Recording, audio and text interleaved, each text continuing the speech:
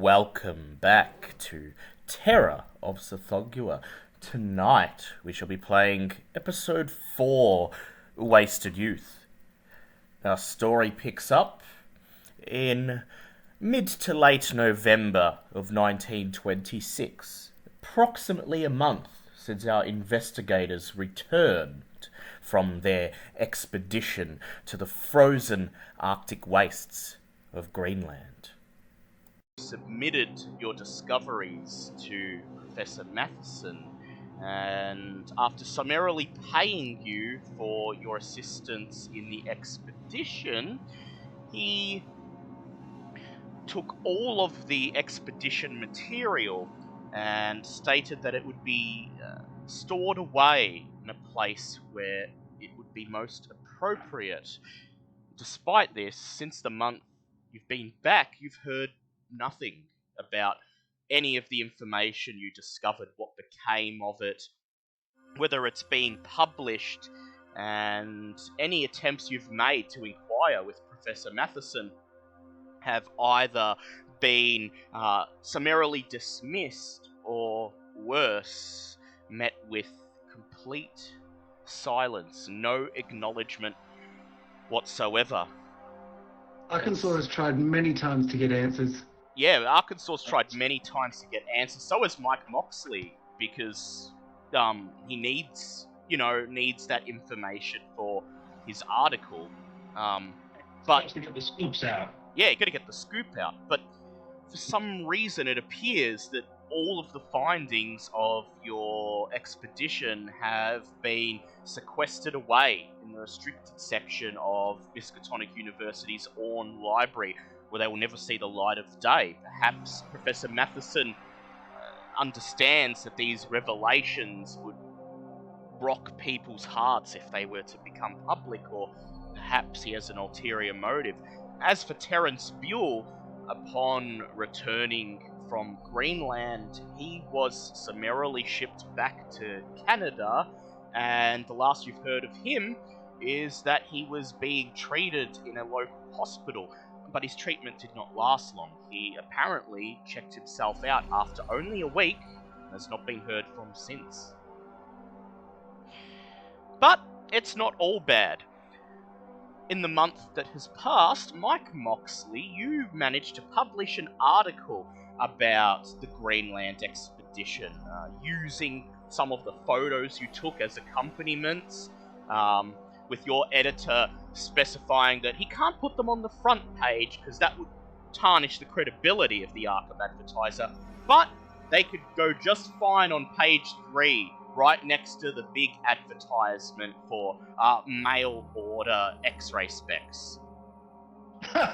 Gets the story. I'd like to point out the main one here. There's actually 2 articles he posted in that month's paper. The first is obviously the expedition one, throwing as many fun titles on that as you want, like, chilling mystery and icy reception, yada yada yada. But there's also a lovely 2-page spiel of an exclusive interview with one Arkansas Smith. Yes, that one is treated with a bit more credibility, as Arkansas Smith is, no one disputes whether he exists or not, and the discussion of him as a topic does not usually draw in the fringe elements of the community, so that gets a nice lavish spread. And that raises Mike Moxley's profile as a reporter, as the interview with Arkansas Smith manages to have the paper sell out that day, and the interview has to be reprinted a further 3 times that week, just to keep up with demand. So I do what I can to help the people. So I would like Mike Moxley to add 1d10 to his credit rating score, and I would like Arkansas Smith to please add 1d10 to his appearance. Ooh. Oh. And that's a 9. His fame grows. A 5, but also that goes from, my credit rating's now to 21. Yeah, well, you're slowly getting promoted, and you're slightly more rich than the new character we have today. Hey, Maybe slightly. I now have to sit down and try to figure out how much I actually have money was now. But so you've all basically spent this last month lying low and keeping your eyes and ears out for any more suspicious happenings that may be in some way related to what you've encountered so far. Anything that may be related to the Hyperboreans, or the Vormus, or, God forbid, the dread entity, Tsathoggua. And Arkansas has also been signing people's papers when they see him in the street, and yes, he's living it up. He's got people fawning over him every time he goes out into the street. And despite the fact that the streets of Arkham are quite empty at this time of year due to the dropping temperatures, people want to stay indoors to avoid the late fall drizzle and winds. They seem to just come out of their homes and businesses when anyone notices that Arkansas is walking down the street. Arkansas did put up posters and says he'll be at this location at this time if people want to see him. He makes it known where he's going to be at all times so that he can get the words going around. Of course he does. Not yet. So, Mike Moxley, you're called up to the office of your editor on a fateful day on November 21st. And you walk into the office and your editor is sitting there behind his desk. Laid out in front of him, he's got several back issues of the Arkham Advertiser from the last week, and he's smiling. And as you enter, he gestures to the seat opposite the desk, and he says, if it ain't my star reporter, take your seat. I got a new assignment for you.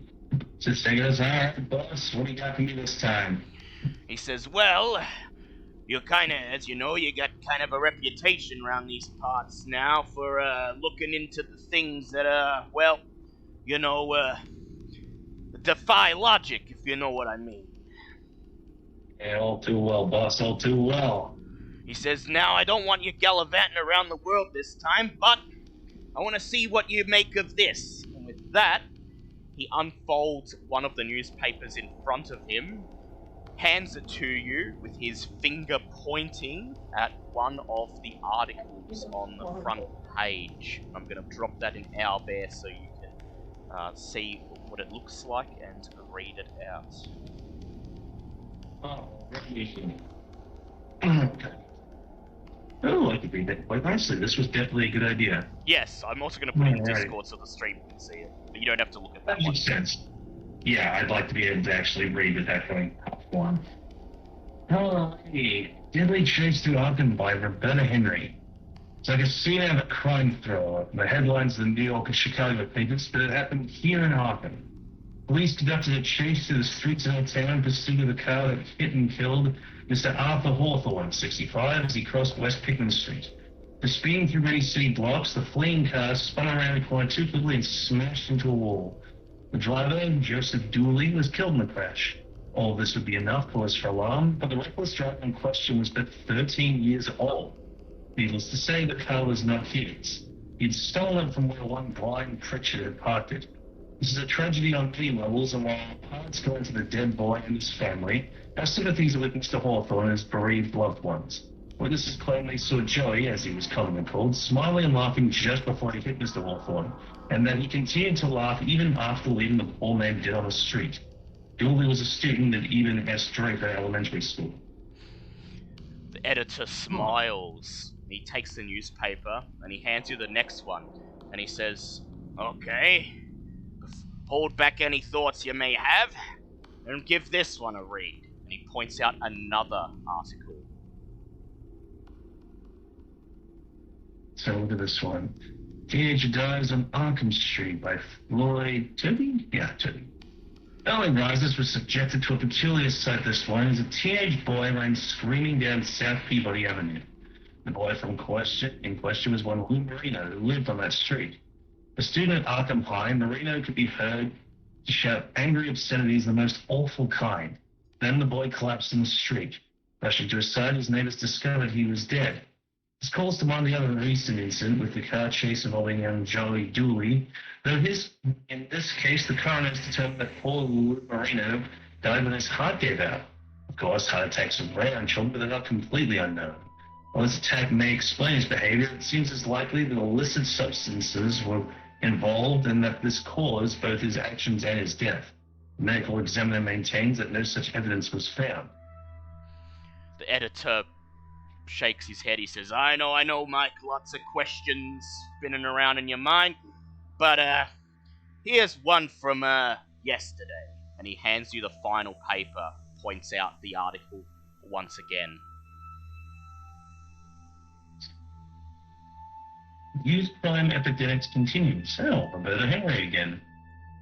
Young Billy Washburn, student at Even S. Draper School, was apprehended by police this afternoon after he vandalized the windows of several storefronts along East Main Street. Witnesses say the boy calmly walked up with a baseball bat and began shattering the glass windows. Businesses attacked include the Arkham General Store and Arkham Printing. The boy, who was only 12 years old, attacked patrolman Harris when the policeman approached him. The patrolman obviously did not expect a vicious attack from the young boy and suffered a broken arm. It took several officers of the law to subdue the delinquent. The child was in such a state that the officer took him to Arkham Sanitarium so he would not be a danger to himself or others. He remains under the care of the doctors there.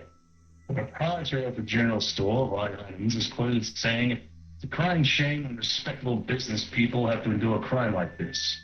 By all accounts, however, the young boy is heretofore been a respectable member of society. Unfortunately, this is not an isolated incident. Readers will be well aware by now of the growing stories of childhood delinquency in our normal placid town.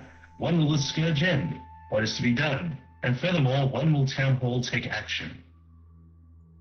The editor takes the paper and folds it up and he says, Well, Mike, what do you think? Think this one's up your alley?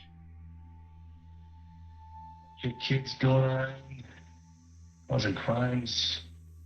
I mean, could be something more to it. Could just be a bunch of kids running around being kids. But I suppose this is definitely a little stranger than most. You know what? I think you got yourself a deal. He I'll have a look nods. and see what I can dig up. He smiles and he says, Good. I got a feeling there's going to be a big scoop if you can discover exactly what's causing it. He says, But you won't be alone on this one. I know you got your friends from the expedition. I would give them a call. But furthermore, there's a man who's, he's taken a bit of a shining to you on account of that article you published about one Archibald Woodham, unfortunately perished on your expedition. Yeah. He picks up the telephone in front of him, holds the receiver to his ear, and says, Mabel, send the doc up, would you? Hangs up, and about 10 minutes later, the office door opens, and in steps a middle-aged man, maybe in his late 40s or so, with immaculately groomed hair and a brilliantly waxed moustache, wearing a tightly cut black suit. As he enters, he holds out his hand and he says, Dr. Eugene Earle, Miskatonic University Department of Psychiatry. And nice to meet you, Doc. You were friends with Woodley? He says, yes, indeed. Archibald was one of my old-time friends. Suffice to say, I was very distraught to hear of his passing on that expedition. Of course, he was always gallivanting off on all sorts of dangerous adventures around the world. But, you see, shortly after he perished and I attended his funeral, I received a most peculiar package at the door of my office at the university, which was a box containing Archibald's personal effects, in particular, a strange contraption, some bizarre firearm with what appears to be a pith helmet attached to it.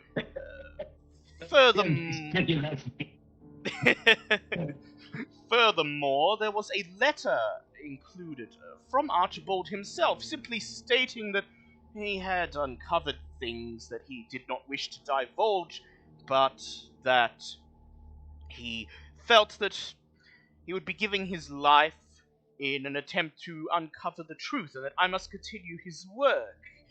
He said that I would know who to contact when the time came, and that's when I recalled your name in the newspaper, and so I sought you out. Your editor here has been kind enough to put me into contact with you, provided I provide some assistance with my psychiatry skills in perhaps unraveling this rather bizarre case of juvenile delinquents that's gripped the city. You're happy to come along. I'm not gonna lie. It's anything like the last couple of adventures. Might get crazy, so it actually probably makes sense to have a psychiatrist along for that one. He nods and twists the end of his waxed moustache, and he says, "It's a pleasure, though please, I'll be doing my very best to avoid the ghastly fate of Archibald if I can." And You can only hope. and so, Mike, you quickly put out a call for Myra and Arkansas and Victor Karasberg, the survivors of your Greenland expedition, and they agree to meet you at a cafe at the end of the block down the road from the Arkham Advertiser. You show them all of the articles that your editor showed you, make introductions with Dr. Eugene Earle, and then sit back to hear what Myra and Archibald and Victor think about this bizarre epidemic of juvenile delinquency. Definitely interesting. That's for sure. Well, it is good to hear from you. Did you not get my messages of where to meet me for the press releases and all the public acknowledgements for your amazing articles? You know how it is. I got a lot of backlogs to work with and getting the articles out, but thanks for sending them, all 37 of them. Well, you're the one who wrote those amazing articles, so you should be getting the credits. Trust me, my bank account speaks for itself, buddy. But I'm always happy to have another one talk with you, when we're not dealing with these matters. Oh, well, that will be an absolute pleasure. Well, as far as these goes, you didn't write them, I can tell. Flattering, but they're still solid reporters, and gotta make a living with something. Yeah. Well, so you know that there are children apparently running amok in Arkham. 2 of them dead, 1 still alive. This is definitely unusual. But as far as leads go, Mike's editor hasn't given you any particular leads to follow, so it will be up to you to decide where you would like to begin. If you'd like, you may make idea rolls to see if you can think of a couple of leads that would be good to begin with. Well, I mean, we do technically have a couple of leads to work with. Yes, because we obviously have the the staying asylum to work with. Yep, the one boy who's in the sanitarium. Yep, that one as well. We also have the fact that 2 of the kids came from the same school, so it's entirely possible to go check that in. Does it say where they lived in the articles? It does not say where they lived. The articles tell you the school that the boys attended. 2 of them attended Eben S. Elementary, while 1 attended Arkham High. I know you said we're not going to use the map. But it does show what Arkham looks like, so... Yeah, but would you be able to see where they are on the map? Yes, so... Although it might be a bit hard because I just zoomed in and there's a lot of small places. So, I don't know if these buildings will actually be on this map, because Oh, right. I don't know if this is a current map from the edition we're playing, but Okay. but you can see the streets listed in the articles on the map. So Sorry, I didn't mean to make you. yeah, Just- I'm just looking to see if they are, but so yeah, I would say Eben S Elementary is one of the unmarked buildings. Yeah. 2 of the children died, so you may actually be able to head down to St. Mary's As Hospital well. and see if you can get access to the morgue. At least the mortician. What were the streets? Sorry. So there was Because I have an idea to see if they were in a localized one location. accident. The car crash happened along West Pickman Street. Oh God, where's West Pickman Street? It's right below the word campus.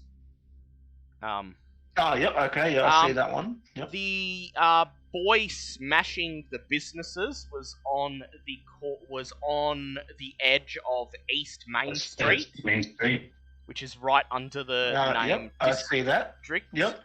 And the boy who was shouting obscenities before succumbing to a heart attack was on South Peabody Avenue, South Peabody which Avenue. is right adjoining East Main Street. Yes, they're actually pretty close together. They're actually Yes. all pretty close together. Oh shit. Yeah, That's an interesting coincidence. yeah. Yeah. East So Main Miskatonic Street, East Pickman. University. Yeah, Really? Miskatonic University is literally in the center of all of these. Yay. The problem is Myra has no official capacity to research this whatsoever. No, but she may have knowledge that might assist whoever else she accompanies. Because Another option I can think of is also, considering this is, juvenile crime, perhaps the police station. That makes sense. it's just You can determine that the thing you should probably be focusing on is perhaps trying to obtain the addresses of these children. Perhaps there might be Yeah. something in the family home. Yeah. what's my fast talk is okay. I know this is metagaming a bit, but if I was to try and convince the school that I was an aunt of the kid, would that be a fast talk check? That would be a fast talk check, yes. Okay, Well, you well I know could what do- Myra wants to do. Yeah, but if you turn up with a friggin' reporter that wants to check on things, that might be a bit odd, wouldn't you say? Yeah, but this way we could actually split up instead of all 4 of us going to one area at a time. Yes. I could go to the school, attempt to find the address, the addresses. You could, as an idea, not that you'd have to go there, but you could go to the insane asylum and talk to the insane kid. Yes, and well. Eugene Earl, M1's new character, is a psychiatrist from Miskatonic University. He doesn't work there at you go. Arkham Sanitarium, but his name may Sanitarium, pull that's some the one I sway was there. looking for. Yeah, his name may pull some sway there and allow, someone to get access to the boy who's been committed there. I just found a spelling error on the map. Yeah, well, this is the official map, yeah. so Chaos, you get your shit together. Facility. Emon can't research facility. I'm actually starting to think that maybe they're spelled correctly. They're just in a different. Yeah, maybe it's just like in 1920s. Because research has 2 letters. Yeah, maybe. So Sorry for the side tangent. that's okay.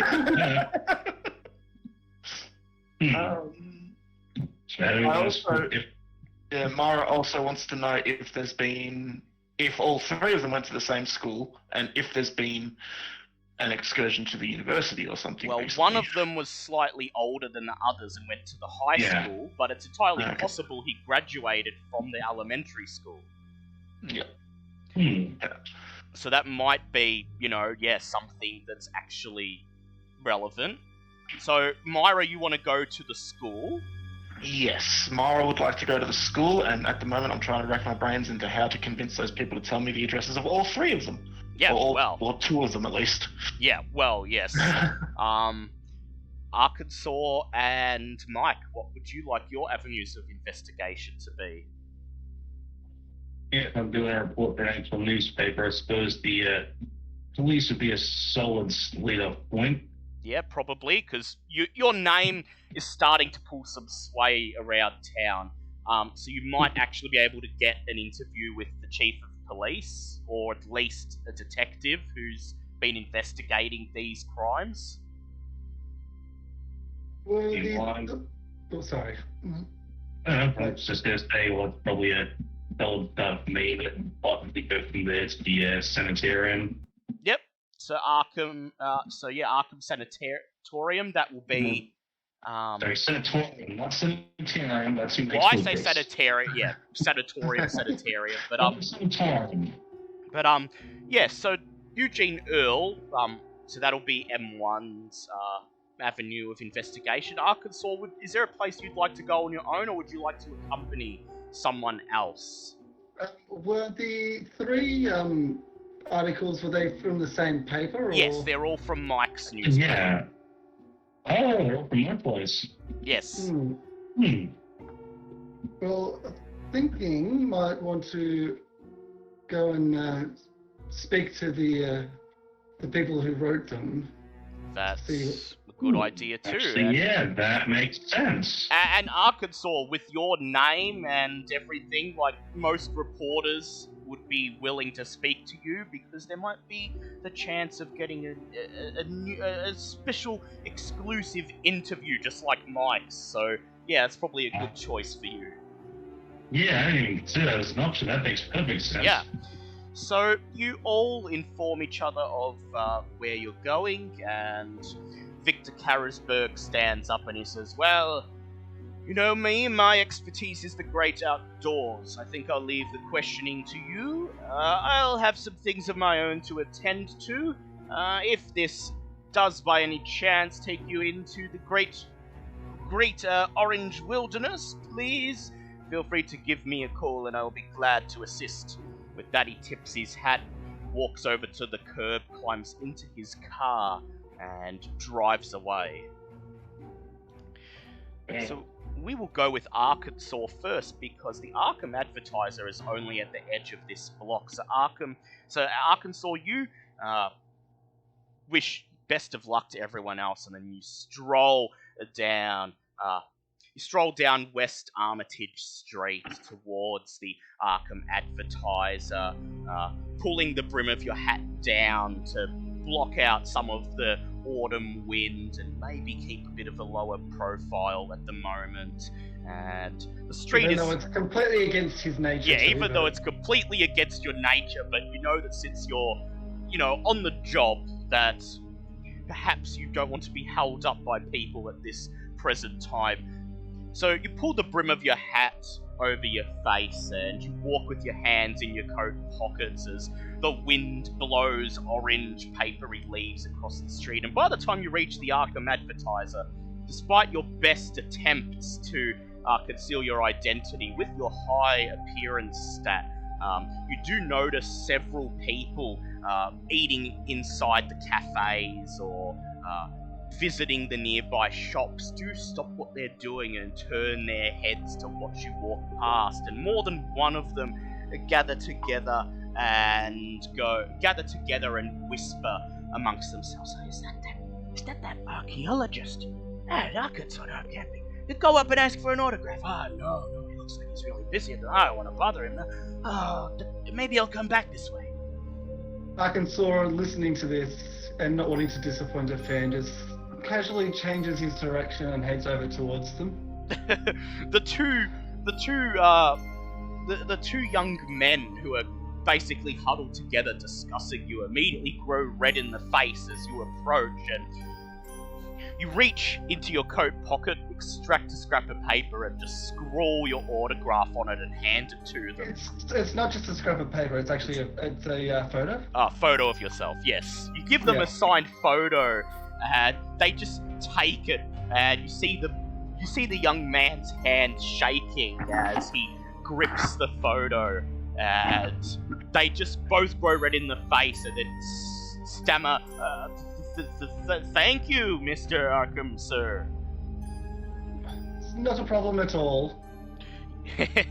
And then you continue on, pushing open the glass door of the Arkham advertiser and stepping inside. And just to catch M1 up, M1, you are playing as Dr. Eugene Earle, the psychiatrist, which you already know, but you are a friend of your previous character, Archibald, and you work at Miskatonic University. And shortly after hearing about Archibald's death, you received a box of his personal effects, including his rifle with pith helmet attached, and a letter written by him stating that he felt his life was in danger, but he was going to try to uncover the truth, and he was asking you to continue his work. And so that has brought you into contact with the rest of the party, who are currently investigating a spate of juvenile delinquency across Arkham, insisting that there might be some supernatural cause behind it. So Arkansas, the bell inside the advertiser rings as you push the door open, and as soon as you enter, you take your hat off and hang it on the hat rack near the door, and the girl behind the reception desk, a young thing, maybe no older than 21, red hair, freckles, cute girl next door type, blushes as she sees you enter, and she ducks behind the reception desk for a few moments. And as you approach, you hear her sort of breathing heavily on the other side. Oh god. And then slowly she emerges and says, "Oh, you're Arkansas Smith. I recognize you from the picture from the paper the other week." Oh, yes, that is me. How are you, my dear? She flushes, hyperventilating in front of you, and then she says, I'm fine. Is there something you wanted? Did you want us to issue a correction about that article or something?" No, that's quite alright. I'm actually here on other business. She bites her bottom lip and she says, well, anything I can do to help, please? Well, I'm actually looking for a few of your reporters. So I've been reading some things in your paper because it's, the best paper out there. And some things sort of linked up. I just wish to have a bit more knowledge of how they came about writing their papers. She says, She thinks for a moment. She says, that would be Roberta Henry covering that beat. I'll put a call in. I'm sure she'll want to speak to you. Please make an appearance check. Okay, appearance. That is a 32, which is a hard pass. Hard pass. The woman picks up her phone and she dials a number and she says, yes, Miss Henry, I've got someone here who wants to ask you about the articles you wrote, and no, it's here's the thing, it's Arkansas Smith. Oh, yes, I'll tell him to come through immediately. Thank you, Miss Henry. She clasped down the receiver and, still blushing, she says, Miss Henry says she was quite busy, but as soon as I dropped your name, she said she'd make time. Please, pass through the door behind me, go across the newsroom, and you'll see her office right at the end. The placard on the door has her name. Thank you very much. Goes to start walking away, but then looks behind to see what the receptionist is doing. As you walk through the door, you look behind you, and you just see her slink down in her chair, and start fanning her hand in front of her face and whispering under her breath, "Oh my god, oh my god, oh my god." Is she sort of looking away from the desk? Yeah, or? she's just looking away from you, and her face is like straight on towards the front door, like doing her best to not look at you as you leave the room. As Arkansas leaves and notices that she's not looking in that direction, he pulls another photo out that's already signed and just slides it in front on the desk without him even seeing it. You exit the room, and when you're about halfway through the newsroom, you just hear a screech from out in the reception hall, and all of the reporters all look up from their desks, and they're looking at each other, and one of them says, "What the hell was that? Something wrong with Mabel out there? Why'd she scream?" And then you just hear Mabel shouting, "He left a photo!" You eventually reach the office with Roberta Henry's name on the door, and you knock, and you hear Roberta Henry say, "Mr. Smith, yes, please, come in." Thank you. You open the door and step into her office, and it's a rather spacious office.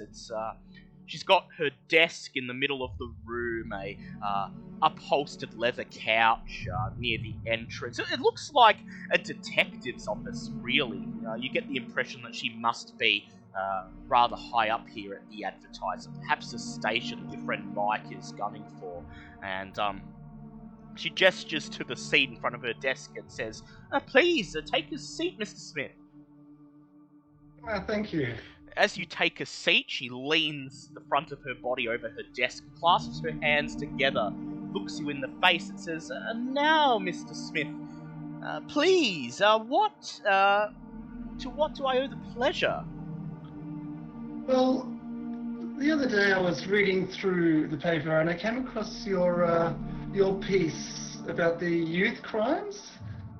And I just wanted to get a bit more information about it because, you see, I'm an avid reader and there seems to be a few links between your piece and some other pieces that I read.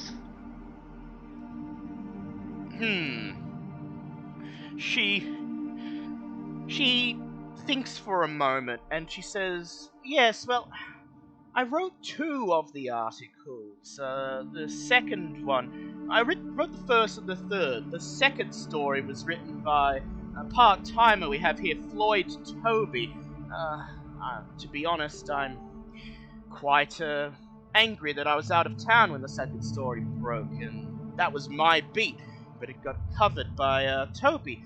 Needless to say, most of the information is in my file, so what you've read in the articles is essentially what I know. There was one piece of information that I was advised not to publish by the coroner's department, no less."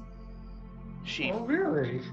She frowns and she says, "I'm not sure I should be spreading it out, though." What I'm here for is the 3 articles, they did have some sort of link being the use, and I know I'm an archaeologist, but I do have local bits that I dabble in as well, and this could be linked to a much higher thing, and if I do happen to find anything, it'll definitely be your name that I go looking for. Ooh, please make a charm check. Silver tongue devil you. I might push that one. That's a 94. Beautiful. Yep, Well, go that's ahead. an 11 that time. She blushes. She and she Yeah. says, "You It's an would." extreme pass. Yep. She blushes and she said, "You would mention my name? Perhaps an interview down the line?" Well, it's the least I could do if you give me this information. It could be vitally important to saving our youth. And, well, if there's no youth out there, then who's going to take over our amazing work? She girlishly giggles and she says, "Okay, well, according to my sources, the medical examiner did find some unidentifiable foreign substance in the body of Lou Marino, the boy who died of the heart attack. However, as he requested it not be published, he did not provide any more details. In fact, I get the impression that the coroner wants it kept quiet. It might take some persuasion to get them to reveal anything more. I also did try to get the addresses for the children so we could interview their family, but the police, Chief of Police was very reluctant to hand those over. Seemed to believe there was something going on that he didn't want reporters like us getting our noses in. Yes, it's the one advocate of being a reporter is the information you really want. Never happens to be the information that you get. She brushes a lock of her hair through her hands and she says, "Is there anything else I can do for you, Mr. Smith?"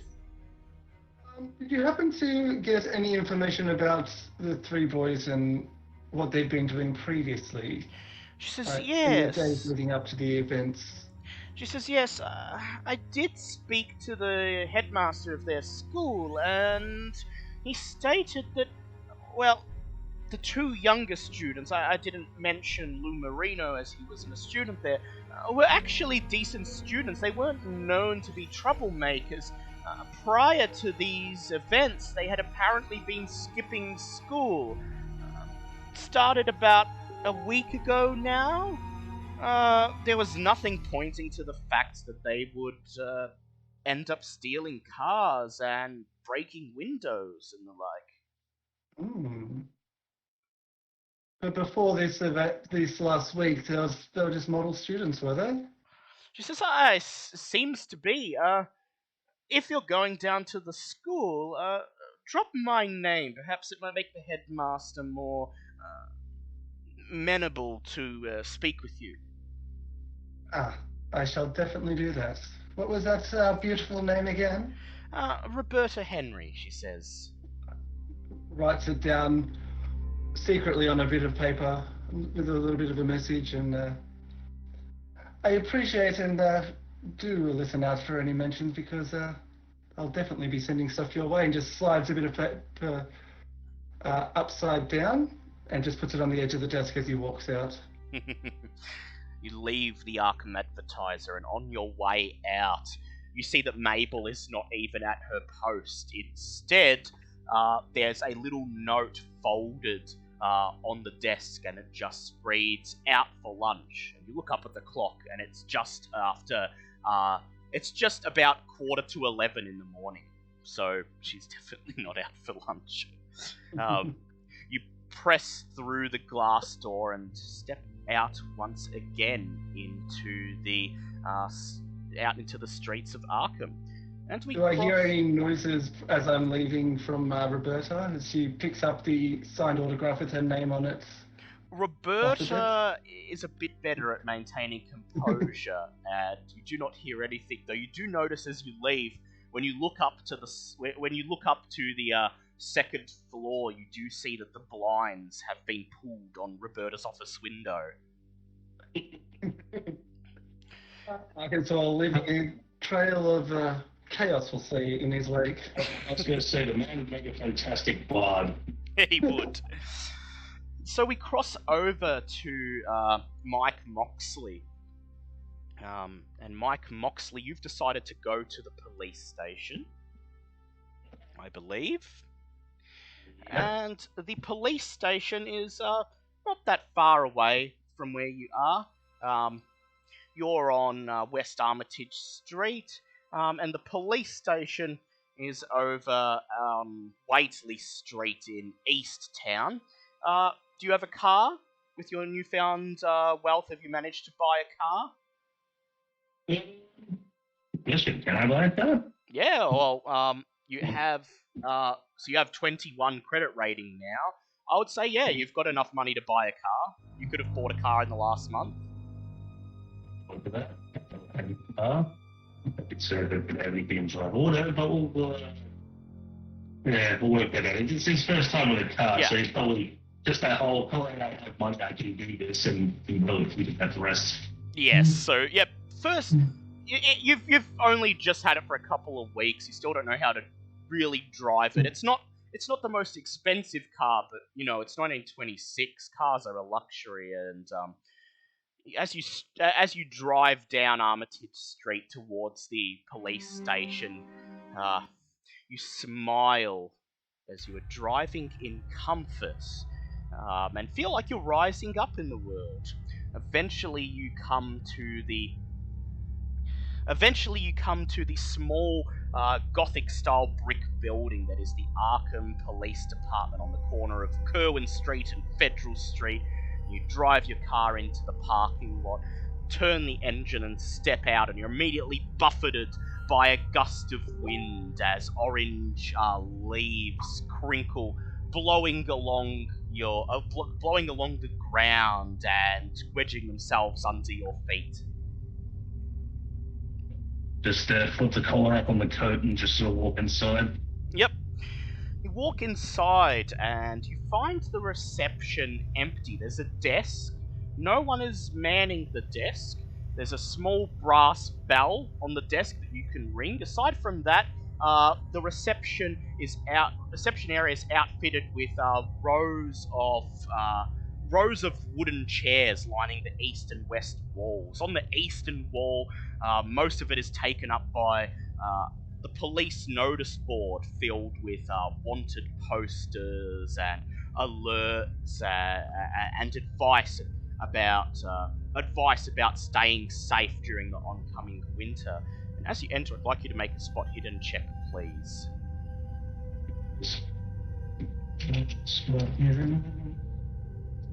I'm gonna have to roll that again. Somehow I got one over my absolute minimum. That's more. That's a 27, so that's a hard pass. Hard pass, lovely. So as you walk across the reception area towards the desk, you can't help but look at the notice board. You know, you've always got your eye out for new scoops these days. And you notice a poster placed front and center. It looks like it's only just been taped up recently. It's still white. The sun hasn't drained any of the color out of any of the potency out of the ink or the paper. And it says in a big black font, "Missing," and it's got a picture of a man, and he's about 25 or 26 if you had to guess. The background of the photo, you can see trees. He's clearly outdoors. And the poster simply says, "Scoutmaster Darcy Galloway was last seen approximately 3 days ago in the woods outside of Arkham. He's believed to be in danger, and the Arkham Boy Scouts Association requests any information that may help." Yeah, what was his name again? Sorry, I got Darcy Galloway. Darcy Galloway. Interesting. Could be nothing, could be something. As you turn away from it, you also notice 3 quite old-looking missing posters just scattered around underneath all the other detritus of the police department. They look like they've been here for quite some time, and the faded font says "Missing," except it's faded away from age, and you see that all of the dates on the posters are from at least 2 years ago, and they have the names of people who you've not heard of. The first one has a picture of a man in police uniform, and it says, "Missing Detective Dick Jones was last seen in September of 1924. The 2 posters next to it call for any information into the whereabouts of a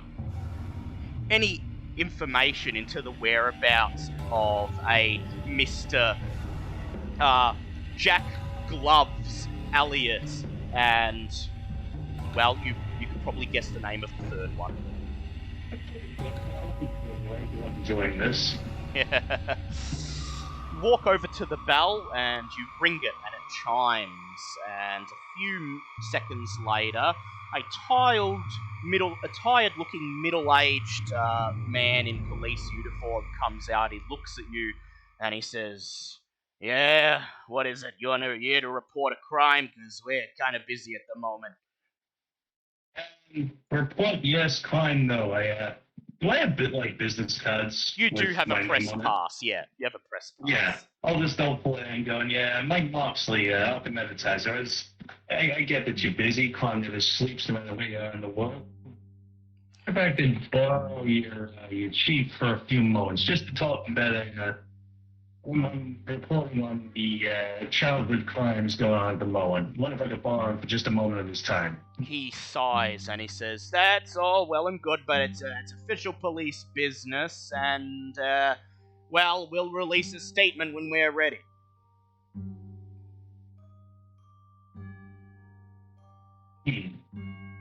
Ridiculous. That's all well and good, but between town hall not saying anything and, all these extra crimes going on, I think it's safe to say that people are a little bit nervous right now. It'll only take a second just to get something to, just to calm the locals. Last thing you want people doing is coming down here demanding answers from you. Please make a persuade check.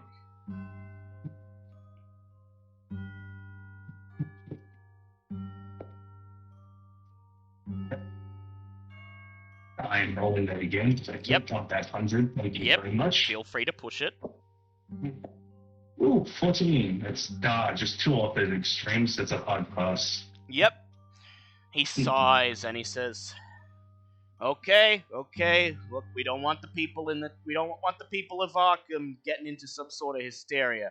I'll get the chief. Wait here a moment. He directs you to take a seat, and he disappears once again through the door behind the counter. About 15 to 20 minutes later, he re-emerges, accompanied by who you could only assume to be the police chief.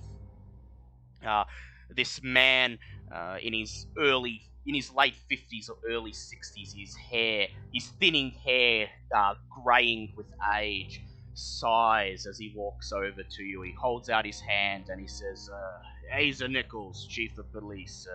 Pleasure to meet you, sir.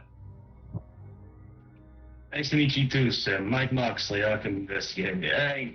I understand you guys are busy, but I just borrow for a moment of time just to try and get the grasp on the current situation with these childhood crimes going around. I promise to take as little time as humanly possible, of course. He says, well, I'm not going to get too much into it. I want it mostly off the record, but I'll say a little. He sighs and shakes his head, and you can see that the chief seems to be quite concerned about the recent happenings, but you get the impression he's unsure of what to do. It looks like he's feeling every one of his at least 60 years, and as he talks, he doesn't hide his bewilderment over current events. We got troubles with some of the old immigrant kids, those Irish and Italian teenagers with nothing better to do. Those I understand a little, but these young boys, some of them are from decent families even. Is this what we have to deal with now? This is a societal problem, I think. Just a sign of how much society's degenerating these days. Morals going down the drain. I don't think there's much that can be done other than catch these crimes when they happen and hopefully, scare some of these kids straight. You know what I mean? Absolutely, I understand. Kids these days, they gotta learn the lesson of the law, but these kids, I know that two of them were from the same school, so there might be a small connection there, but really, is there anything that these boys have in common? Anything that they might connect them to these bizarre crimes happening? Well, if I had to say, the two, Billy and Joey from the elementary school, as far as I can tell, and according to their school records, upstanding kids, good grades, well-liked, everything like that. They were skipping school a bit, according to the headmaster over there. From good families, too. Apparently, according to the headmaster, both of them had scuffles with some new kid recently, moved down from Dunwich, I think. we didn't end up noting that down because, according to the headmaster, it was just, normal schoolyard scuffle. Nothing that you would think would lead to, Grand Theft Auto and kids dying and...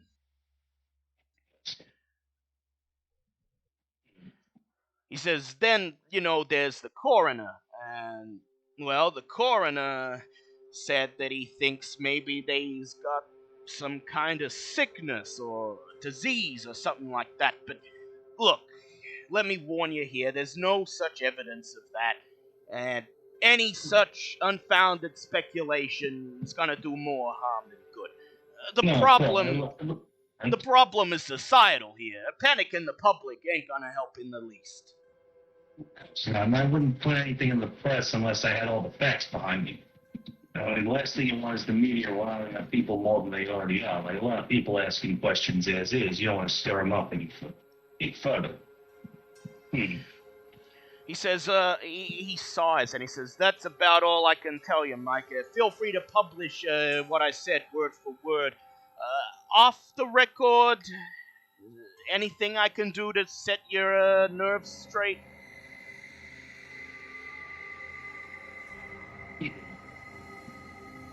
What did you tell me about the other kid, the Marino kid? He thinks, he says, older kid from an Italian family, from one of the lower income suburbs. To be totally honest, him I'm not too concerned about. Had a couple scuffles with the law already. But of course, the fact that he died of a heart attack, that's what gets me, you see. And all he was doing was shouting obscenities.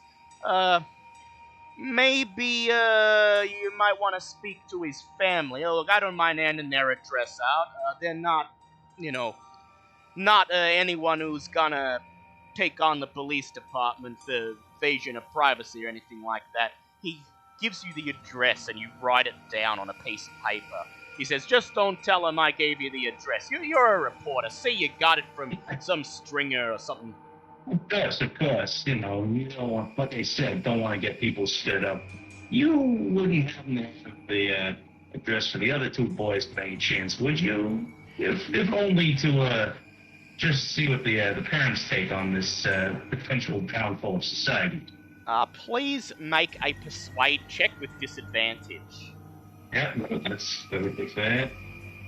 That one's okay. What's the other roll? Actually, yeah, no, that's 42, so it's a pass. He says, okay, that one I might get in a bit of trouble for. Tell you what, why don't you wait till the end of the day, and I'll try and pull some strings. And if you haven't found those addresses through your own contacts by then, maybe I'll give them to you off the record.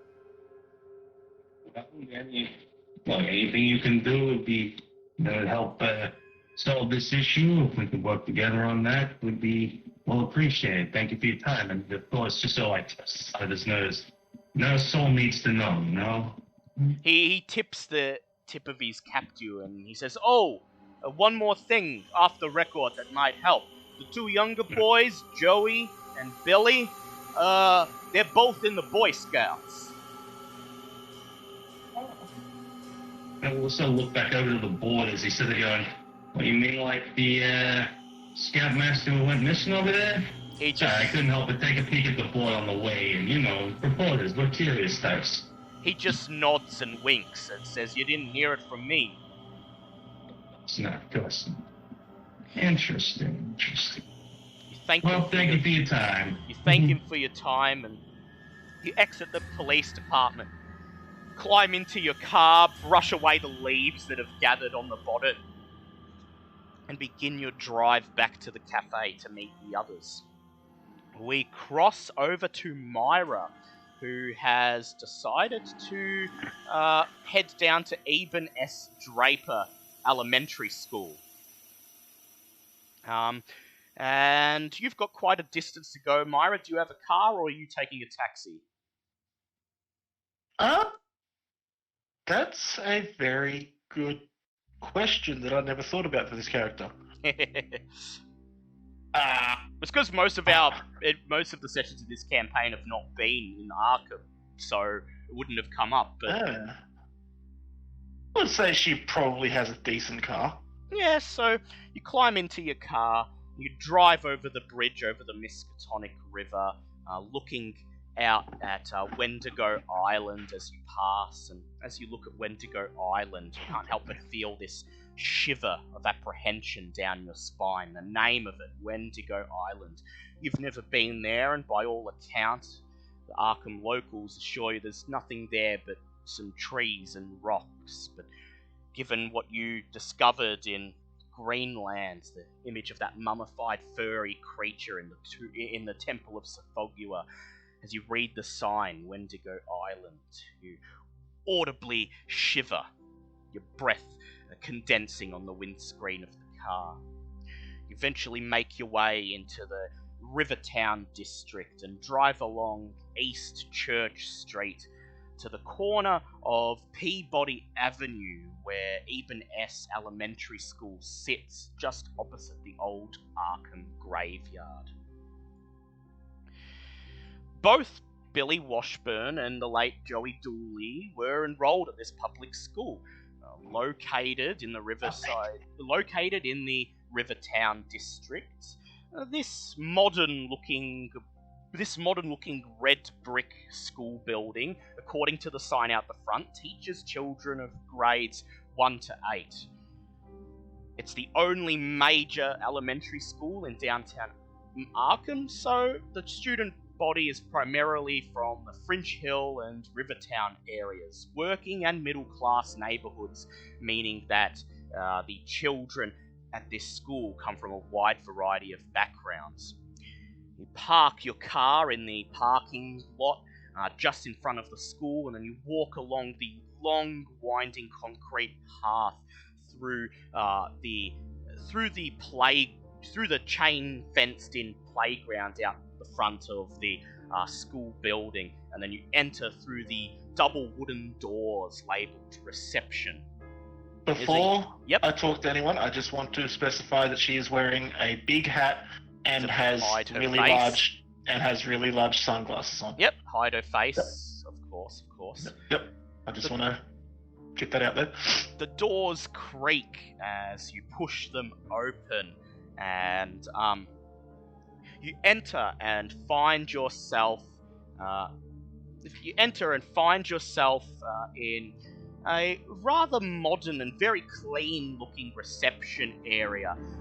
There's a trophy cabinet locked behind thick glass where all of the school's achievements are displayed, and behind the polished wooden receptionist's desk, a young man in his mid-20s with curly blonde hair looks up at you, and he says, hello there, you picking a kid up, or He looks over at the clock and he says, bit early in the day, but I can put the announcement out if you need. Well, hello there. Now, I'm actually here to ask some questions, if you would be so kind as to help me. He frowns and he says, questions? Well, sure, you're looking to enroll your son or daughter in this establishment, or... No, not exactly, but even if I were, there's been some pretty distressing stories about some students that came to this school. He nods and he says, oh, yeah, that stuff in the newspaper. Look, he clears his throat and launches into what is very obviously a well-prepared line. Eben S. Elementary School is dedicated to excellence in producing upstanding, functioning members of society. We have the finest teachers teaching the finest materials devised by the greatest minds in Massachusetts and the greatest advisors from Miskatonic University. Any misgivings you have about enrolling your kid here, please, don't worry about it. That was just a couple of bad apples. And then he chuckles nervously. Well, while I do applaud you for your memory, how many times did it take you to read that before you memorized it, by the way? Anyway, I'm actually being hired by the families of the two boys to try and find out what exactly happened. Under the board, so to speak, because, the police can only do so many things before people start asking questions. But I'm just here to ask questions. Please make a fast talk check. Okay, D100. It's gonna go well. this is either going to go really well, or I'm going to get arrested very quickly. Yeah, I was gonna say, if this is gonna go well, or as I walk out of the police station, you're probably gonna get dragged in. Yeah. I'm going to push that. Yep. Yeah. Yeah. Well, I'm not exactly impersonating anything. No, you. No. I'm plotting. I'm a private investigator. That is just a normal pass. He says, PI. Okay, well, I suppose you can go in and speak to Principal Derby. Not sure what he's gonna tell you that he hasn't already told the families, but, feel free to go in. And he gestures towards, the door just behind the desk that has a frosted glass window with the word Principal printed on it in black text. Okay, I walk up to the door and I knock firmly. You hear a voice say, come in. You push the door open, and inside you see a rather overweight man with short red hair sitting at a desk, thumbing through piles of papers. He swivels around in his chair as you enter, and he says, Oh, okay, Edward, now I want you to... Oh, I'm sorry, I thought you were my receptionist. He holds out a stubby hand that has salami-like fingers, and he says, Elliot Derby, I'm the principal here. I'm sorry, normally, my receptionist deals with visitors. What can I do for you? Take his hand and give it a firm handshake, which is quite weird for a woman of this time to do. Yes. But then I go, my name doesn't matter. I'm a private investigator hired by the families of... Oh, fuck, I can't remember the names of the Billy kids. Washburn and Joey Dooley. The Washburns and Ghoulies. They have asked me to try and get to the bottom of what happened here. I just want to ask a few questions, if that's okay. Please make another fast talk check. This time with advantage. Oh, okay. Okay. That is an 8. Yeah, that's an lovely. 8. Which is, for me, an extreme pass. The principal just mutters under his breath, a woman investigator? He shrugs. Now I've seen everything.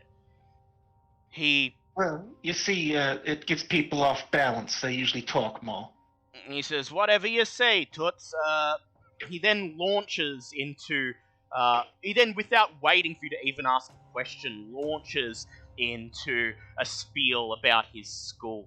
He's obviously very conscious that his school is connected and tacitly implicated by this recent rash of behaviour, and he goes on for a full 20 minutes talking about how the school has a sterling record and the orderly discipline he demands, and how the children who attend Eben S are mostly well-behaved and bright, and finishes with a relish as he says, they'll grow up to be contributing members of society, they will. Mara stands there and doesn't move at all while listening. Arms crossed, tapping her finger on her arm. And as he finishes, she removes her hat and then removes the sunglasses to show the scars on her face. Scars. Please make an intimidate check. Oh my god, that's another 8. Oh, Jesus. He sees your face, his eyes grow wide, almost like dinner plates as he trails off mid-sentence. Our football team recently made number 2 in the okay, ma'am. Okay, so you wanted to know about the kids? Yes, Go, I did not shoot. come here and ask about your sterling reputation. I am here to get the blame away from your school, but would you please not give me the normal drivel that you would give everyone else and not waste my time? He nods and he swivels his chair across the office to a metal filing cabinet. He pulls it open and starts rifling through the permanent records. He says, alright, which one you want to know about first? Billy Washburn or Joey Dooley? Let's go with the Dooley child first, please. He thumbs through the permanent records, humming under his breath, and pulls out a file, opens it, spends a few seconds scanning it, and then he shuts it. He says, well, look, I'll admit Joey wasn't a stellar student. His grades were about average. Occasionally he would have scuffles with other students, but there was nothing to indicate he'd do something like steal a car, much less run a man down with it. Look, he shakes his head. Joey was something of a class clown. Last time he was sent to my office was after getting in a minor scuffle with the new kid. Joey had been teasing the new kid, and the other boy finally threw a punch. Anyway, they were both kept after school, and that was that. In fact, a week later, they seemed to be getting along just fine. This was about 2 weeks ago, by the way. Okay. So, is there anything other than the scuffle that seemed to be out of character for the young man? The last week he may have skipped school a couple days, but, you know, nothing that would have needed the police to be involved, you understand? Well, I would think that you, with this prestigious school, would think that skipping school would be a, let's say, serious thing. Do you happen to know where they may have gone? He says, oh, indeed. I put a mark on their record. I was going to, discipline them the next time they were in school. Well, truant officer says he found them just sort of milling around town, you know, downtown, Main Street and the like, loitering outside of businesses. Occasionally they heckled passers-by, you know, shouting things at them, but nothing that you would consider dangerous. When you say they, who is they? He says, well, Joey was skipping school, but he was also seen in the company of Billy Washburn. Now, Billy was an excellent student. He was well liked by his classmates and his teacher. He never got into any trouble. He excelled in sports, did well with his grades. He was a natural leader. Him and Joey Dooley are from completely separate backgrounds, and to be honest, I'd never thought two kids from those different worlds would associate, but over the last week they were both seen skipping school together, with that new kid, no less. This new kid, what's his name? Please make a fast talk or persuade check, because the principal frowns. Yeah, fast talk that is. That's a 7. Jesus, man. Jesus! This is gonna get me killed. They get someone to roll for the day.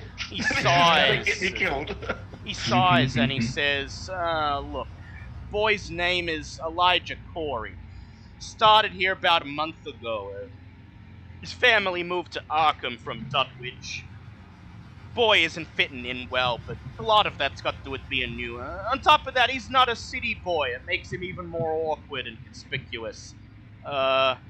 Did you want to question him? Because he's been absent for the last few days on account of skipping school. I would like to know what his address on record is. I think it would possibly be best if I go talk to his parents before I go talk to him. He nods and he scrolls something down on a piece of paper, tears it off the notepad and hands it to you. He says, that's the address of the Coreys, the Dooleys, and the Washburns. All 3 of them, if you want to question them. Don't let anyone say I wasn't helpful in uncovering the truth. Yes, well, as I said, My purpose here is to get the blame away from you. Thank you for answering my questions. Now, one last thing. Has anybody else been seen associating with this young man? He thinks and he says, no, not that I can say, though. You know what, I hear Elijah joined the Boy Scouts, so, there are some boys in the Scouts that don't go to the school here. He may have been associating with some of them. I'm not from this town. Where exactly would the Scout Hall be? He says, you know what, I actually don't know, but I know that Joey Dooley and Billy Washburn were both also in the Scouts, so their parents would probably know how to contact the Scoutmaster. Thank you. You've been most helpful when you stopped trying to sell me to the school. He says, Have a nice day. Now, is there anything else I can do for you, man? No, thank you, but please, if I do come back, please try to remain this pleasant. And I put my sunglasses back on in my hat.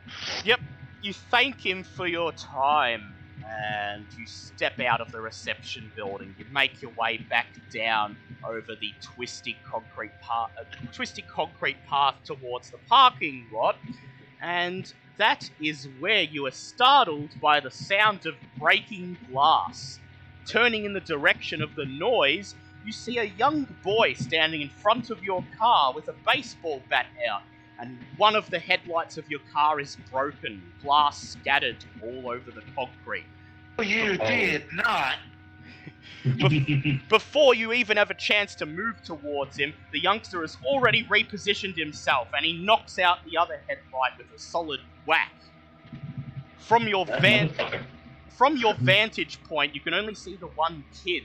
But as you take a step towards your car to do something, you hear a loud pop and then a as you watch your car sink a couple of inches into the concrete.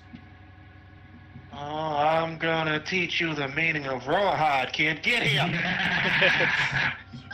The boy looks over at you and then he smiles. He jumps up onto the hood of your car and yells, "You go to hell, fuddy-duddy!" and swings the bat again, neatly. Wow! And swings the bat again, neatly smashing the windshield. Meanwhile, popping up from where she's crouched behind the front wheel, a pretty blonde girl in pigtails appears. She sticks out her tongue at you before holding up her hand to reveal that she's holding a switchblade, and then she dodges out of sight to attack your rear tire. The fuck? What would you like to do? Myra's hand instinctively reaches towards where she normally has her rapier attached, but because she was going to a school, she didn't have it. Shit, I'm more concerned with the fact that you were going to pull a sword on other fucking kids.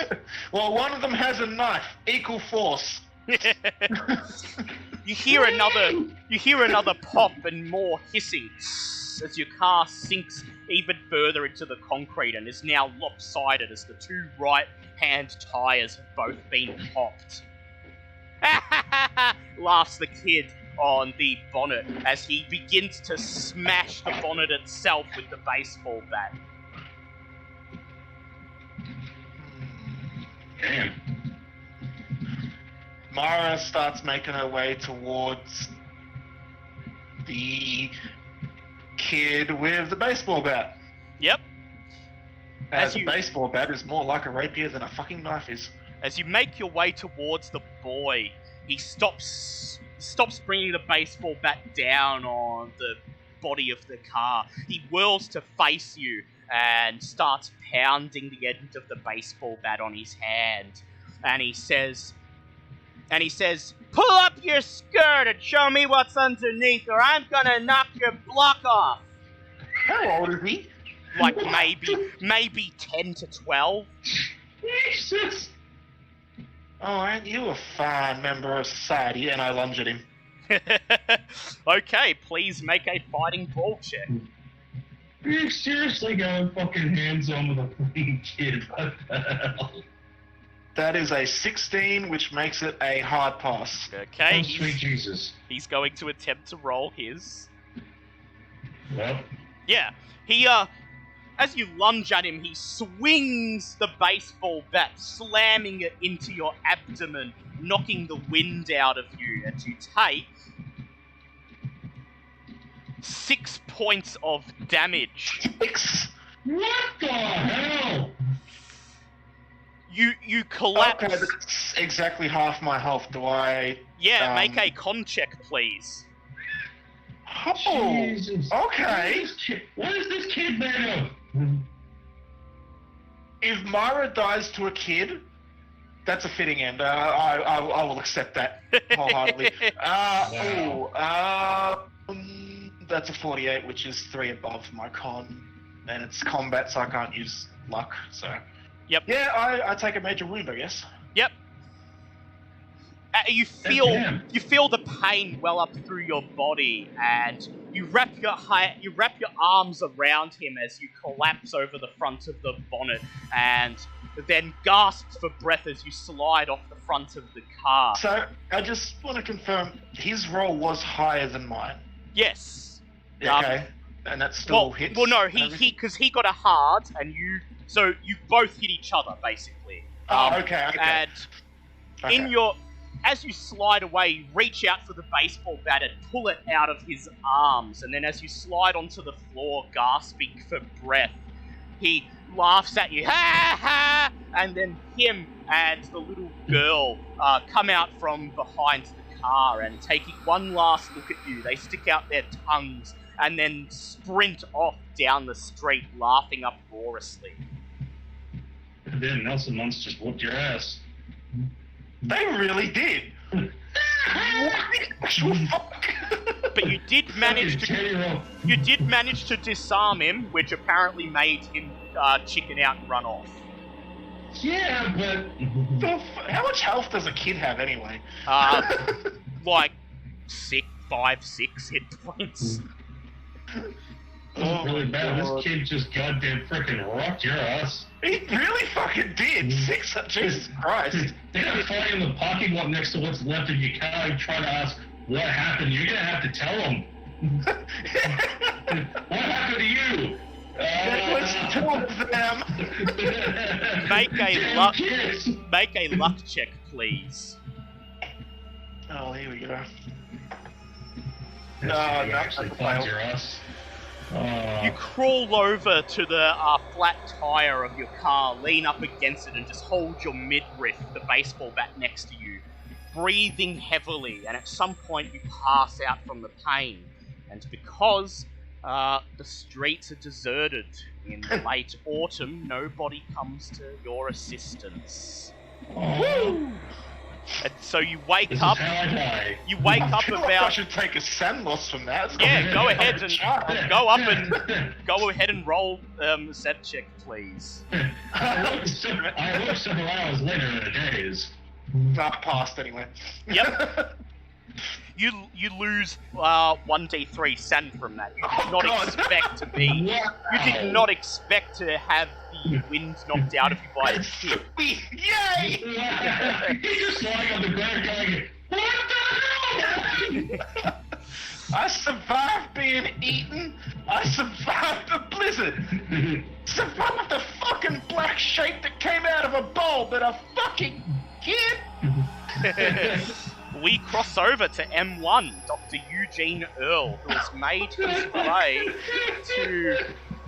his way to Arkham Sanatorium on East Derby Street. I'll be right back. So, Dr. Eugene Earl, you have parked your car in the parking lot outside of the very imposing-looking Arkham Sanatorium. The sign says it's a hospital for the mentally ill, but the wrought iron spiked fences that line the front and the grey neo-Gothic architecture, complete with spinnerets and miniature castle towers, give you more the impression of a haunted castle or mansion than anything else. But here is where Billy Washburn is apparently committed. So this is where you must go. And so you walk along the path that leads you through the front yard. As you're walking through the front yard, you see two orderlies escorting one of the patients. These two men dressed in green orderly scrubs flank what you can only assume to be a long-term patient wearing a white hospital gown. As you walk past, the patient turns and looks at you blankly, and you can't help but notice the long scar across the side and back of the top of his skull. The orderlies place their hands on his shoulder and direct him away from you, further down the autumn leaf-studded grounds and away from you. You push open the thick wooden door and step into the dimly lit reception area. There is no window to the outside. This small room with a stone floor and stone walls is lit only by two gas lamps hanging on the walls, bathing everything in a flickering light that obscures as much as it illuminates. There is a man of about age 30 with a long brown beard, dressed in blue scrubs behind the reception desk. As he sees you enter, he straightens up in his chair and clasps his hands together. He smiles and he says, "Welcome to Arkham Sanatorium, the market leaders in treatment of the mentally ill. What may I do for you today? Are you admitting the patient yourself, perhaps?"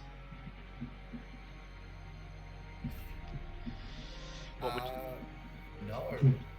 Probably press the question further and ask, where did that patient just go, with a nice mark across his head?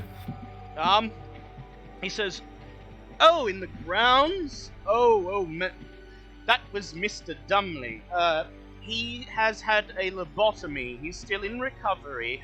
He'll be, well, actually, I doubt he'll be fit to re-enter society ever again, but he'll be placed in good hands here in Arkham Sanatorium and will receive the utmost care and craftsmanship of our highly decorated staff." He says, "But I don't believe you are here to see Mr. Dumley. Have you come to, please, he holds out a hand. He says, "I'm Edward Gurion. What is your name?" I am Dr. Eugene Earl, parapsychologist. I would like you to please make an education check. Educated check. Yes. Hey, welcome back. Ooh, 58. That's a pass. Ooh. I think your education's 75, so that's a pass. He looks at you and he says, "Dr. Eugene Earl of the Miskatonic University Psychiatry Department. Yes, your name is well known here. In fact, some of the treatments we have pioneered here are based on theories and papers that you yourself published. You're definitely not here to commit yourself, or I dare say at any patient. Have you come to visit somebody?" I would like to visit the head of psychology in this establishment. He says, that would be Dr. Harcourt. Yes. Dr. Harcourt is incredibly busy at the moment. He just admitted the young boy only a few days ago and is still attending to him. You probably read about the young boy in the newspaper, smashing windows down on Main Street. What do you suppose you would like to speak to Dr. Harcourt about?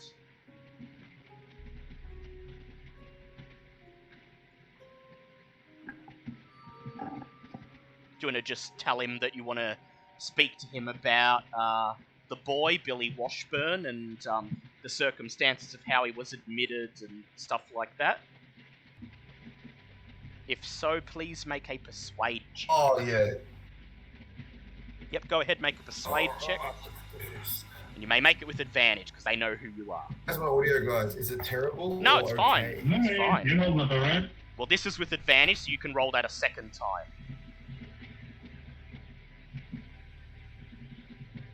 Alright, you want to push it? I would like to push it. Go ahead. The Lord have mercy on your soul. Okay. Come on, Dice Gods. Oh! Oh! Yeah, okay, the best possible pass you could get. Da-da-da-da-da. The orderly flips through a book and he says, well, yes, you make a good point. I know that the media has been speaking about this boy, and, well, Dr. Harcourt may appreciate another scientific mind. Please, pass through the door behind me, down the hallway, past some of the patient rooms, take the first left, and then the first door you see on the end there. You thank him. I'm gonna get lost for sure. And you step through the door that he indicates. You make your way down the long, narrow hallway, past the patient rooms. You see at least 2 stretchers lining the side of the hallway, just placed out of the way, as if they're just discarded here when not in use. And as you pass the patients' rooms, you can hear the patients, or in this case, more appropriately, inmates calling at you, trying to get your attention as you walk past. They're coming!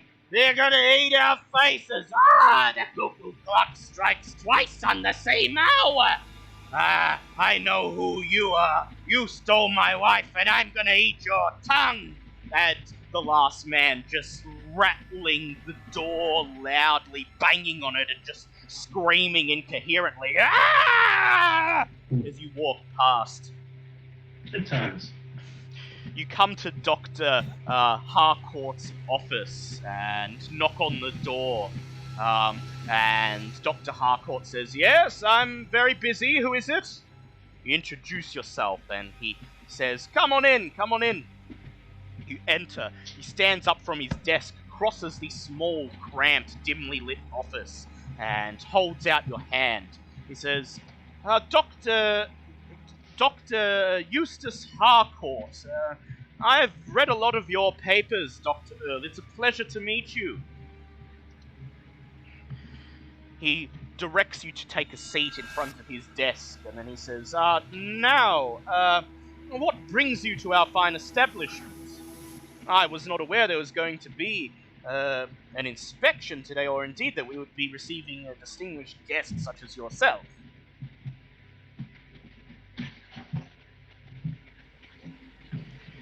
And you tell him that you're here about Billy Washburn, and you show him the newspaper article, and you say that you're looking into this spate of juvenile delinquency. And he reads the article, and I'd like you to make a psychology check, please. As you... Oh, he's gone. I'll make that check for him. Yeah. Yep. Where I'm done. Yep. Hello, guys. Hey, Tom. We're actually about to get to the part where your character will come in, so...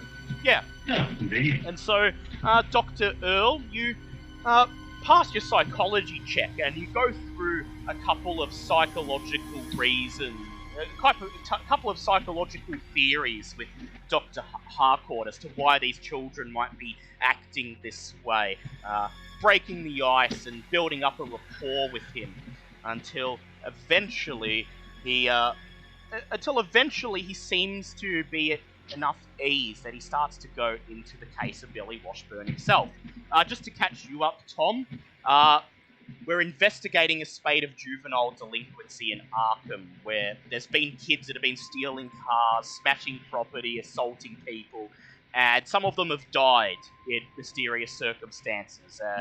So we're investigating it to see if there's a supernatural cause, because, yeah, knowing that all the Hyperborean stuff has happened in Greenland, and with the findings in Greenland saying that some Hyperboreans did migrate south to escape the cold, the party can't help but feel that there's something going on. Your character, knowing that the rest of the party are just questioning people, said he had his own things to attend to, and he's going to come back later if they need to venture into the great outdoors. Which, considering 3 of the children are part of a local Boy Scouts group, is an increasing possibility. So, Cool. Dr. Harcourt clears his breath and he says, well, yes, Billy was brought in after he was apprehended smashing business windows with a baseball bat.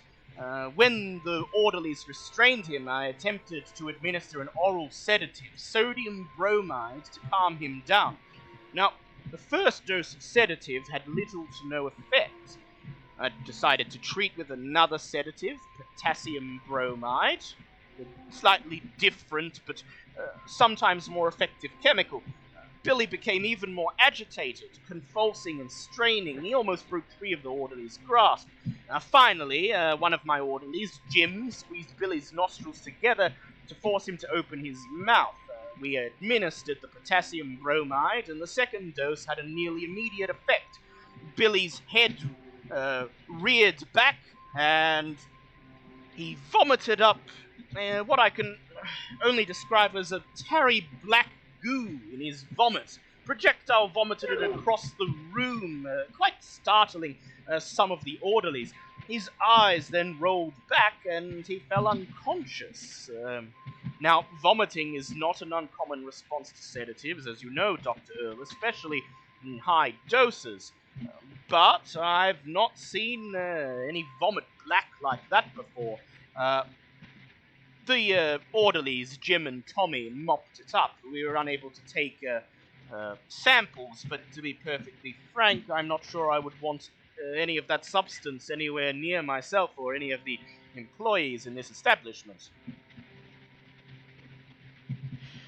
It is at this point, Dr. Earl, that you can make an idea check, and I will make that, as M1's audio is not particularly good. 100. That is a pass. So, you realise that, the doctor is telling the truth. There is definitely something off, and administering this potassium bromide sedative caused him to vomit up this black goo. You ask him if, in the doctor's opinion, this actually helped, and whether Billy's behaviour has changed since then. He thinks, and he says, well, he's been mostly confined to his room for the last week, but he's been quite docile. We have not needed to administer any more medication, and furthermore, we've not had to restrain him. He maintains that he has no memory of the incident that caused him to be brought in. Indeed, he maintains he has no memory of anything prior to this week. Indeed, he appears to be quite genuine. Whatever he vomited up perhaps was affecting his behavior, and I believe that the sedative is the best possible treatment at the moment until we know more. Knowing this, Dr. Earl, you request if you could take some doses of potassium bromide with you as you're looking into these cases. And Dr. Harcourt frowns, but eventually he sees your point, and I'd like you to make a psychology check. I'll make that. 49. So I'm still talking directly to M1 because he's told me he's lurking in the stream, so he can actually hear what I'm saying. But I'm making these dice rolls. That's fair.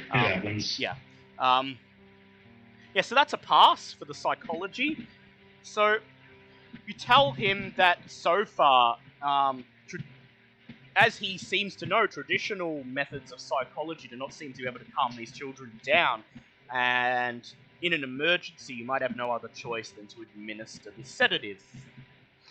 He frowns and he agrees, and a few minutes later an orderly arrives with a couple vials of the sedative, enough for 3 doses. You thank him, place the vials in your coat pocket, thank the doctor and the orderlies for his time, and leave Arkham Sanatorium, meeting up with the others at the designated meeting point, the cafe where you met earlier this morning. Victor Karasberg is waiting for you all there when you arrive, apparently having finished the business that he was attending to for most of the morning. It's just after 1 p.m. by this point, and as you wait for the others to arrive, you all place an order with the waitress for a nice brunch, some sandwiches, some coffee, and maybe a couple of soft drinks to lift the spirits.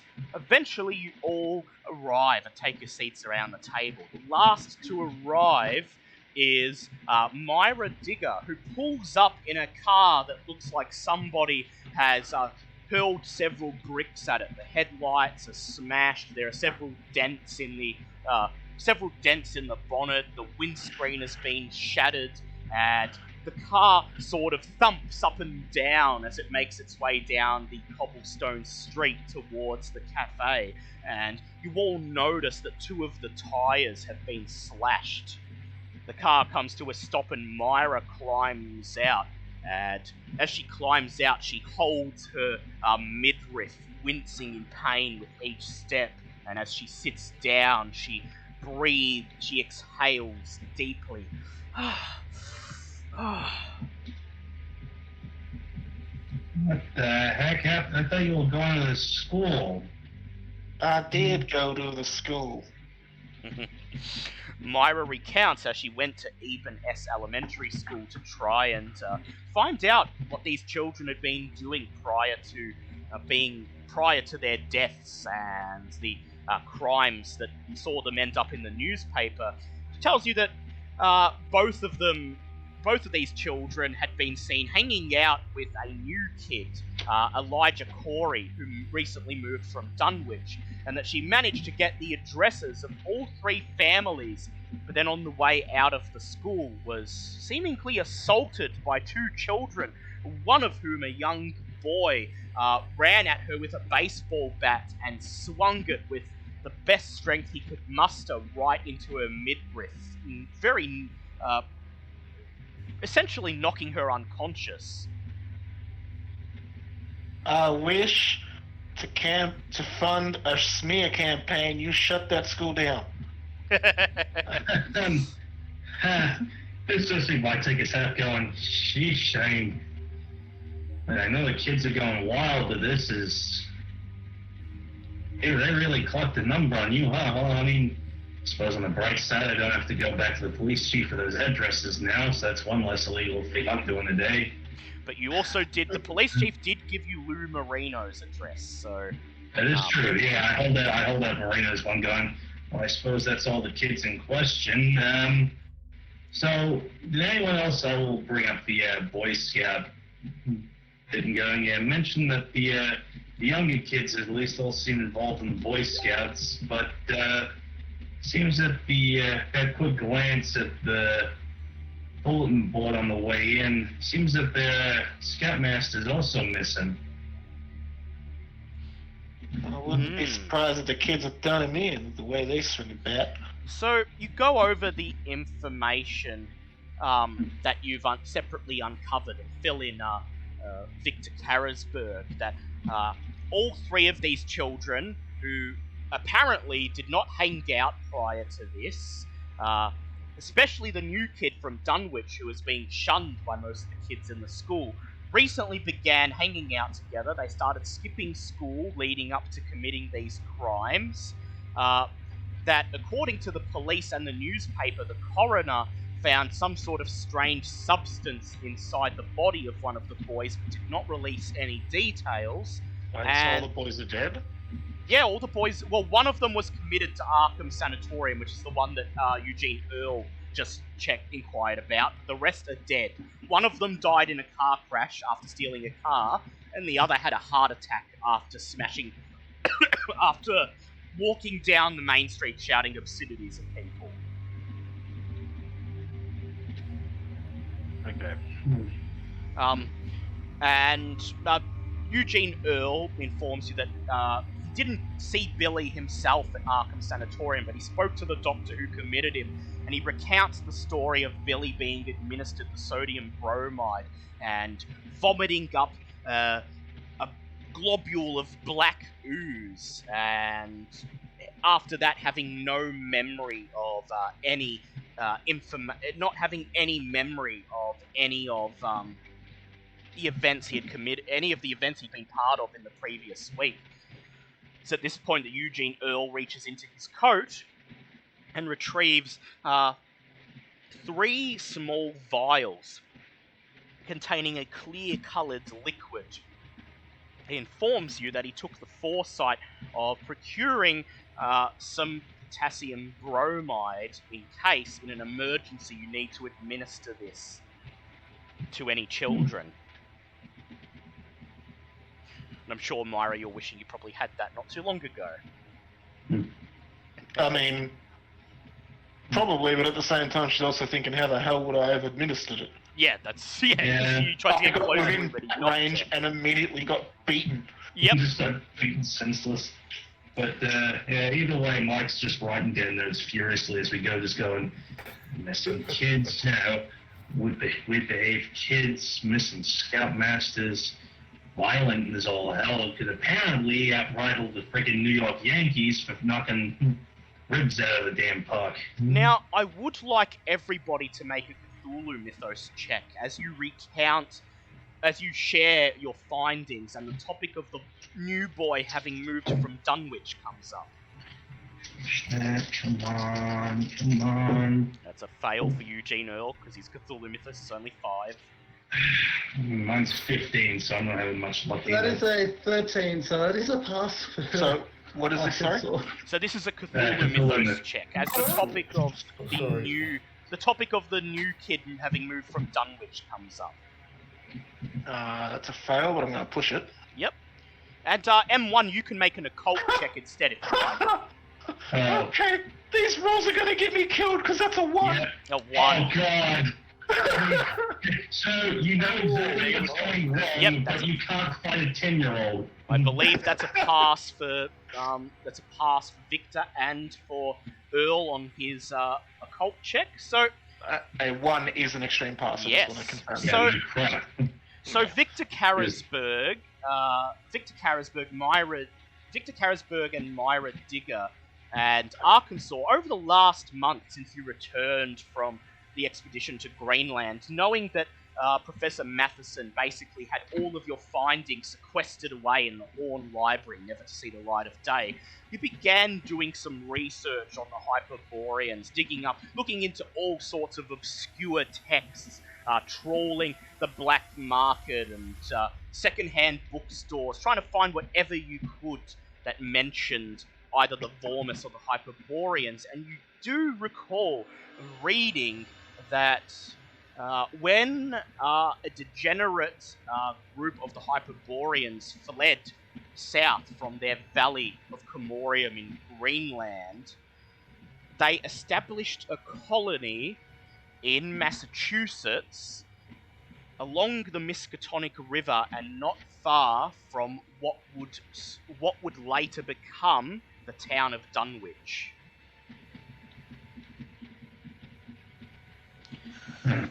And Eugene Earl, with your occult check, you also determine that, or you know nothing about Hyperboreans, but you remember reading of Dunwich in several occult texts. There are several occult texts that refer to ancient ruins of a lost civilization being buried underneath the town of Dunwich itself and its surrounds. Although no one claims to have ever found these ruins, the texts state that They contain artifacts and magical energies left behind by a previous civilization.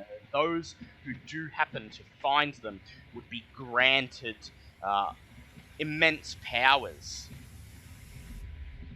And so, as you all realize, as this information and the implications of it set in, I'd like all of you to make sand checks, please. Yep. Ooh, that's a 3. That bodes poorly. That's a fail. That's a fail. Us. Pass. Okay. So Pass. for a fail, it's a 1d4 sand loss. For a pass, it's just 1. Alright. That's 2. Yay. So 44 for Eugene Earl. I'm down to 31. Yay. I'm actually quite alright. I'm Yeah. expecting this session to send me insane or kill me. Okay. I'm not gonna. In that case, I'm not gonna say how much sanity I have because you'll probably get shitty. No. If this is the session that kills me or sends me insane, I'm happy. So, Being hit by that kid that hard kind of went, yeah. okay, this one's. This is where I lie. So you finish up your lunch in silence, and then the topic of what to do next comes to mind. You've uncovered several leads. There is still the morgue, if you'd like to pay a visit to the morgue and see if you can't weasel anything else out about this substance. Though based on the account that Dr. Earl was able to get from the asylum, you suspect you'll just find out that it was some strange black goo. You also have the addresses of Billy Washburn's family, Joey Dooley's family, Lou Marino's family, and the Dunwich boy, Elijah Corey's family.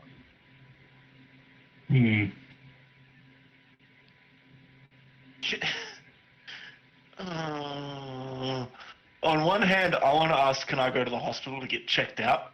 On the Oh, other yeah, you hand, can do that too. that's probably gonna put me out of You could commission. You could. Well, It would put Arkansas you. can do a bit of a check. Yeah, if you go to the hospital to get your wounds attended to, Myra, you'll miss out on this investigation bit, but you'll still be able to participate afterwards.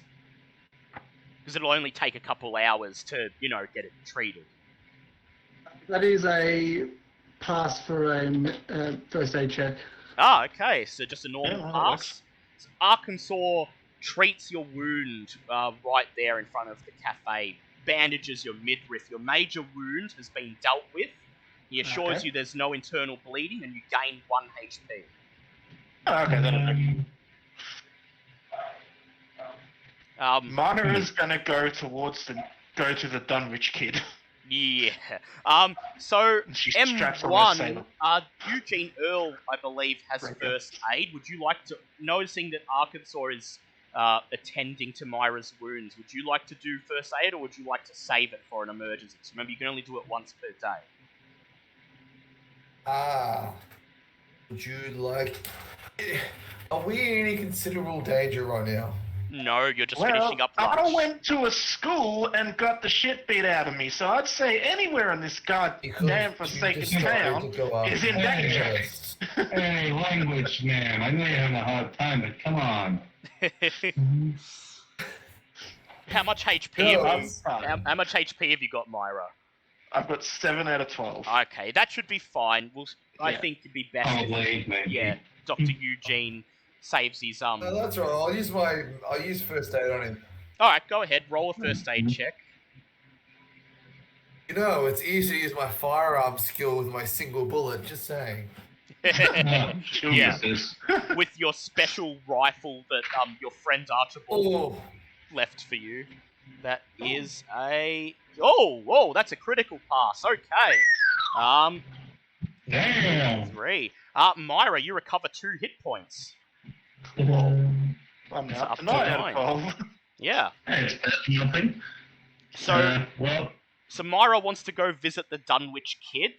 What does everyone else want to do? I personally want to go and visit the Marino kid because I still don't know exactly how he ties into this mess. Yeah, that's true as well. That's just me being curious as a reporter. I'd like you to make an intelligence check, please. Jeez, do I have intelligence? Holy crap, never mind, I definitely do. That's a regular pass with a 70. You reach over for the piece of paper that has the addresses and look over to your map of Arkham to find out how to get to Lou Marino's family, and that's when you realise, even though they live on different streets, the two streets that they live on intersect with each other, which means, according to this map, that the Marino and Corey families are next door neighbours. Huh. Well, ain't that just a coinky dink? Well, guess we're coming the same car. We're going to that family. Yeah. So, Arkansas, what would you like to do? Arkansas is going to go to the coroner because he got the information about the substance that didn't get leaked. That's a good idea. Okay, Eugene Earl and Victor Carisberg, where would you like to go?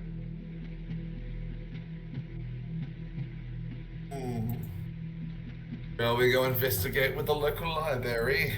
You can if you want. See if there's any old records of anything like this happening before, if you like.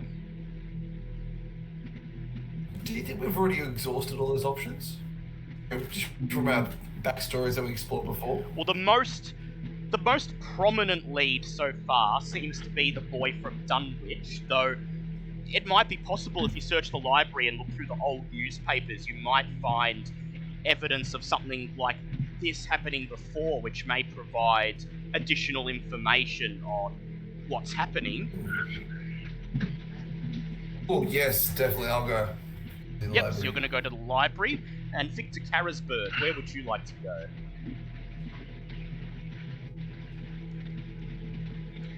Oh, he's muted at the moment. We'll ask him, we'll get back to him in a moment. Okay, so we'll go with Eugene Earl first. You are driving your own car while everyone else, except for Arkansas, piles into what's left of Myra's car, making their way to the... Can I just take my car? If you want. Myra's kind of out of commission. Yep.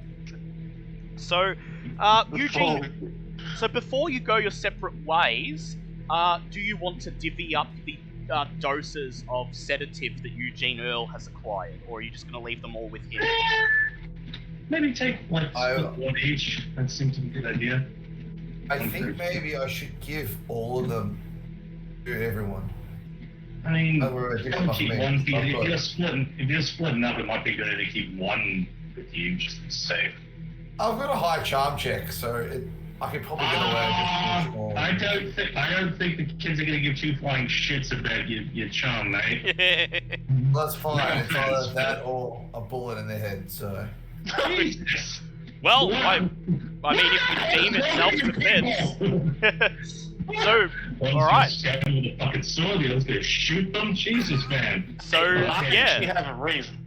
Dr. Eugene Earl hands all of the doses of potassium bromide to you people and go your separate ways, arranging to meet later at around dinner time. Okay, so Dr. Eugene Earl, you head over to Miskatonic University, your home, knowing that the Orne Library here is one of the biggest and most comprehensive on the eastern seaboard.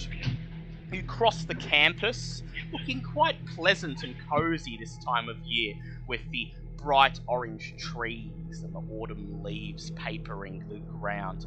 You enter the Orne Library building and immediately get to work searching through old newspapers to see if you can encounter anything like this happening before. I'd like you to make a library use check, please.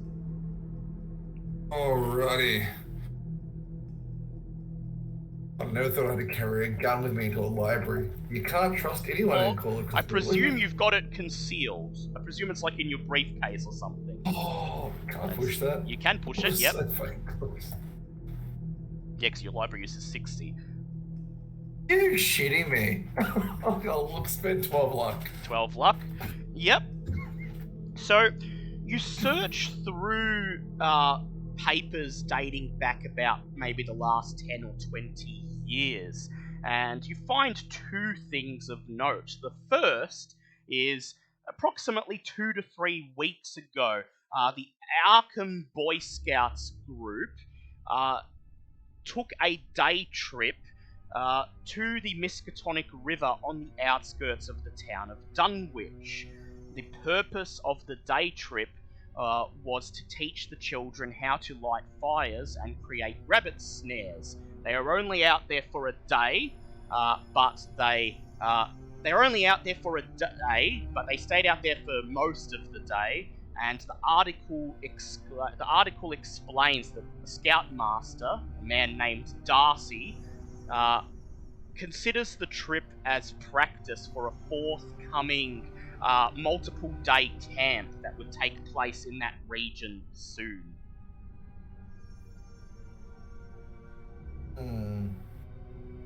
Plot thickens. Looks beard. The second thing you find that is of note is an article on the very last page of an Arkham Advertiser from about 13 years ago. And it's the type of article that Mike Moxley has a reputation for writing these days. It simply describes that a self-proclaimed archaeologist native to Dunwich, who prior to this was just a farmer, found on his land what he claims to be artifacts from the ancient Hyperboreans, and how a Hyperborean wizard named a Hyperborean wizard by the name of, I wrote this down, let me see, Zalathos, encouraged him to show the artifacts to as many people as he could. However, this story never picked up steam, as the paper gave it no credibility, and the artifacts eventually went missing.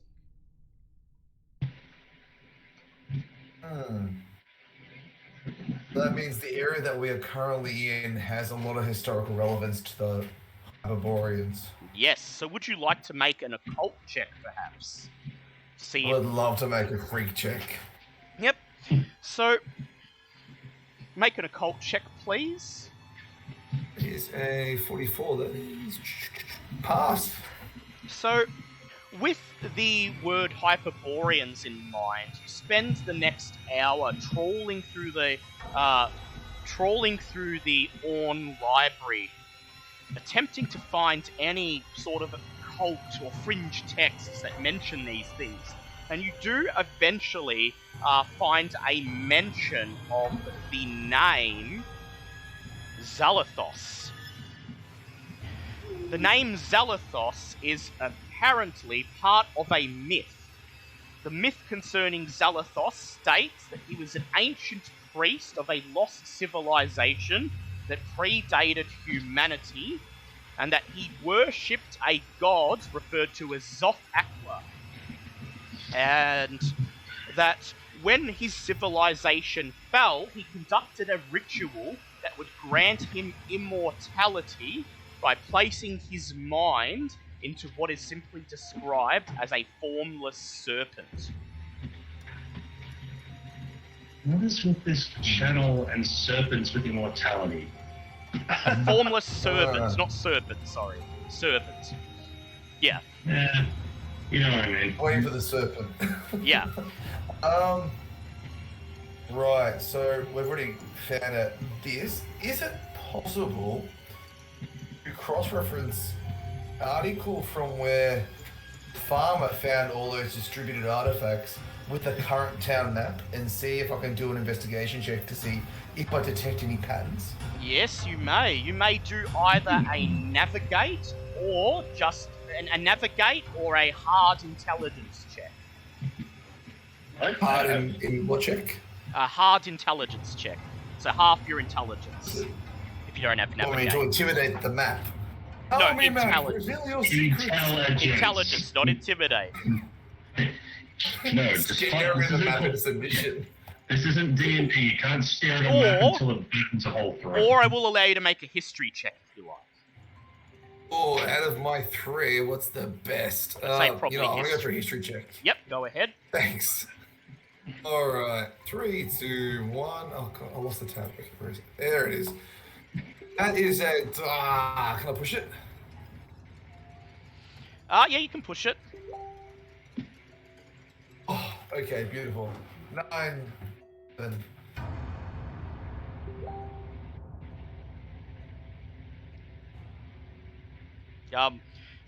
So you passed or failed? Extreme pass. Oh, 7. lovely. So you make your way over to the historical archive section of the library and you cross-reference the historical records of Arkham with the article you found, and you discover something that makes your heart leap into your mouth. And that is that the location where this farmer supposedly found these artifacts, the location where his farmland once was on the outskirts of Dunwich, is the same location where the Boy Scouts of Arkham took that day trip 3 weeks ago. Oh, good. Please make a SEN check, Dr. Eugene Earl. Damn, Boy Scouts ruining everything for everybody. No. That's not a pass. Okay, so that will be a SEN loss of 1d4, please. Alright. Yes. Alright, what is it? D4? Yes, D4. Alright, that's a 2. Beautiful. 16. Okay, Right. so, is there any more research you'd like to conduct in the library? I think you've pretty much found Because we're finally shitting ourselves and Yeah. I'm running back to my group. Okay, so we cross over to the rest of the group. Okay, so you're all cramped into Mike Moxley's car. Victor Carrisberg and Myra, while Arkansas has made his way over to the morgue. Actually, we'll do Arkansas first.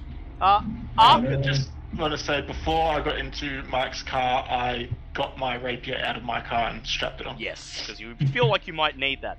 So Arkansas, you make your way to St. Mary's Hospital of Arkham, or where the morgue is, and I'd like you to make an appearance check, please. I'd like you to make a charm check, please. A charm check. Charm check for Arkansas. Might as well just ask what time of day it is. Well, Yeah, that's exactly. a 16, so... Thank you. Okay, so you enter the hospital. high pass.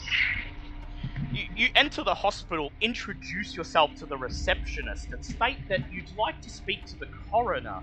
And she doesn't even bother to check if you're supposed to be here. She just blushes as soon as you say your name and directs you to the coroner's office. And you leave a side photo behind for her and make your way down the hallway of the main hospital area, your footsteps echoing on the polished floor. Your footsteps are echoing on as you walk across the polished floor, making your way past the patient wings and multiple waiting rooms. You eventually come to the very back of the first floor, the morgue, sequestered away the polished floors and painted green concrete walls of the hospital, giving way to concrete floors and grey brick walls, the bright fluorescent lights of the hospital turning into flickering gas lamps. You knock on the coroner's door, the placard reading Dr. Ephraim Sprague, and he says in a very clearly bothered voice, "Yes, who is it? I'm working."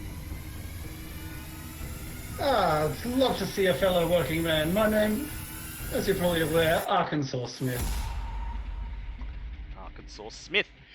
He says, "Oh, wonderful, wonderful. Come in, come in." You hear him get up, and you hear the sound of a latch being unlatched on the other side of the door. And then he pulls it open, and you find yourself face to face with a very short, balding man that is very clearly overworked, his face wrinkled up in exhaustion and tiredness. He looks you up and down, and he says, "Now, just so you know, I'm not someone who's going to swoon over a autographed photograph. But Well, I wouldn't expect you to. I have heard that Arkansas Smith is around town asking questions about the delinquent children." Indeed, I am. Good news travels fast, I see. And I happen to hear that you happen to be the one who has the arduous task of looking at one of the bodies once it had unfortunately passed on. Yes, and I found all 3 bodies to have perished to be consistent with the circumstances in which they perished. Major trauma for Joey Dooley, and signs consistent with a heart attack for Lou Marino. But don't you find it kind of odd for a child such as him to suffer a heart attack? Indeed, says Dr. Sprague. Heart attacks are uncommon amongst teenagers, but that said, they are known to happen. Coincidental? I'm not one to look into superstition or anything like that. The boy was from a poor family, probably didn't have the best of diets, had a couple of tangles with the law. I think it's a foregone conclusion he wasn't taking the best care of himself. Oh, I'm sure that you can understand why I'm here, because there could be many things, and I'm sure someone who looks at these bodies all day long would realize if something was, out of the ordinary. I'd like you to make either a persuade or... I'd like you to make a persuade check, please. Persuade? Yep. Okay.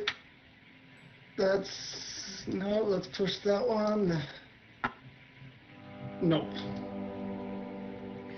He says, yes, if there are a lot of rumors about something strange going on, I don't subscribe to any of them, and to be quite frank, I'd rather not share any of them with a hothead such as yourself. A hothead, you say? What makes you think that? I'm just here to try and find out what would be causing issues and how we can prevent further loss of young life. I'd like you to make a psychology check, please. What?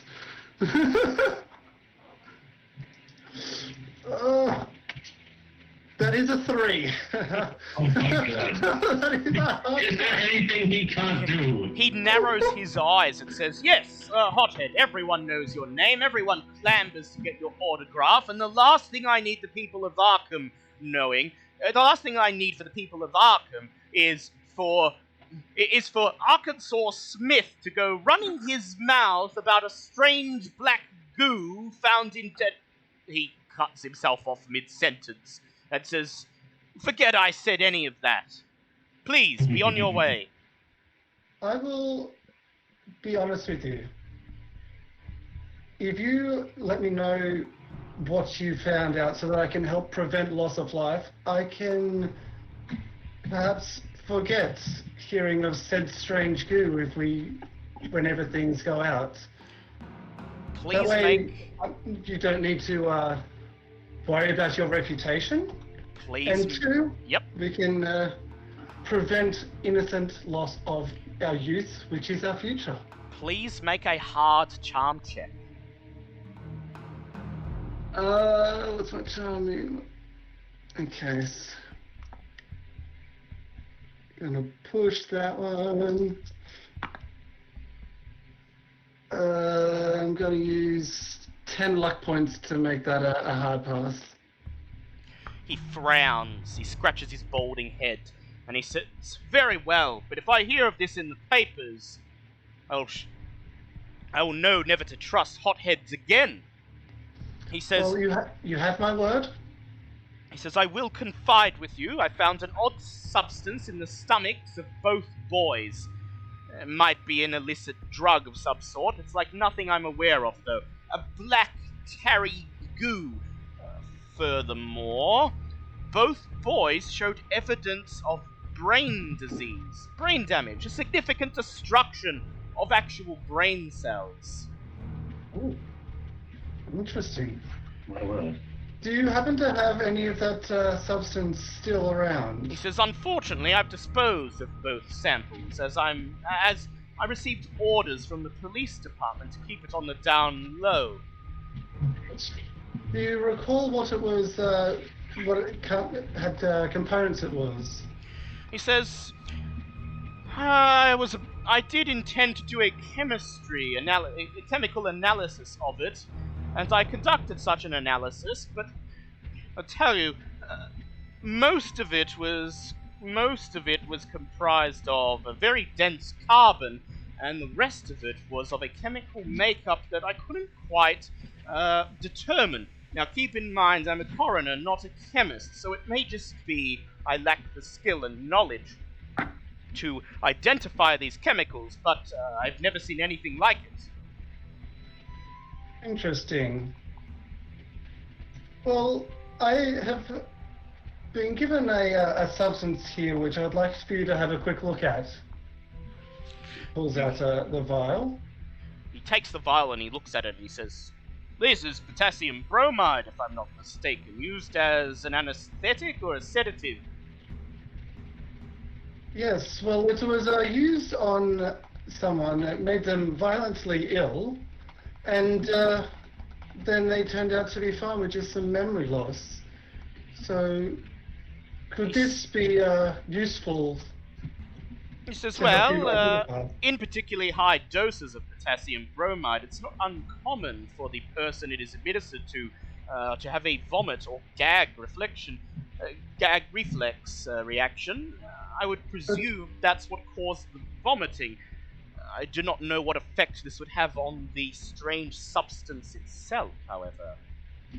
Would the person who would vomit normally have abnormal or black vomits? He says, no, not at all. It would essentially be just ordinary vomit. Whatever colour you would like to describe it, I don't make a habit of examining vomit.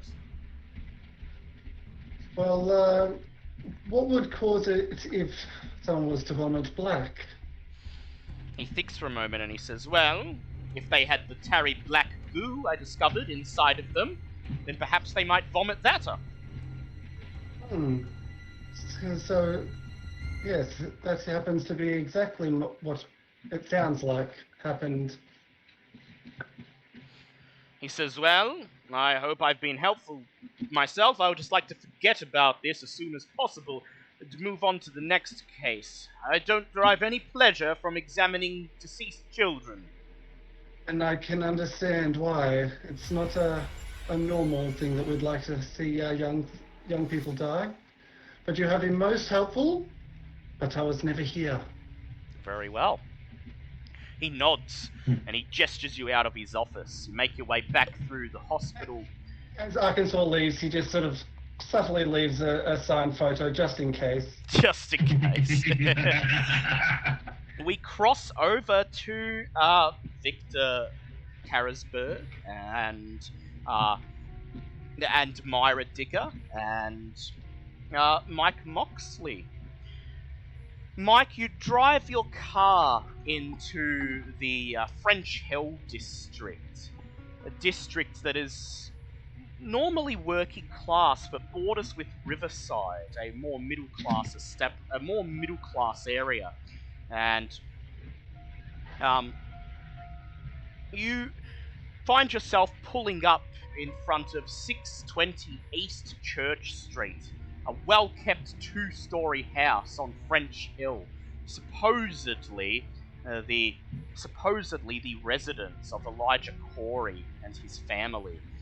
Right across the road from it, bordering the very edge of the Riverside district, is a small, rather ramshackle-looking Be right back, getting a phone call, sorry. ramshackle-looking single-story building on West Pickman Street, where Lou Marino and his parents live. The two houses are almost polar opposites of each other, contrasting the well-off with the less than comfortable. park your car on the side of the street, and everyone climbs out. What would you like to do? Well, there's, what, 4 of us here, correct? There's you, there's Myra, there's Earl, and yes, 4 of you. Yeah. So Well, actually, not Earl. Earl went off to the library. There's 3 of you. Yeah. Okay, well, I mean, we could either all of us go to each house one by one, or we split here and meet back at the car afterwards. What does, what... Oh, Remy's also getting a phone call. Yeah, so, Victor Karasberg... Yeah, Victor Karasberg and Myra agree to this. They head off... I'm all done now. Yep, that's alright. They head off towards Elijah Corey's. They start walking up the clean, obviously just recently washed, well-maintained driveway of Elijah Corey's family, while you cross the road to attend to the Marinos. Yeah, seeing as he's walking across there, just smiles to himself. Ooh, hopefully they're up for visitors. You push open the rusty metal gate at the front of their property and start walking across the path of stepping stones that are overgrown with uncut grass and moss. You see an overturned refrigerator rusting away in the front yard, and step up onto a dusty wooden veranda in front of a screen door. You wrap your hands across the screen door, and you hear a man on the other side shout, "I ain't buying anything!" Well, that's probably a good thing I'm not selling anything then. You hear the sound of a door being unlatched, and the wooden door behind the screen door opens, and on the other side is an olive-skinned man with a bushy moustache. He looks at you, and he says, "Look, we ain't entertaining any reporters. We're still mourning here. Our son's body isn't even in the dirt yet, and you parasites come here trying to splash our names all over the front of the papers." Look, I understand as a parent you never want to put a child on the ground. Look, I promise you, anything I discuss here, none of it will be put on a newspaper, none of it will be put in a tabloid. Heck, I won't even write it down in my notes. We're just trying to discover what's been causing these problems. Just give me a minute of your time. I don't even have to come in. I'll stand on the porch. Make a persuade check, please. Yep, that's a regular pass of 53. That's what these skills are for. The man strokes his moustache and he sighs and he says, "Alright, you stay out there, answer your questions and leave. I got a wife and daughter in there who are still crying their little hearts out. I'd rather they not have to talk any more about what happened with Blue, you understand?" No, perfectly understandable, sir. I won't even look in their direction. I'll just speak with you and you alone. He pushes open the screen door, he holds out his hand, and he says, "I'm Christopher Marino. Everyone just calls me Chris." Well, it's nice to meet you, Chris. I'm Mike Moxley. I do work for the Arkham investigator, but I will put that aside today, so just Mike is fine. He says, "Okay, Mike, go ahead. Ask your questions. I'll do the best I can."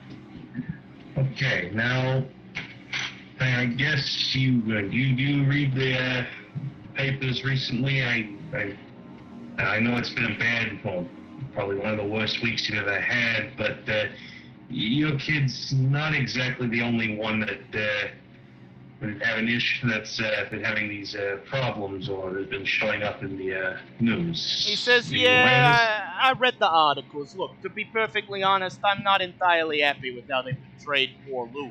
Saying he was shouting obscenities and stuff like that. You know, occasionally he could be a bit of a Goomba, but he wasn't that sort of boy, you know what I mean?" No, I understand wholeheartedly. Up until recently, I've sort of been in the lower side of the, other side of the tracks myself. apparently one of the other kids and sort of gestures to the house across the road where the others are looking was also there. Did he and kid across the road ever, hang out, ever talk, or have anything to do with each other? He says, yeah, the Coreys. They done a good job of cleaning up that abandoned house that was there before they moved in.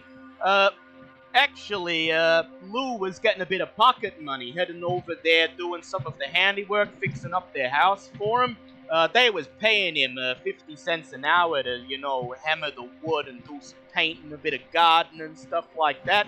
Apparently, they got a young boy, Elijah, but on account of the age difference between them, they didn't have much in common, so, Lou didn't, make friends with him or nothing like that. You're by the way. Oh, hi. Yeah, hi. Yep. Yes. You're I know it, and again, this is tough questions to ask, but your boy been acting odd in like the last week or so. Well, he's been skipping school, but, that ain't nothing new for him. Police have been here a few times, told me he's running with a couple gangs, but, we've been trying to scare him straight. But look, nothing that would have him yelling at people in the main street, and nothing that would cause a heart attack, We may not be the richest family, but we don't, roll around in the crapper and eat shit, you know what I mean? We take good care of ourselves here. Oh, I don't doubt it. Just, you mentioned the Elijah kid. You know anything about that one? He says, kid's a bit quieter. Lou said he told him that he was having some trouble at school on account of him being a country boy and all. Came from Dunwich, apparently. I told Lou maybe look out for him when he sees him, stuff like that, but as far as I know, they weren't associating too much.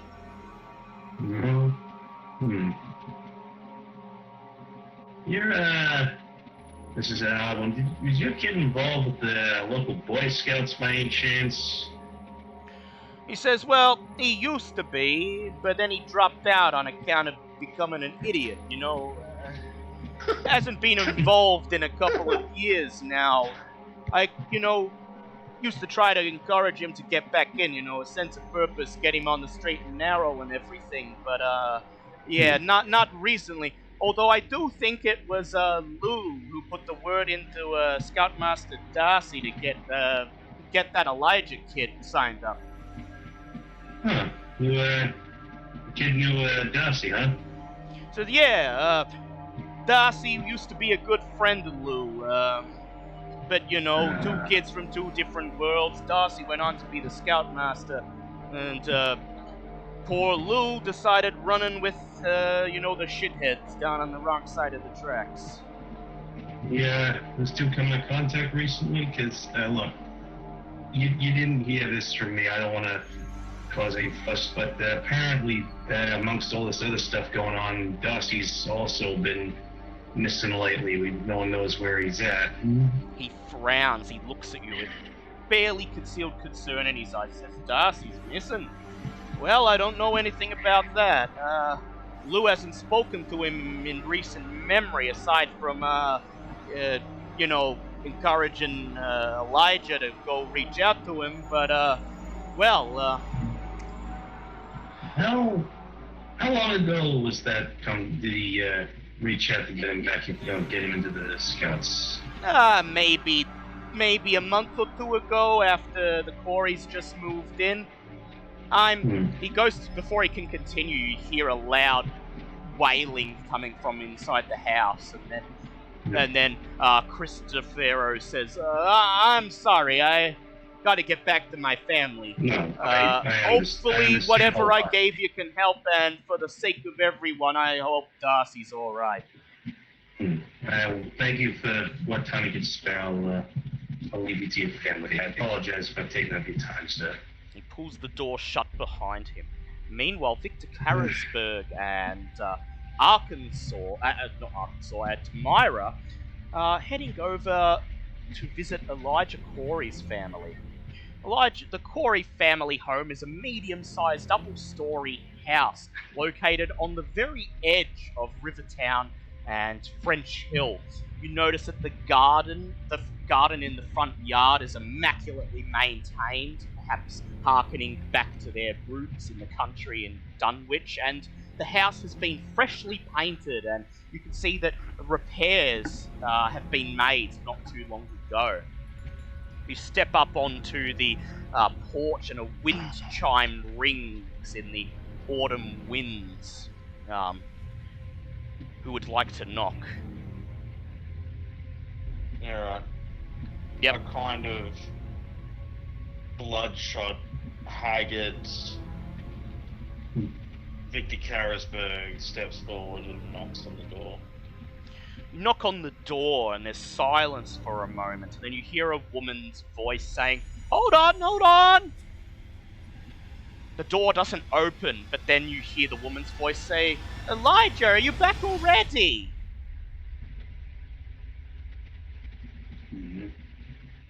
I turn to my... Who was with me? Myra. Myra. I turn to Myra and turn to shrug my shoulders and I go, I don't want to take this one. No, ma'am. We're actually here to speak with Elijah. She says, "Oh, who are you, if I might ask?" I turn to Victor. Who are we? Oh, Jesus. Has the FBI been invented yet? No, there hasn't been any FBI. There's no FBI. It's just the BI, the Bureau of Investigation at this point. The ATF. Yeah. I mean, you could say you're with the Bureau. That exists. The Bureau of Investigation exists. It's just not the FBI yet. Well, with the... Fuck, I'm not... Why am I... I'm no good at talking to anything. We're here... I'm looking at what stats I have that might be relevant, unless we're going to climb a Yeah, house. which you are going to very soon, but... Well, I've got fast talk, so... Yeah. We're here in regards to the recent spate of misbehaving children dying. So you're going to pose as an investigator again? I'm not specifically saying who I am or what I am. Committing any offences by... Yeah. Because if you're just saying you're looking into it, that's going to be a persuade check. Oh. Whereas okay, if you so say I I'm an investigator looking into it, then yeah, if you're lying a little bit, then it's fast talk. We're here on official business. Lie just a little bit. Don't Yeah. say anything that'll incriminate us, but don't be truthful either. Yeah. We're here on official business looking for, about the spate of misbehaving children dying. Make a fast talk check, please. There we go. So, the rule of thumb is always just add, we're here on official business. Yeah. Yeah, look, if you want fast talk, you can be honest, but just mix a little bit of lying amongst that. That is a hard pass. Hard pass. The door opens, and standing on the other side is a rather average-looking suburban housewife, and there's a slight, very, very slight look of worry written on her face. She opens the door and invites you both in. Can I just ask, what are we wearing at the moment, Victor? Because I'm wearing a sundress with a giant hat and sunglasses. I'm wearing slightly disheveled civilian clothes. Yeah. It's going to be a weird conversation. I kind of look like I haven't slept in a few days. So you basically look fucking fantastic. Oh, and I have climbing gear. He fucking does. Oh my god. This is going to be spectacular. She leads you attached to my side. She leads you into the house, down a hallway and into a sort of dining room or den at the back, where a man wearing denim overalls and stained white shirt sits listening to the radio. He looks over and he says, "Who is it, Belinda? Boy Scouts again?" She says, "No, Frank. These investigators, they're looking into those children recently. They think Elijah might be involved." And he looks up and he takes both of you in, and he snorts and he says, "Forgive my wife. She'll be taken in by anything. Look, I know you're not investigators, but I appreciate that someone's asking questions that count. You see, our son, Elijah, he's missing at the moment, and the police won't do a thing about it. Take a seat." He I'm gestures. going to scan the room. Yep. Is there anything... Because all the boys are in the Scouts, correct? Yes. Is there anything in the room to suggest that they're sort of like interested in adventure and climbing and all that stuff? Like, is there Make a that sort of Make a spot hidden check as you sit down. Roll there. Hard pass. Hard pass. Okay. You look around the room as you sit down. You see some Boy Scouts memorabilia, like you see a couple of badges and medals and photos of what is obviously this man Frank, much younger, wearing a Boy Scout uniform. But aside from that, there's nothing to indicate anything about the boys specifically. I gesture to the picture of the father in the Boy Scouts when he was young. It's like orienteering run in the family. He says, "Yeah, look, they don't have a Boy Scouts chapter in Dunwich, so when we moved to Arkham, one of the first things I did was see if I could get Elijah up in the Boy Scouts. He'd been having some trouble in school, and I thought it might give him, anchor him in, give him a sense of purpose. Maybe he might even make friends." How long has he been having issues at school? He says, "Ever since we moved here, pretty much, we're from Dunwich. It's sticks in the middle of nowhere. We're just not city folk, and, well, on account of that, it's hard for Elijah to fit in." I had offered my hand out to him. It was at Victor Carrisberg. He said, He says, Mountain Guide. He says, "Francis Corey, and, look, I really don't care who you are. All I care about at this point is that somebody's asking questions. You see, our son was meant to be back from his camping trip yesterday, but he's not back yet. The police say he's got to be missing for at least 48 hours before they can do anything, and they're all tied up with this youth crime running out of control." Alright, I pull a slightly moth-eaten, tourist map, and I spread it over the table of the local area, and I'm like, so roughly whereabouts were they supposed to be going? He pores over the map and he looks at it, and then he points at a spot. He points at a spot that's about maybe an hour's drive out of Arkham, right on the edge of the woods that border the Miskatonic River. And he says, "Well, this right here is George Winthrop's farm. George Winthrop owns most of the land beyond there. Now, the Scoutmaster Darcy said they were going camping for 3 days in the woods beyond that farm. Now, that was 4 days ago." I'll put a mark there. I'll mark the river. So how...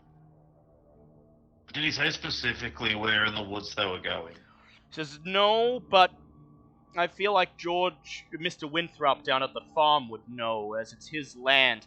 I imagine Darcy and the boys would have had to check in with him first." Alright.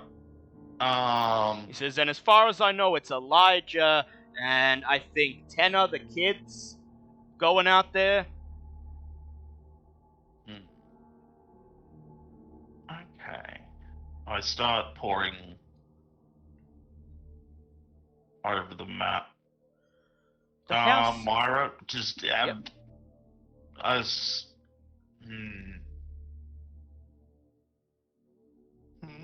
Oh, I'm just trying. I'm still trying to work out Yeah, what to... what what to do here. Is there anything you can think of to ask? Oh, you can make an idea check, Myra, if you like. I was just gonna ask, if he's been hanging out with anyone different, if his whole behaviour has changed. They think, and then Belinda frowns and says, he hasn't had much of an appetite recently.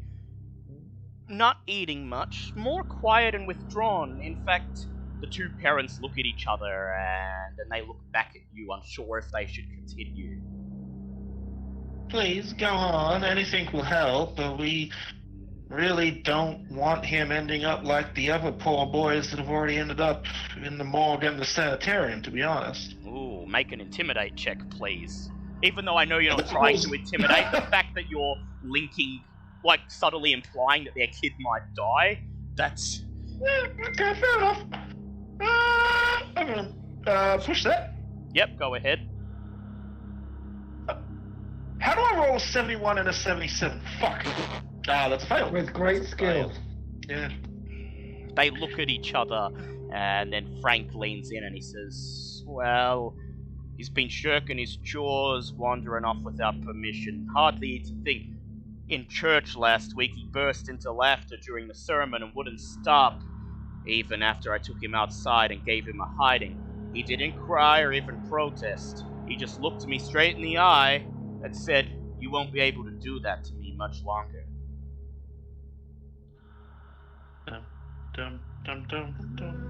Is there anything else you can tell us? Because this just got a lot more serious. Belinda thinks and she says, well, I can't think of anything, but you're welcome to check Elijah's bedroom if maybe he left something behind. Before Mara goes and does that, can I make an idea check to see if there's anything that would be more to the point that I can ask? Go ahead. That's exactly my intelligence, which is 70. So you think, based on what you've just heard, has he been violent? Has he shown any violent tendencies lately? Frank shakes his head and says, no, not aside from that threat he made, though he has been apparently having a few scraps at school.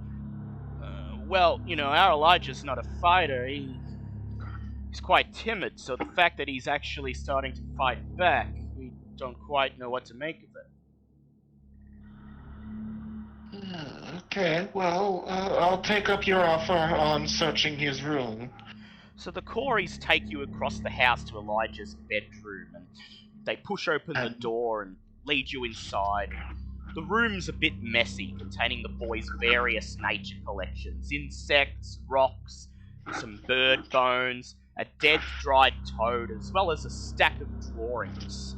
I'd like you both to make spot hidden checks, please. Sure, can I tell geographically where these would be from, based on yeah, you can make a natural world check. I first rolled a 60, so I pushed it, and then I rolled a 1. Ooh, yeah, well, the best. Alright, Okay, so Victor could do a natural failure world on the spot hidden. Yep.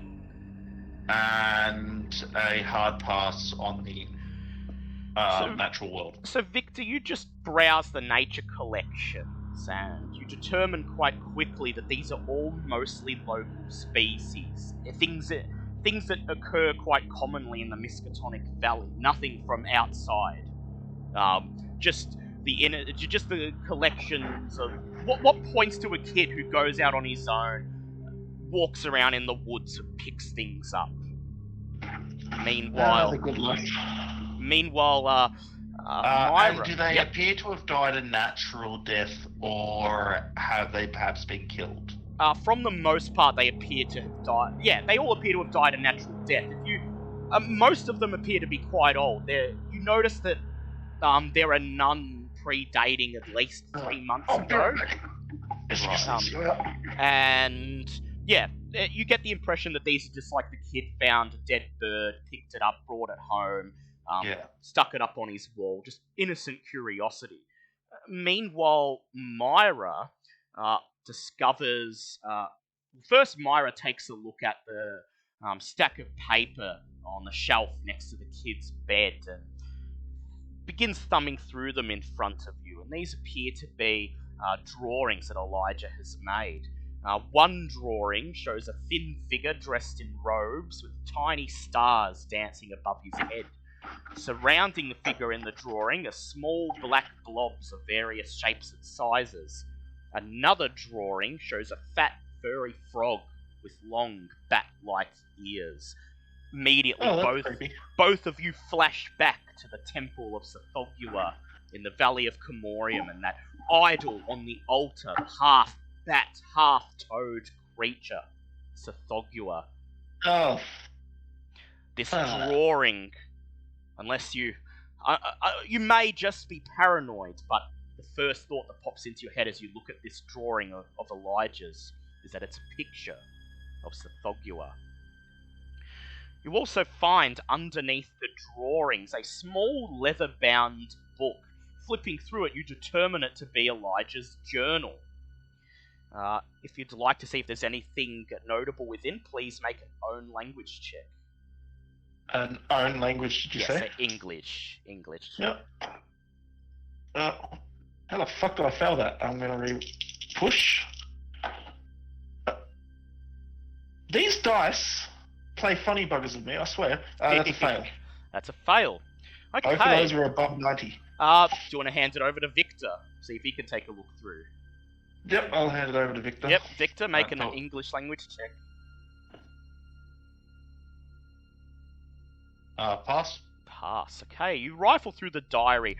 Most of it's Elijah's mundane day-to-day existence, but there are a few entries near the end that prove especially interesting. I'm going to put them in Owlbear and also in Discord for Tom, so he can read them. And either of you would like to read them, you may go ahead. Okay. Just saying, in Myra's defense, she's probably still a little dazed from getting the shit getting the shit kicked out of her by Do you want to read it, or do you want me to? I'll read it. Okay. November 8th. Today, Scoutmaster Dudley took Oh, that's us... meant to say Darcy, by the way, not Dudley. Yeah. Yeah, close enough. Scoutmaster Darcy took us all us Boy Scouts out to the woods to practice our fire making. When I was searching for firewood, I found myself something really swell in the mud by the river. I put it in my mason jar to bring home with me. November 9. The thing I found is not really like anything Darcy has found with us during any of our field trips. It's a strange black goo which makes a squishy sound when I slosh it around in the jar. I guess it must be some kind of slug or something. I won't tell Ma or Pa about it because they just make me throw it away. November 10. Something real funny happened this morning just before I went to school. I was checking out the goo I found, and for some reason I really wanted to take it out of the jar and eat it. It grossed me out at first, but eventually I just had to do it. So the goo is gone now, I guess. Nope, don't make me sick. Such a fucking childlike way of looking at it, too. Oh, man. November 11. I have a new friend. His name is Zalathos. That can't be good. Yeah. And he said he's been waiting for someone to help me ever since he got trapped underground. He's much nicer to me than the kids at school who make fun of me. November 12th. Zalathos needs my help to bring more kids like me to his side. Says he alone cannot conduct the ritual for Tsathoggua. I am to help him restore the glory of Hyperborean. Ha! I'd like you both to make sand checks, please. Yeah. I can't imagine why. Fail. What's the Yep, fail. It's gonna be 1d4. For passing, it's gonna be 1. That's a 2. I'm now into the 20s. I'm still in the 30s. I'm still not going to mention my sanity then. So, You could probably piece together what's going to happen. Please make idea checks if you like. I think I'm guess more that there's of an a ritual idea. currently happening out in the woods. Yep. But why not? You can make Cthulhu mythos checks if you like. Yes, please. I'll make Cthulhu. What's the idea to check The against again? and it's your intelligence. Oh, fuck off. Which I failed, but the Cthulhu mythos I passed. I think. Yeah. I failed my Cthulhu. Okay, so Victor, you've been looking into Hyperborean rituals in the last month, and there are a number of rituals that can be Oh used. wait, no, I lied. I failed. Oh, I thought I okay. had more I had more Cthulhu mythos than I had. Yep, alright. So you're just from your idea checks, you determine that if Elijah is possessed by this Zalathos entity, then, and it's encouraging him to bring more children so it can complete the ritual, then one, that's probably not a good thing for these children, and two, something is happening in the woods right now. Yay! Well, I Alright. guess it's time to gather everyone in a small army force to go storm the woods. I would like to rifle through his possessions, see if I can find anything that will give us a better precise location as to where they'd be. Make a spot hidden check, please. Failure. Can I push? You can push. Pass. You rifle through his supplies and you roll through his possessions and eventually find a pamphlet handed out by the Scoutmaster detailing the upcoming trip. It says that all the Boy Scouts are to assemble at the Winthrop farm and then from there head due north into the forest where they should follow the trail until they reach the campsite.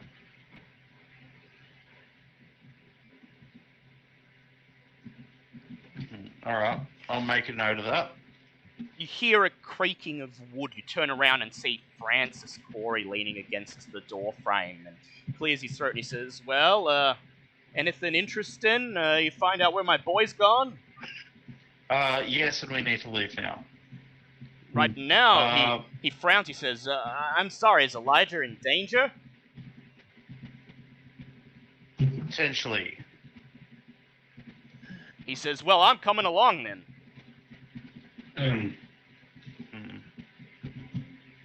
I turn to Myra. I said, well, it's okay with you?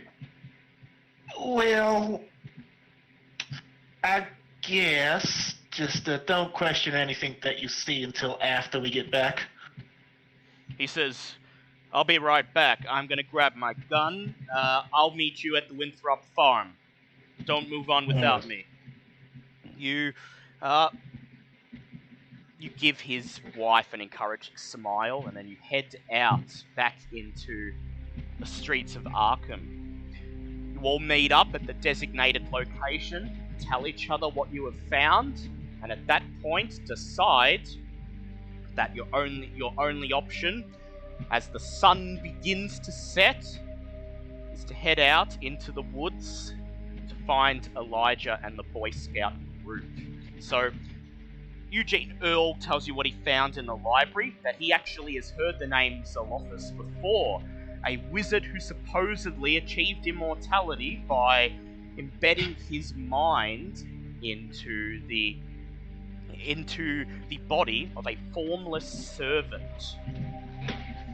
And Myra, you have enough Cthulhu mythos and Victor Karasberg as well, to immediately draw parallels between this and the formless spawn you encountered in Greenland. Could that be the source of the black goo?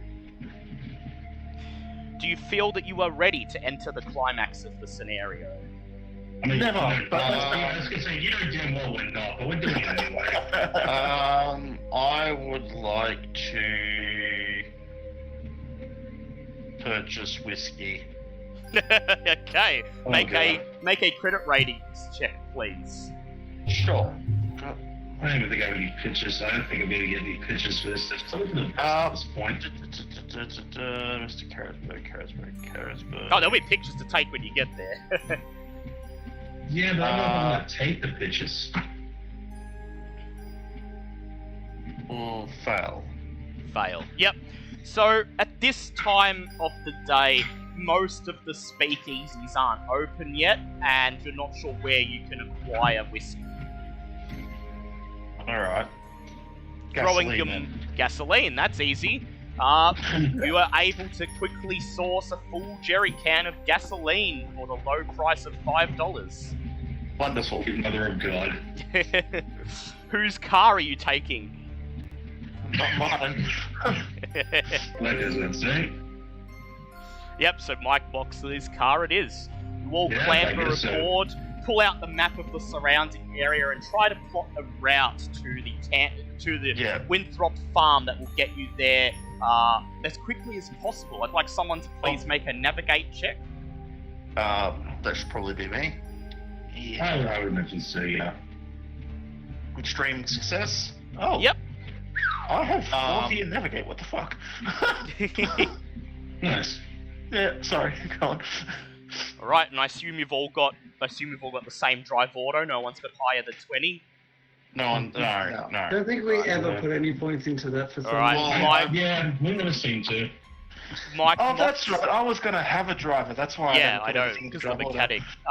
and it's difficult to get cars up mountains, which Yep. is why I don't have. Yeah, that's fair. Mike Moxley, please make a drive auto check. Arkansas is usually looking around for any fans, and they'll take him wherever he wants to go. Yeah, I mean, he doesn't to drive. be fair, he just see me like awkwardly behind the wheel going now. To be fair, I ain't had this for very long. So, what the hell do I know about? Oh my god, that's a 12. Whoa. Holy shit, I didn't Okay, kill a so- soul. With Carisberg plotting the closest route and Mike clearly in the zone enjoying his new car, you set off for the Winthrop farm. The Winthrop farm is reached by taking the Aylesbury Pike out of town for about 7 miles before turning right on a dirt road. Following this dirt road, you cross a wooden bridge over the Miskatonic River and drive another 3 miles to reach the farm, located on the left-hand side of the road. As you approach the farm, the sun goes down and the sun begins to go down and the sky turns bright red as dusk blankets the land. Dark clouds gather overhead, signaling a thunderstorm on its way. As you begin to drive your car up the dirt driveway leading to Winthrop's farmhouse, there's a clap of thunder, and the downpour begins, the rain pounding at the outside of the car like a hail of bullets. You pull up in front of the farmhouse, and as you start the car, you hear the barking of a dog beyond the rain. Woo, woo, woo! Woo, woo, woo, woo! As you climb out of the car and pull your coats around you to try to block out the rain, you see George Winthrop making his way out of a nearby barn towards you, his Labrador retriever at his side, the source of the barking. He places a hand on the brim of his straw hat and he says, don't often get visitors. You with the Boy Scouts troop or what? Yes, we're here to accompany them. He says, they was meant to be back yesterday, I believe. I didn't see him come out of the woods. Who are you folks? They need help out there or something like that? We just, if we were told that if they didn't come back on time, we would go help them get out. Nothing to worry about. Make a fast talk check, please. Damn, I should have spoken. Pushing it. I failed. Yep. Someone maybe try to step in. He frowns, and as he talks, his dog continues barking. Woo, woo, woo. Roo, roo, roo. He occasionally turns to the dog and says, "Settle down there, Chief, settle down!" But the dog ignores his constant commands to be quiet and continues to bark and sniff each of you, wagging its tail excitedly. Is there any balls or any toys or anything? Not that you can see, but you can offer a hand if you like. There's nothing there, then don't worry about it. Yeah. George Winthrop frowns and he says, "Now, I don't believe that. You don't look like you're at all equipped to head out into the woods." And I ain't... Yeah, you do. Save for one of you. And I ain't about to just lead you all down to the campsite without knowing who in bloomin' hell you are. Now, you got one chance to tell me, or I'm gonna go inside my house there and place a call to the police department. You understand? I step forward and I say, "Victor Carrisburg, Explorer, Mountaineer Guide." Arkansas Smith, you may have heard of me. I'd like both Arkansas and Victor Carrisburg to make appearance checks, please. Or if your appearance is lower than your education, Victor, you may make an education check instead. Could just read out the instructions on how to get there. That and say is that a that's pass. instruction for us. Could I make a... Actually, I think my edge is better than my survivals. No, I'll just make an education. Yep. Hard pass. He says, "Now, that's more like it. You two look like you're ready for a romp around in the woods. Alright, very well. They were meant to come out of the woods yesterday. They didn't. I could take you to the campsite. If you want, I could bring Chief along." At this, his dog wags his tail and barks again. Woo, woo, woo. He's quite good at tracking, just in case. Well, he seems like he's keen to go, so I say, let's do it. He says, "I see you've got climbing equipment and you got a whip. The rest of you don't look like you're prepared at all. So if you want to outfit yourselves, I'll give you about 10-20 minutes to head into my barn over there and collect any equipment you'll think you need. Otherwise, if you think those folks are in danger, we better get moving now." Alright. I'll go have a quick mosey down to the, far be it for me to turn down the offer of adventuring gear. Yep. So you guys all agree to this? You'll allow Victor to check out the equipment that Winthrop has? He's probably going to be the quickest at getting stuff for us, so as long as he's fast about it. Yep. Yeah, so... no, I'll go in and quickly grab a... about how long are we intending to stay in the forest? Until you find them. You have no idea. The campsite is only campsite's only a short walk from here, like less than an hour, but... Alright, I'll grab provisions to... if there's enough there, provisions to last a couple days. Make a survival check and we'll see how quickly you can assemble the required gear. Aha. Can I push that? Yes, go ahead. Pass. Yeah, it takes you about 10 to 15 minutes, I'll just make a note of that, to assemble some climbing gear, some provisions, more appropriate boots and shoes for hiking and things like that, and you bring them out, lay them out in front of the group and instruct them on how to put them on and ensure everyone is outfitted with the equipment that Winthrop keeps on site for the Boy Scouts. So now you're all wearing thick rubber boots with Boy Scouts of America logos on them, and khaki shorts and shirts, and you've got ropes and hooks, and you're each carrying rolled up bedrolls and bags of provisions and the like. So you may all gain, for the purposes of this scenario, an extra 10 to your climb and jump skills. Oh, nice. And survival as well.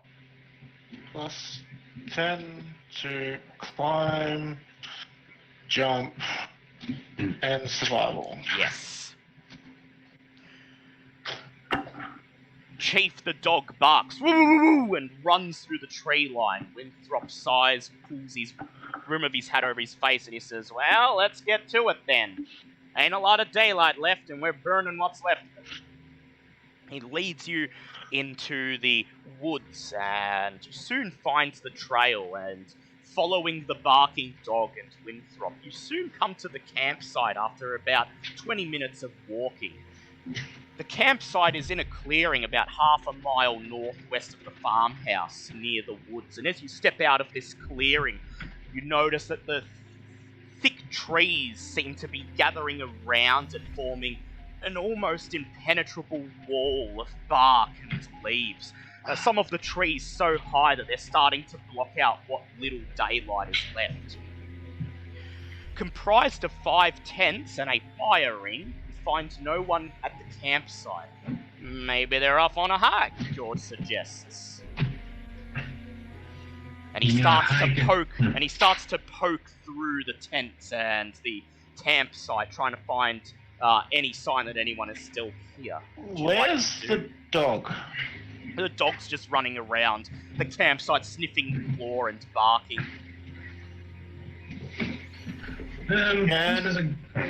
Sorry. I was going to say, can Myra go to one of the tents and find any piece of clothing? Yep. You head over to one of the tents and tear open the canvas and find a backpack sitting inside next to a sleeping bag stocked with clothing. Does the sleeping bag look like it's been used? Yeah, it looks like it's been used. I'm actually going to grab the sleeping bag. Good idea. And hold it out to the dog. Chief, And the Arkansas, Yep. just Arkansas. also Arkansas wants to have a bit of a look around just to see if there's any signs or of where they would have gone, or any signs of something's happened, or... Yep, so those of you who are looking around the camp can make spot hidden checks. Meanwhile, I that's an odd question, but while everyone else is looking around so much trying to waste time, do you think I could get a quick, photo. I know it's inappropriate. Yeah, go ahead, snap a photo. As you You're get a photographer. As your This camera, is completely appropriate for you. as you get your No, I'm camera not out, like you work.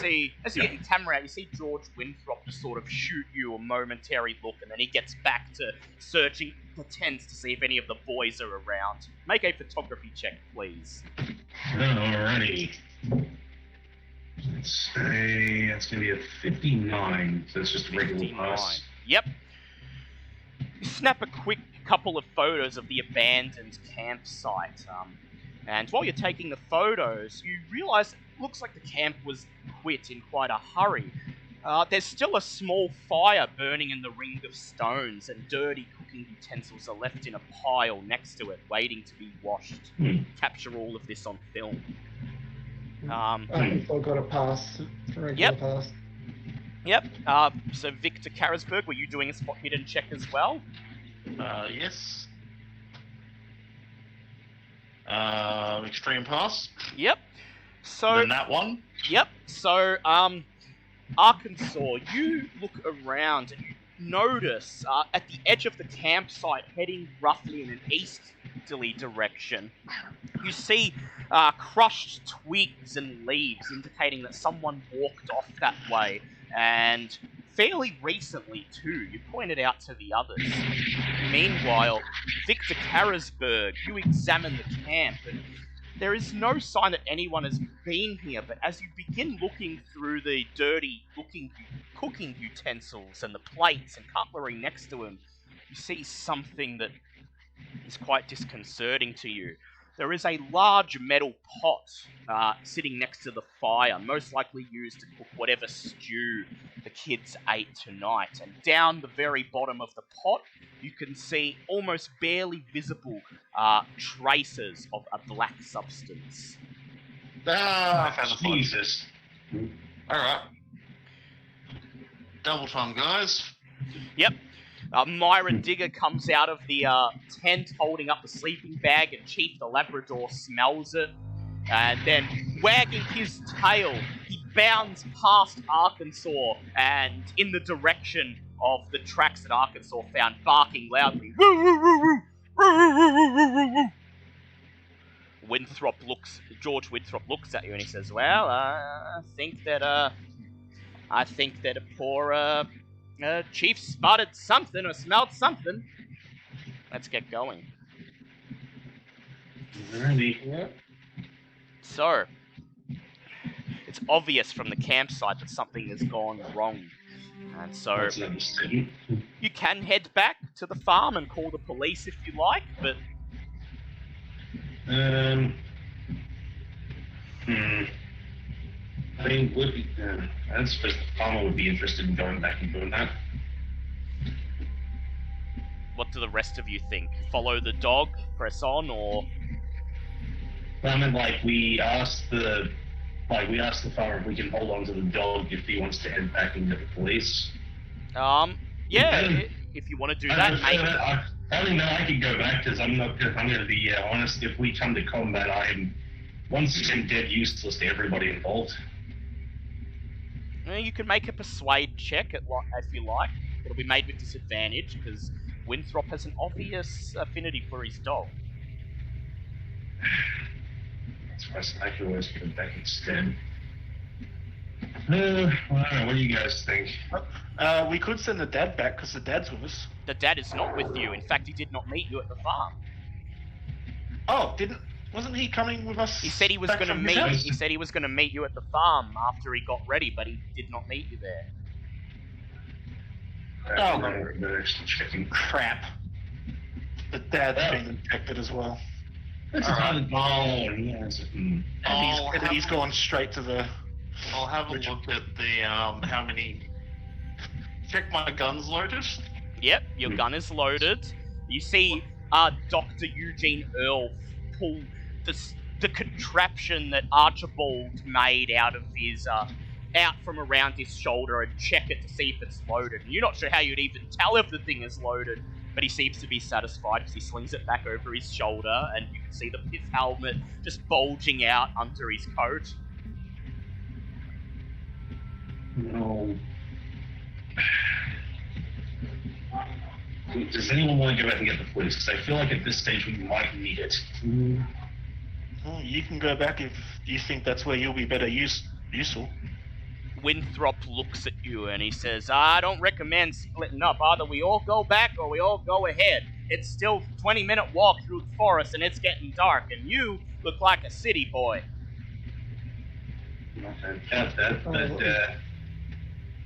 We may not have time. We don't have time to go for all of us to go back. I was just... We don't want to split up, but... He looks you over, he says, you all look to be armed if we run into trouble. Although I don't suppose there'd be much trouble. Looks like they may have... if anything's happened to them, it's probably gonna be a bear or something. We should be fine, I reckon. Let him think that. Yeah, sure. I'm just, even when he thinks just a bear will be fine, that's... We're gonna die. Okay, let's go. You follow Chief's distant barks through the thick tree line. Woo, woo, woo, woo, woo. And you begin to track the Boy Scouts through the difficult and treacherous terrain of the Massachusetts woods as the sun goes down, as the sky turns purple and the shadows of the trees grow longer, twisting and contorting like the skeletal claws of a giant demon reaching out to grab you. While you have Chief with you, he will make the track rolls. You will just require survival rolls to make sure you don't run afoul of anything in the woods. So as Chief runs ahead, barking and following the trail that Myra has put him onto, I would like you to nominate one person to be the leader of this group to make a survival check. Well, I think we all know who that's going to be. I already made the survival check. I already made the survival check and I passed. Yeah, alright. A fairly obvious path leads from the Boy Scouts campsite into the woods. Chief, seemingly alerted to the urgency of the situation, stands and barks in that direction, and it's nearly impossible to ignore. There are numerous Boy Scout tracks on the path. But if you'd like to take a closer look at them, you may make a track roll of your own. pass on that track roll. Yep. So as you follow Chief, you take a look at the tracks yourself, and you spot a set of adult footprints among the rest that are clearly children's. Judging from the stride, it's obvious the man was running. Following the path, you find the pine and cedars growing thicker as you plunge deeper into the wood. Light barely reaches the forest floor. Footsteps are cushioned by the thick layers of fallen needles. "Well, let's all be careful," says George.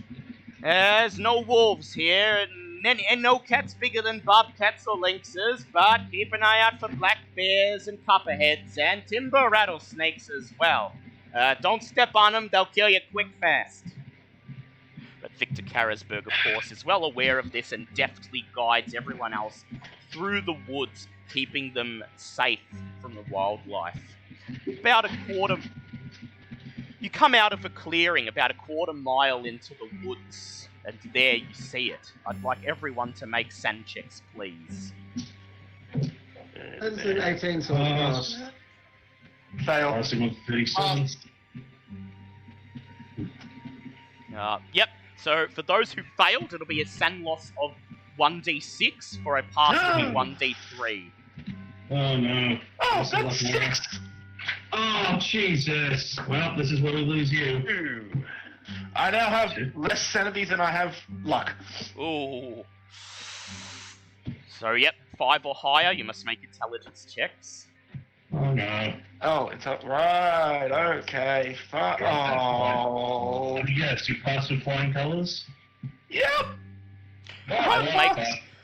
We'll make a note of that. More.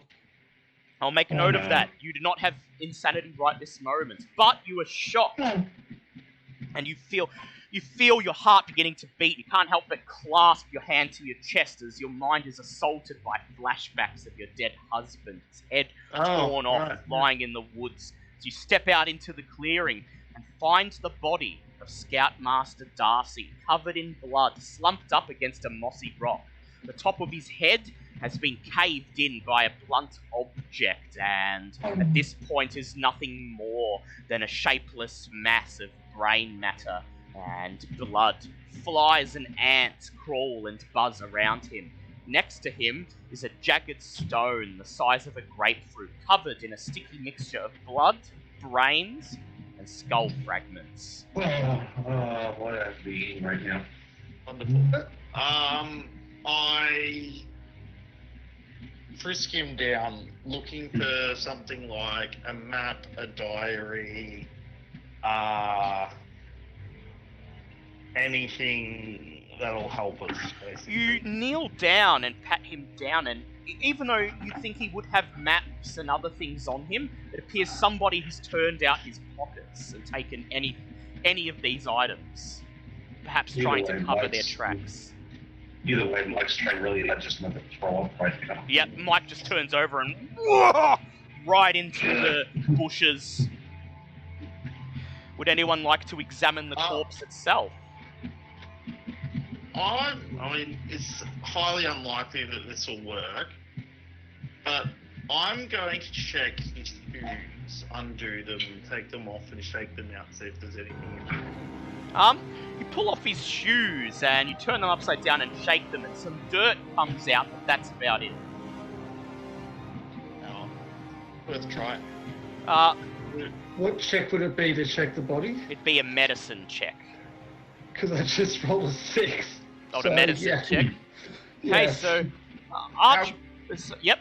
Yes, Victor. How good are his shoes? Oh yeah, they're in quite good condition. All right.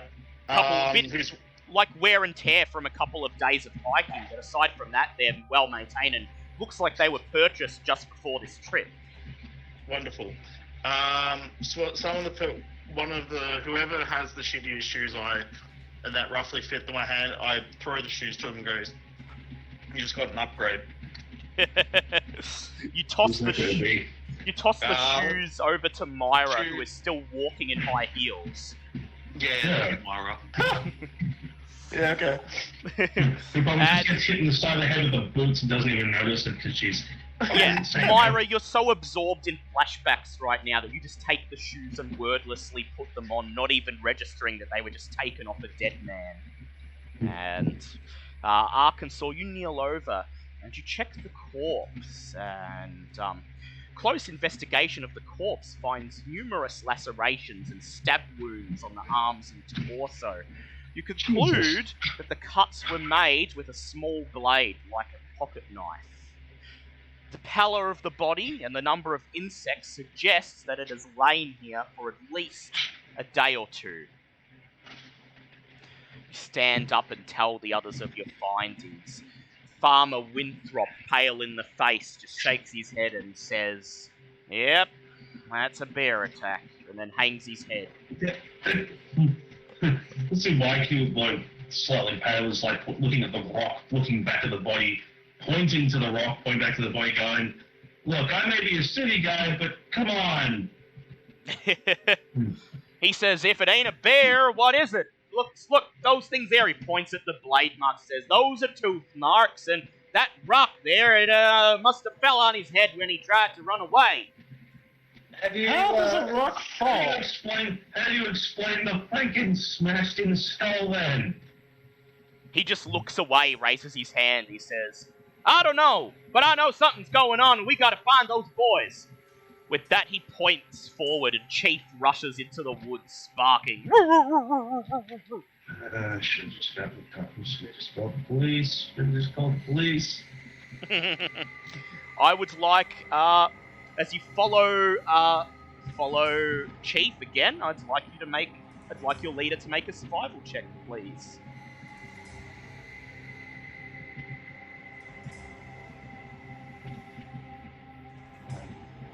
Victor Karasberg, survival check. Yeah. Right, there we go. Yeah. Yep, that's a pass. Pass. Yep. You follow Chief as he follows the trail, leading you along a hilly wooded path. Go for a 2-mile hike along this hilly wooded area. It takes more than half an hour, finally depositing you on the edge of an unpaved 2-lane highway that runs through a gap between two sections of the wood. You see no vehicles travelling along the highway, but if you'd like to wait, it's entirely possible you might be able to flag a car.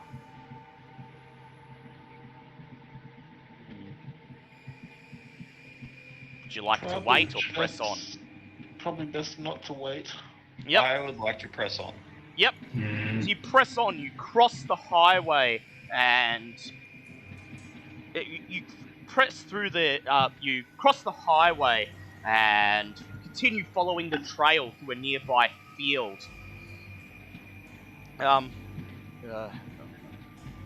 Yep. Okay. Venturing once again into the tree line. At this point, Chief runs far ahead, disappearing amongst the foliage, and his bark starts to grow more and more distant. I would like Victor Karasberg, or whoever you would like, to either make a track roll with advantage or a listen check. Make a track roll with advantage. Pass. Yep. Keeping the distant barking in your head, you follow the trail, the footprints left by the Boy Scouts, and continue leading the party in the direction that the dog ran. And soon, you press through a particularly thick section of woods to find the dog waiting for you opposite a tiny clearing. You rejoin him and begin following him into the jungle. Following the path, you traverse another 2 miles of wood, crossing 3 small streams in the process. The first 2 streams are barely more than a few inches deep, providing little obstacle, but the third is nearly a foot deep and nearly 8 feet wide. You notice a series of rounded stones that can provide a potentially dry path, but it would be difficult to cross it. You have multiple options. You could simply wade through it, you could attempt to cross it on the stepping stones while dry, or you could try to find another way around. What would you like to do? Sounds like this. I wish I had my vines. Yes, if wish you were D&D had the vines. Lost audio for a couple of minutes. So we've come to a stream.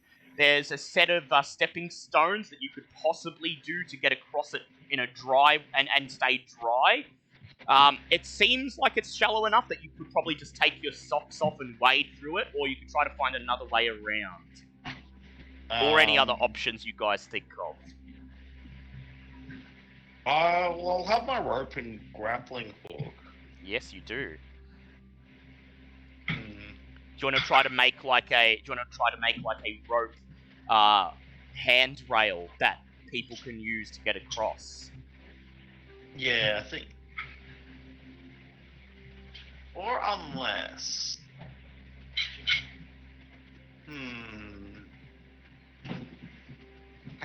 What check would it be to climb a tree and make a rope swing across? It'd be a climb check to get onto an appropriate tree, and then either survival or mechanical repair to make a flying fox that you could go across. Alright, I'll try and do that. Yep. Alright, so make a climb check, please. Pass?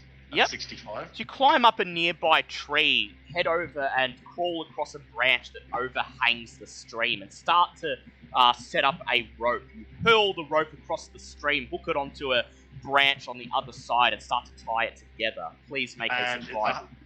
Yep. A hard pass to make the flying fox. Yep. You make a flying fox, and then you decide to test it. Please make a jump check with advantage. Yeah. That one. That one. You grab a hold of the rope and slide across the stream, jumping off at the end and landing on your feet at the foot of a tree. You look over at the others on the other side of the stream and signal for them to join. Meanwhile, Chief, the Labrador, happy as ever, just bounds into the stream and starts deftly running across the stepping stones, barking and wagging his tail all the time. So, if you guys would like to use the Flying Fox, it'll be a jump check with advantage. Otherwise, it'll be a extreme dex check to cross on the stepping stones, and no check required to cross just through the water, but you may be affected by the temperature. Son of a bitch. When you say may, does that require like Constitution? Means you'll make save or something? means you'll make a con check, or you might catch a cold. Oh my god. Like just a regular con? It'd be a regular one, yes. That is a normal pass. Normal pass, yep. For a jump check. Just watch Mike Takers. Can you just watch Mike Takers watch Victor do all that climbing and leaping across going, hell of this, just takes the boots and socks off and goes, I'll take my chances. Yep, so please make I'm gonna do a jump. That's a nat one. Nat one, lovely. Yeah. So, my first time running around with that shoes on. So Mike Moxley plunges into the river, and it is deathly cold, and you almost lock up, unable to move when you feel the water, but you grit your teeth and press on, soon coming to the other side. You you place your socks back on your feet and strap the boots back up, while Myra and Arkansas and Dr. Earl make their way across the Flying Fox. I spent 1 luck to make my jump a... Yep, so normal you're pass. fine. You all arrive safely on the other side. You're soon rejoined by George Winthrop, who decides it's time to press on. So a half mile later, you emerge from the woods to find yourselves on the edge of an overgrown cornfield. The Boy Scouts trail through the scrub proves easy to follow, so you just walk through it following the barking dog and no track roll needed. Another half mile, you soon come upon a small embankment with a set of train tracks running north and south. About this time, you hear a crack of thunder, and the skies open up. The rain grows heavier and begins to pound down upon you. Within seconds, you're only able to see a few feet in front of you, the rest of your vision blocked by darkness and mist from the heavy rain. You carefully cross the train tracks and just seeing the gold-coloured fur of Chief disappear into the trees ahead, his barking drowned out by the rain, you will need to make either another track check with advantage or a listen check, please. Check.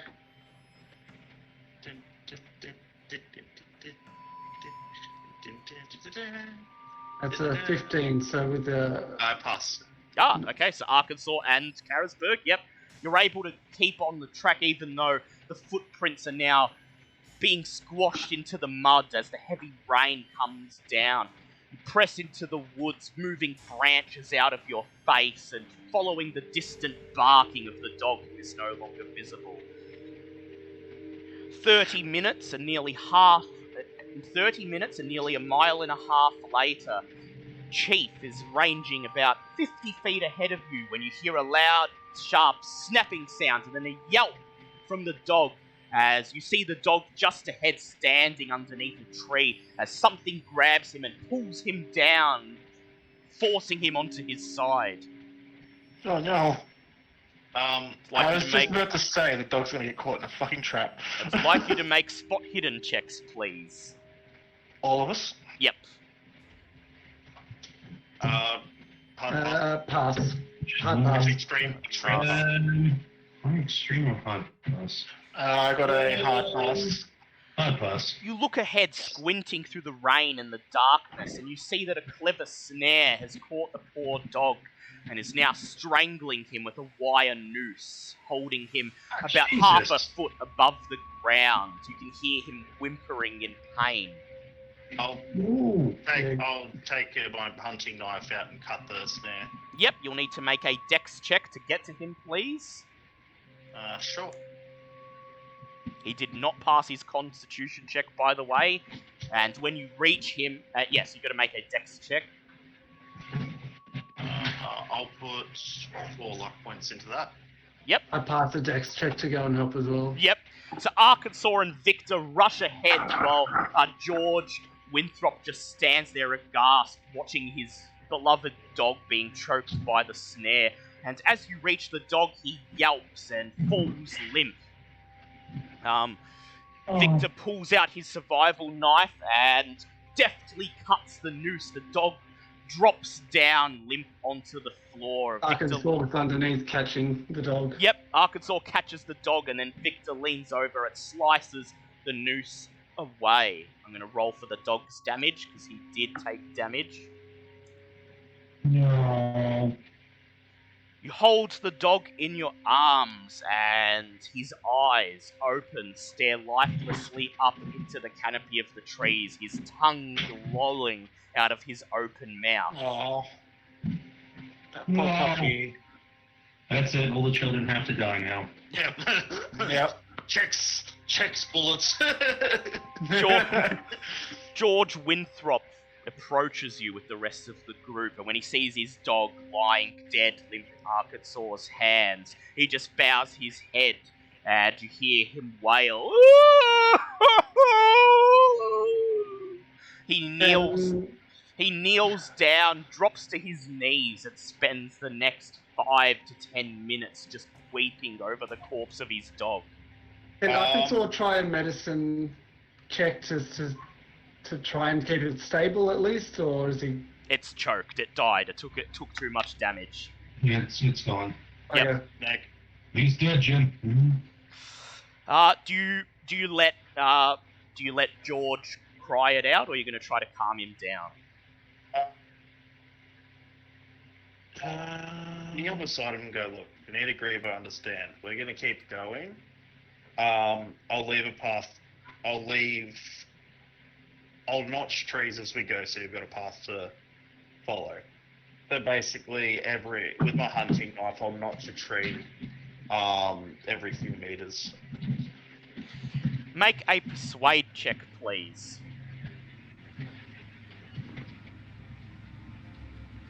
Abject failure. He shakes his head. He says, "Just give me a minute.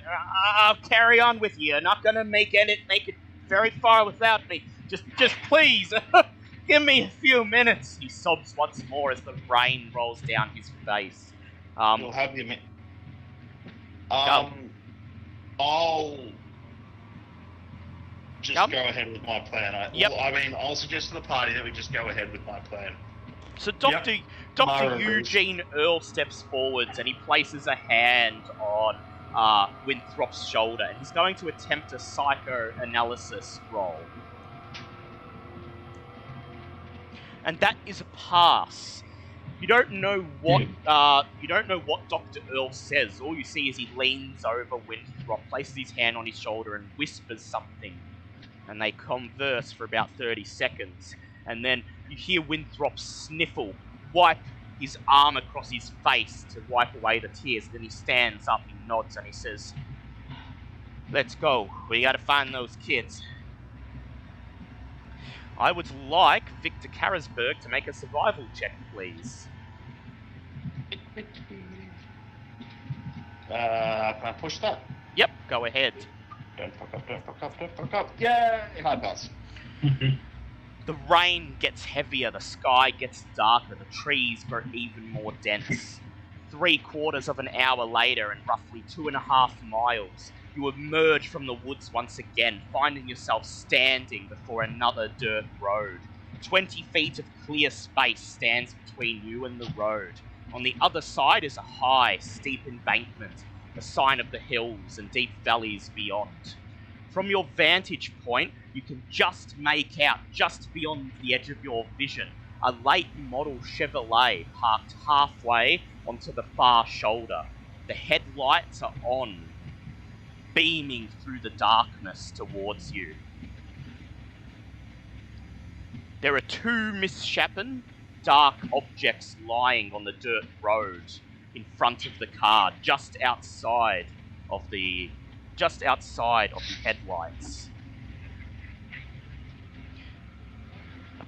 What do you do? Approach, or? Let's go investigate. Yep. As you approach, I'd like you all to make spot hidden checks, please. Fail from me. Yep. Hard pass for me. That is a fail. Fail. Push. That's a hard pass. Yep, so altogether that is a group fail. You do not see what these objects are until you step out into right in front of the high beam headlights.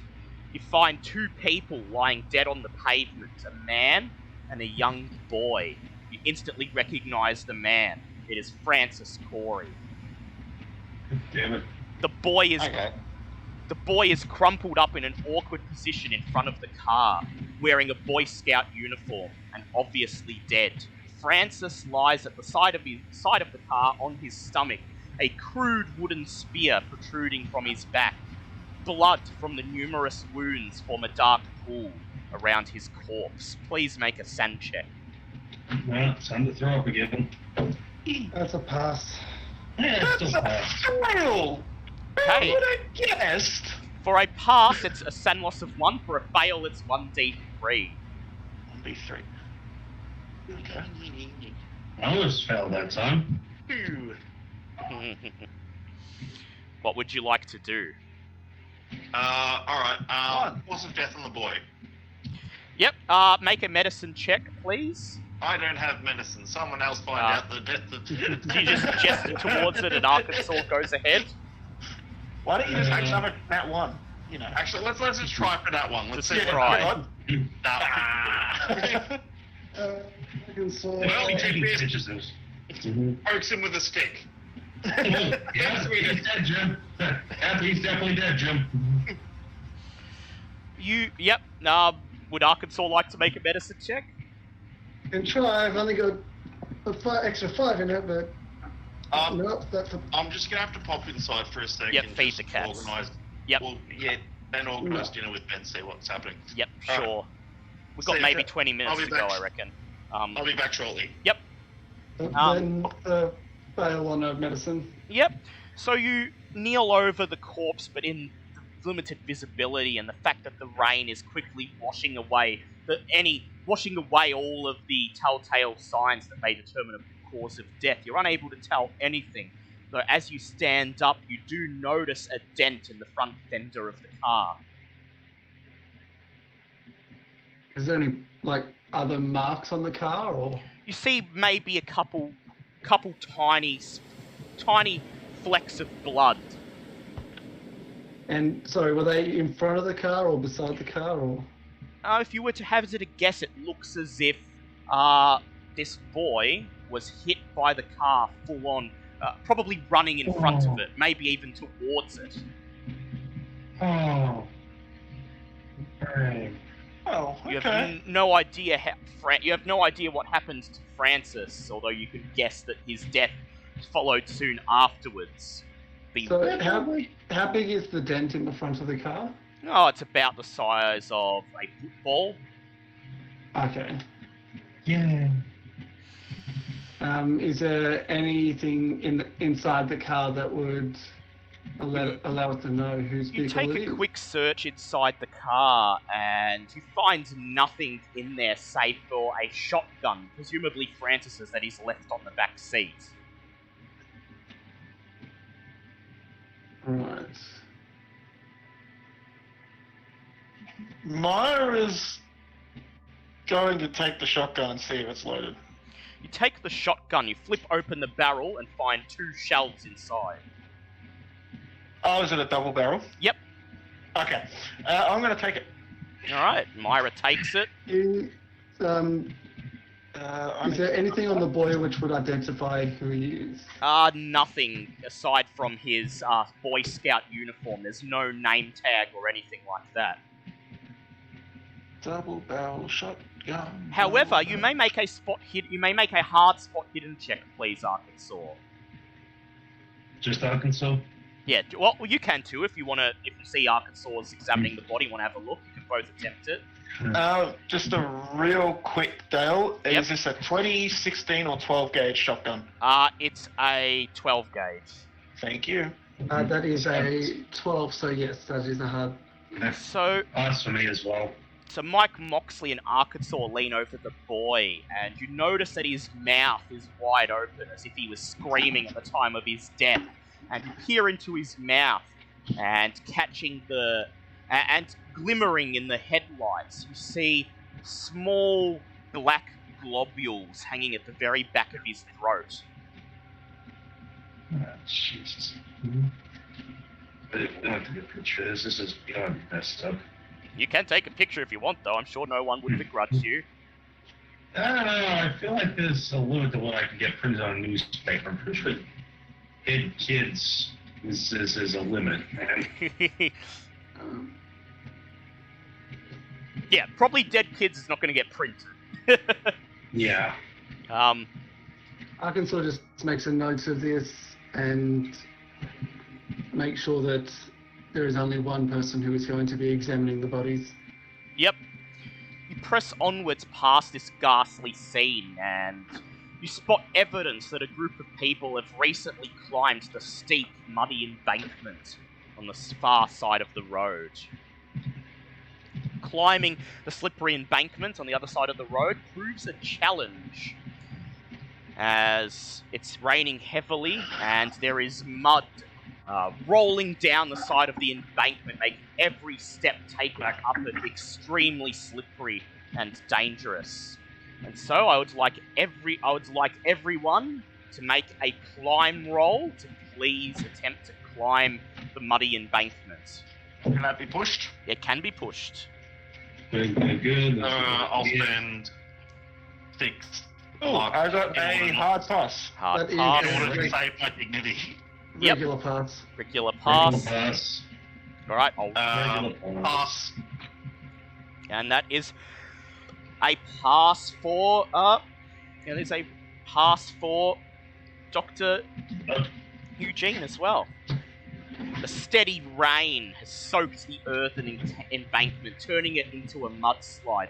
Reaching the top requires serious effort, and you nearly slip a couple of times as you lose your footing, slide a couple centimeters down before reaching out and finding another foothold. Luckily, no one slips down to the bottom or sustains any damage.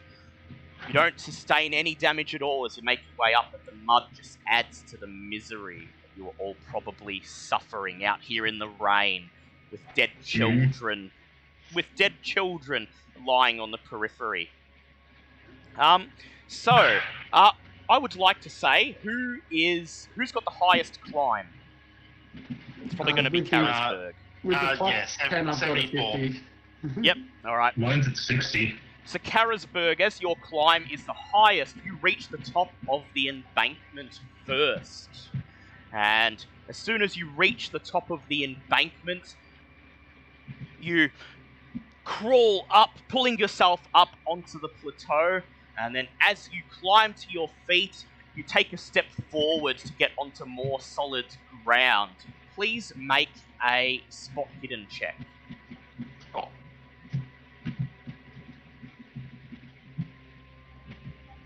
Fail.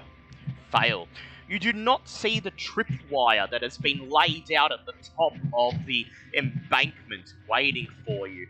You feel it brush against your shin, and then it snaps. You hear a loud cracking sound, and then you look to your right, and you see a heavy log that has been left suspended from the overhead tree branches. A rope holding up the log. A rope holding up the log suddenly snaps, and the log falls flat on the very edge of the embankment, bounces, and begins to roll its way down to the road below. So Carisberg, you're not on the embankment anymore, so you may make a dodge or a jump check normally. Pass. This is where we die. The rest of you who are still climbing behind Carisberg need to make either a hard jump check or a hard dodge check. God. I guess I'm making dodge. I'm shit to jump. Oh, that is a 14. That is a 14. 14. Mike failed. I got an 88. 88, okay. Okay, cool. So 2 fails there.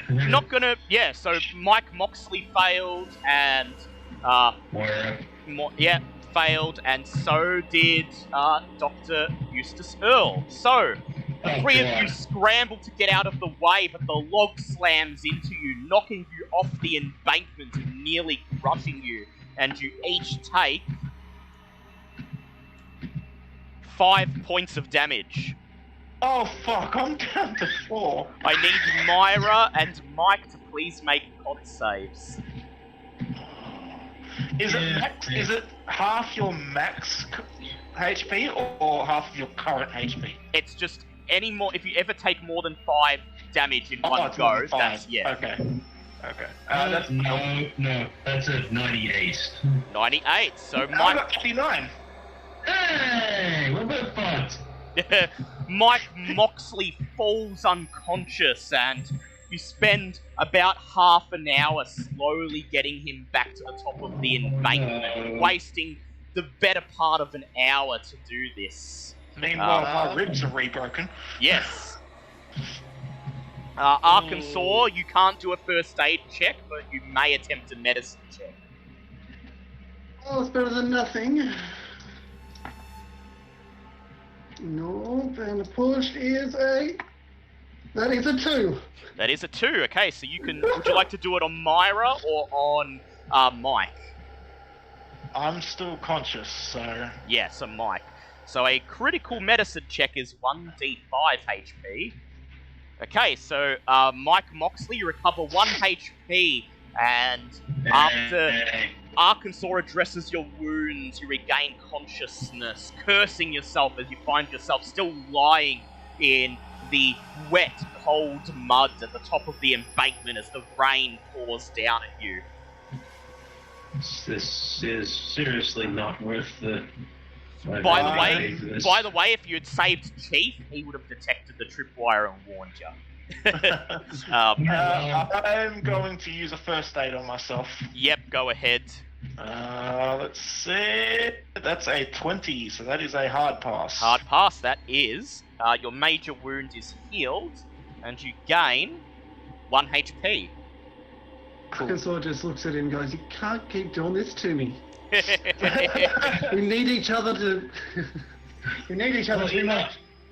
Well, it's not exactly like I've been trying to get my ass kicked by freaking falling logs in the middle of the wilderness while we're looking for freaking kids. From here, the trail moves into the deep woods, beeches and oaks, climbing steep hills and following low-lying glens. After another 15 minutes of hiking, the trail disappears, washed away in the rain. I would like Victor Karasberg or Arkansas to please make a track check. I'll track. Pass. Yep, okay. You look around and you travel onwards for about another half a mile, and there you see the footprints still barely visible, almost completely washed away in the mud. You point them out and lead the rest of the group towards them, continuing on deeper and deeper into the woods as you begin to climb a very steep hill. Arkansas just stays near Mike, just in case. As you climb this steep hill, I'm sure you're all feeling suitably paranoid. Always. Yeah, no shit. Listen. Okay, you climb the steep hill, walking on for about another half hour. By this time, it must be nearly midnight. It's definitely beyond 10:30 p.m.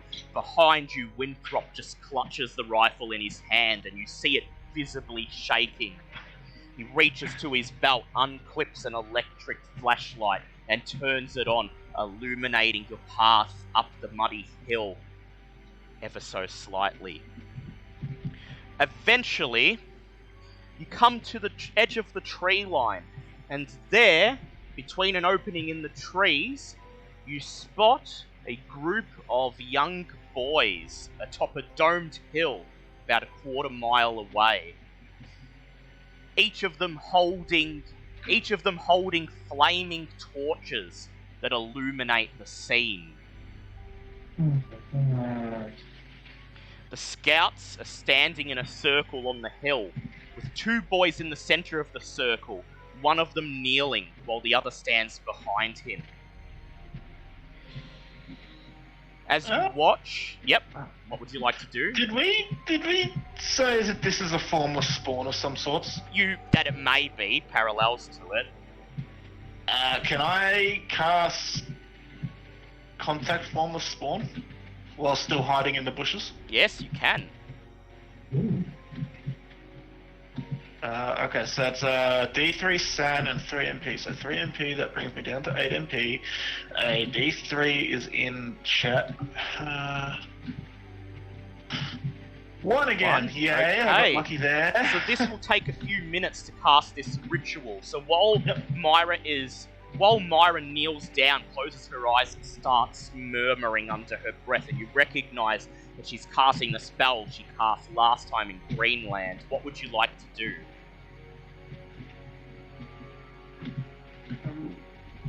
So is it like thick bushland that we're There's in? Or... basically there's a clearing between the tree line where you are and the hill where they are. They would probably spot you coming out, but no photos then. Would I be able to make a survival check or something similar to Pathfind a trail that will let us get the jump on them? yes, you could. You could make a navigate check. Alright, I'll spend 4 luck and make that pass. Yep. So the scouts are standing in a circle on the hill with two boys in the center of the circle, one of them kneeling while the other stands behind him. Your hearts sink as you realize that a number of misshapen objects scattered around the side of the hill are dead bodies of perished scouts. Perhaps killed in the time that it took for you to get here.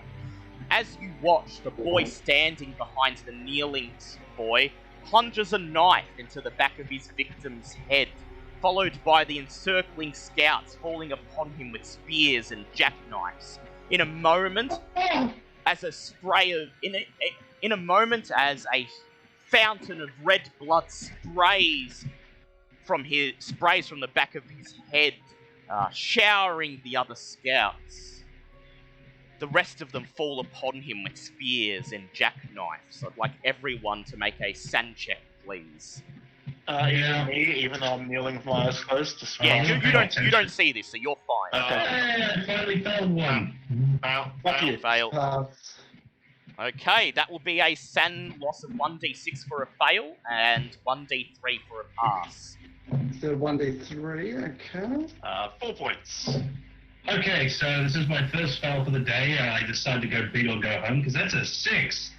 Yes. Go ahead, roll your intelligence check, and remember I did note Myra's from before. Mm-hmm. Okay, so,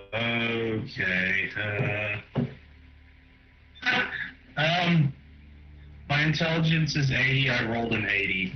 Lovely! So that's a lovely. So that's temporary insanity for Mike. Meanwhile, as Karasberg fans out attempting to see how to get the drop on these scouts, Karasberg, you notice that there is some brush. If you kneeled down in it, it would just come above you, concealing you, leading up out of the tree line and up towards the bottom of the hill. You would still have to climb the hill in plain view, but you'd be able to at least get from here to the base of the hill about 20 feet away without being spotted. But, Arkansas, what would you like to do? Arkansas wants to talk to, the farmer, tell him to stay back, and if things get rough, make sure that the coroner is contacted and tell him that Arkansas Smith said for him to take this. He nods and, clutching the rifle in his hand as it shakes, he backs away into the tree line. So, Karasberg and Arkansas, would you like to follow Karasberg into the brush? And Myra's still doing her Myra's still doing her thing. Mike is temporarily insane, but at the moment he can still follow you into the brush. Well, someone should stay with Myra while she's doing this, and someone should go with Karasberg. Alright, so Mike's not really moving at the moment. Yep. So Mike stay with Myra, and yeah. So Myra continues chanting as Karasberg and Arkansas enter the scrub. I'd like both of you to make stealth checks, please.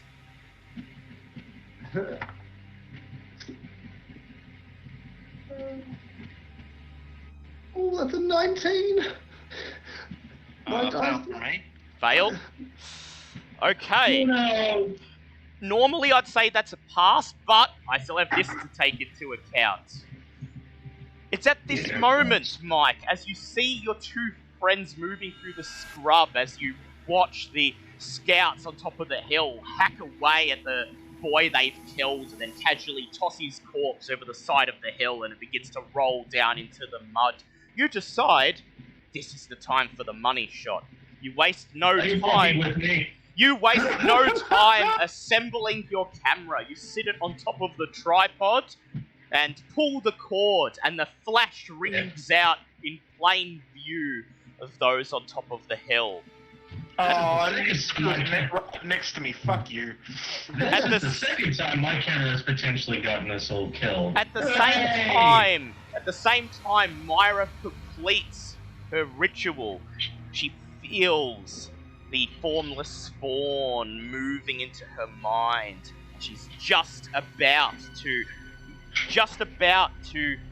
attempt to communicate when she hears the whir of the camera. The flash rings out. All of a sudden, all of the Boy Scouts whirl around, flaming torches in one hand, jackknives and makeshift spears in the other, turning towards you. Myra, the voice in your head just shouts, "Kill them, sacrifices for the undead wizard!" And you have no choice but to force the formless spawn out of your mind. Make a power check, please. Power, okay. Myra. Oh, Just me, because I'm the one casting the spell, I guess. Just Myra. Yep, Oh, that's a pass, actually. that's a I'll take pass. You well, that's force exciting. you force the formless spawn or the voice or whatever it was out of your mind. Still hear it echoing, sacrifices for Zalathos. Restore Zalathos's body. Sacrifice the children for Zalathos. And you've got a throbbing headache. You clutch your hands to your head and kneel over. You are not insane. But for the moment, you cannot move. It has taken an extreme toll on you. That's fair. Meanwhile, the scouts all turn. They notice Carisburg and Arkansas and Eugene Earl creeping up towards them. They whirl to face you, brandishing the jackknives and spears. But they do not move. So, What this do you is do? fun.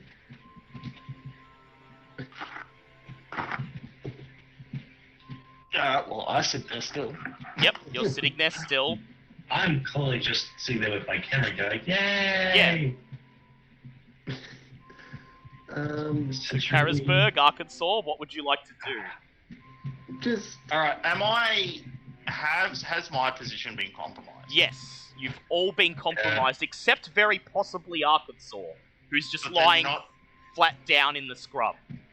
But they're not advancing us yet. No, they're just staring at you, their weapons raised. just clutch onto my my whip and get that sort of whilst I'm hidden.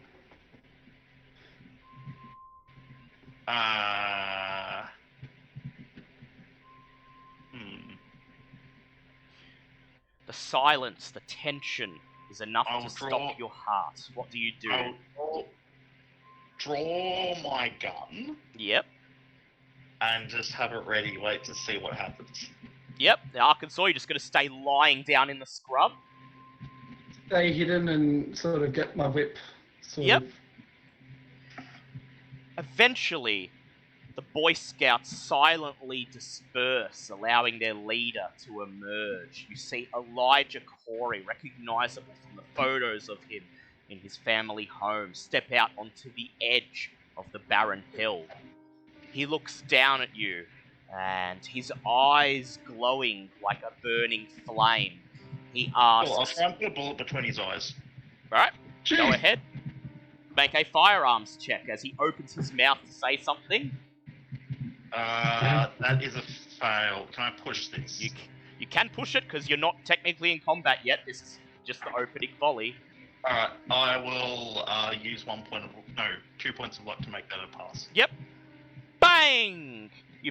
You raise your gun, and as he opens his mouth to say something, as his mouth twists into a smile, you pull the trigger. Please roll the damage.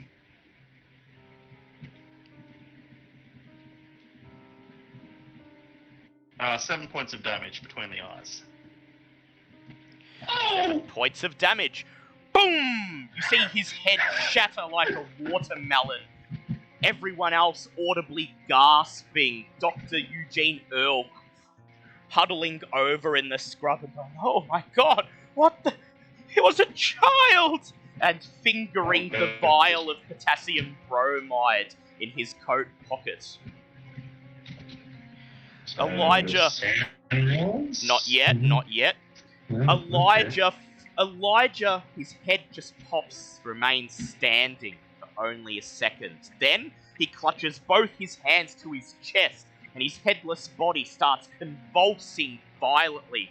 He doubles over onto his knees, and then, from inside what is left of his head and neck, something black, bubbling, begins to emerge.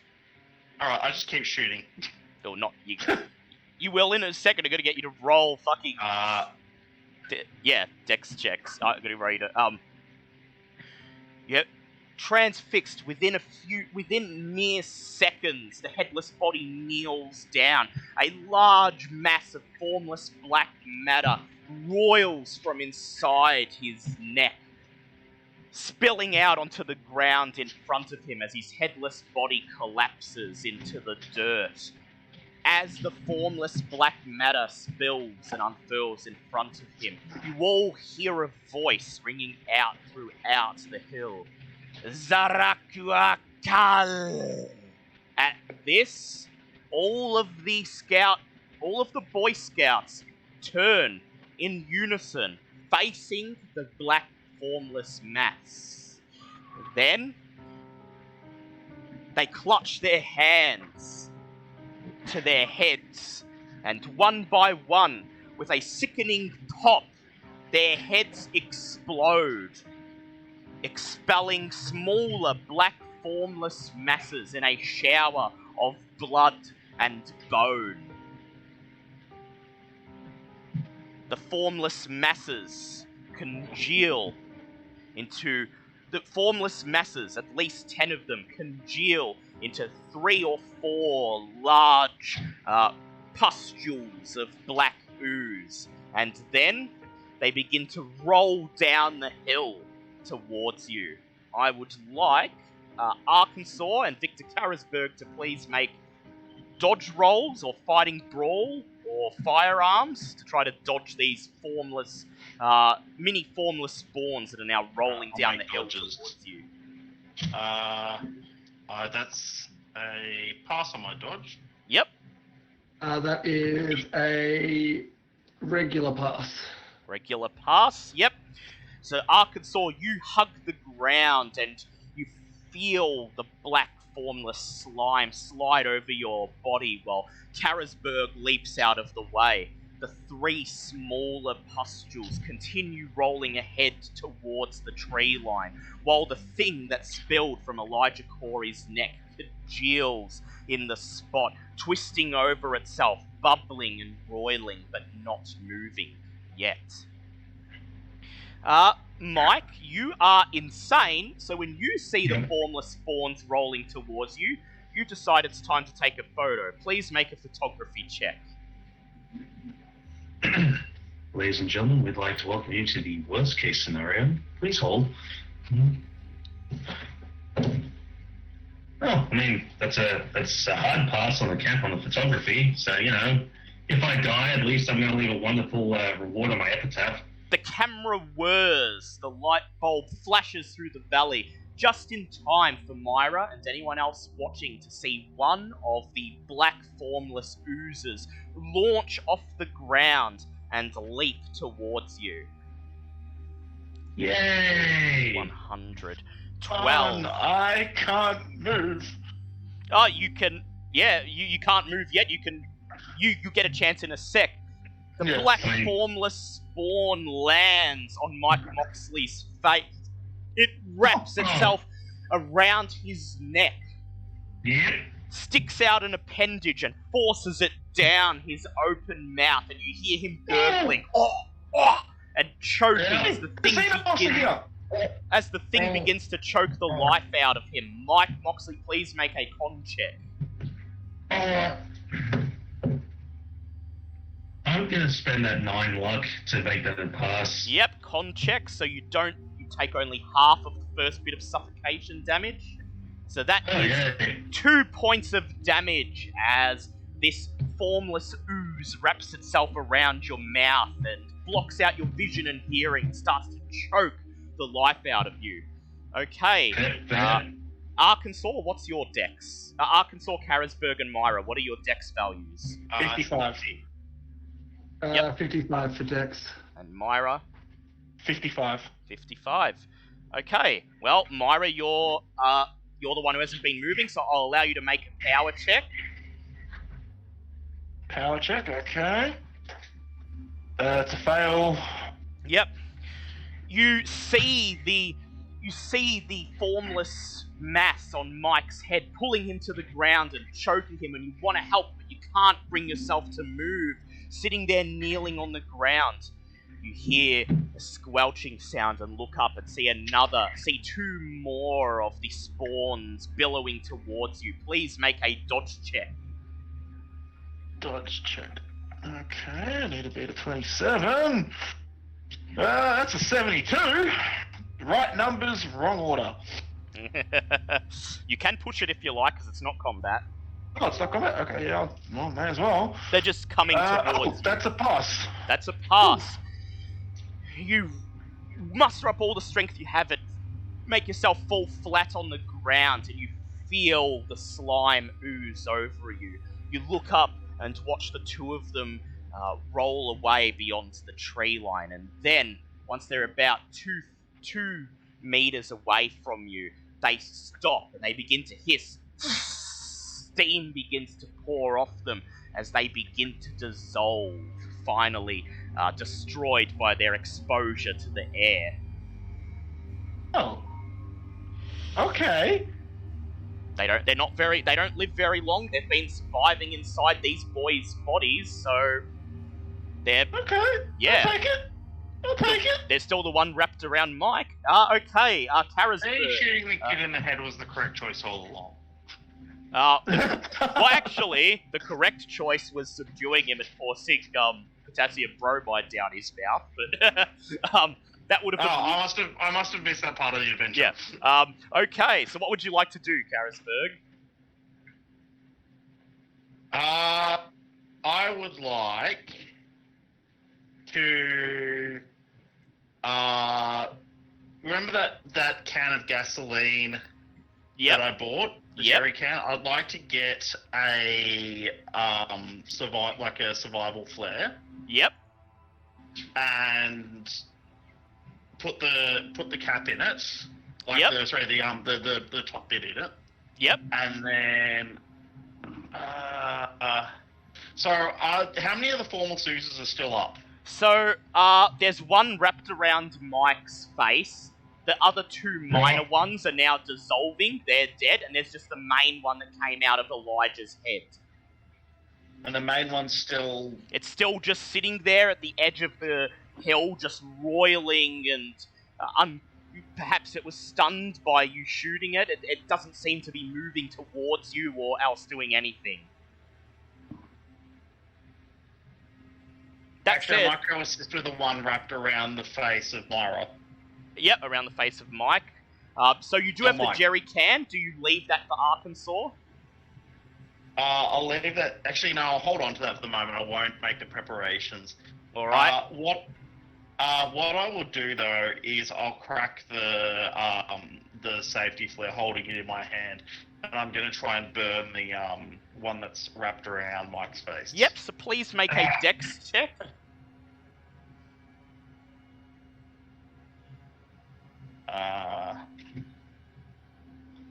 I'm only 2 above. Is this technically a combat roll? No. Alright, You're not directly combating it. Yeah. I'll spend 2 points of luck to make that. I'm burning through fucking luck today. But I'll spend 2 points of luck to make that a pass. You scramble up and grab the survival flare, you shake it to activate it, and start to run across the base of the hill through the scrub towards Mike. It is at this point that the Elijah spawn moves.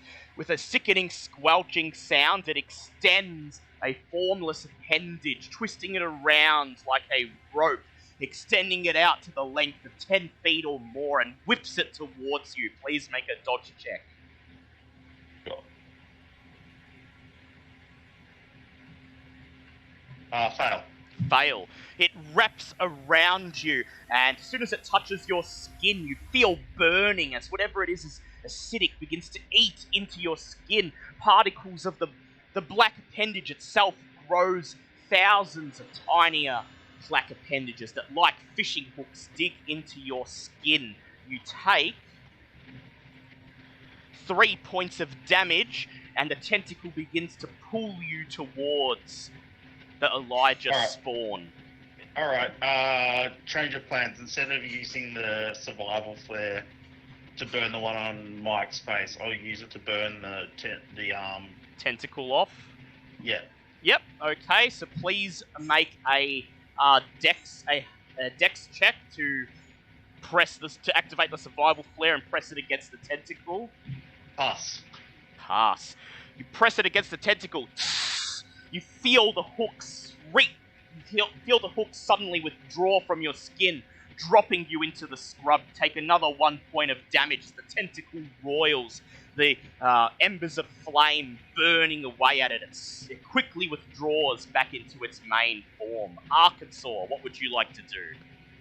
Arkansas is going to race over to Mike. Yep. And pull out the vial and try to sort of pour it over the blob and like it's going in around his mouth, so it would also go into Mike's mouth. So make a dex check, please. That is a 7. You rush towards Mike, retrieve the vial of potassium bromide, unscrew the cap, and grab hold of him, trying to pour it over the thing wrapped around his head. Please make a strength check or a fighting brawl check to hold him down. That is an 8. An 8. Oh my god. You tackle Mike Mike is to the... extremely important. Yeah. You tackle Mike to the ground as he struggles and start to pour the solution over the creature. You see its black, ooze-like flesh begin to bubble and hiss as it grows limp, liquid-like, and detaches from Mike's face. However, the process is not untraumatic. Mike, you feel this long tentacle being sharply retracted out of your throat, spitting acidic blood down your mouth as it withdraws, and you cough and splutter as you take a further 3 points of damage. The creature slides off your face and you fall to the ground, gasping for breath, rolling around in pain. The formless black ooze begins to melt, finally exposed to enough air that it can no longer survive on its own. Okay, Myra, what would you like to do? So what exactly is happening now? So all of the minor spawns from the Boy Scouts appear to be gone. Now there's just the main Elijah spawn, and it's just sort of sitting there on the hill. It's not moving, though you did see that it attacked when Karasberg ran for Mike. It did lash out with a tentacle. That tentacle is currently flailing around in obvious pain as the embers from the survival flare burn into its flesh.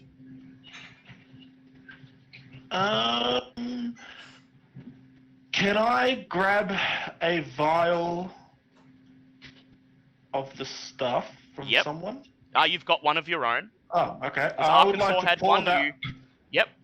I'd like to pour it on my rapier and try to stab the form. Alright.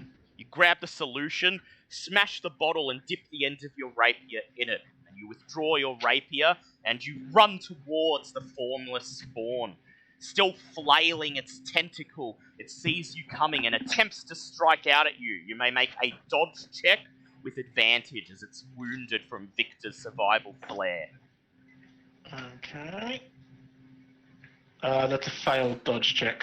That's a failed dodge check. It was a 58. Yep. If you need to do that. It wraps itself around you, twitching and writhing from the pain. And just like Karasberg felt before, you feel the hundreds, thousands of tiny black fishhooks and barbs digging into your skin. It hoists you off the ground and deals 4 points of damage. Shit. Okay. Can I touch my blade to... You could try, and then it begins to pull you towards its main form. If you'd like to touch your blade to it, make a fighting brawl check with disadvantage. If it's dragging me towards its main form, can I just try to stab the main form as I get close? You can. You can wait if you want. Keep in mind, as it draws closer to you, it's going to try to eat you. To use you as a sacrifice.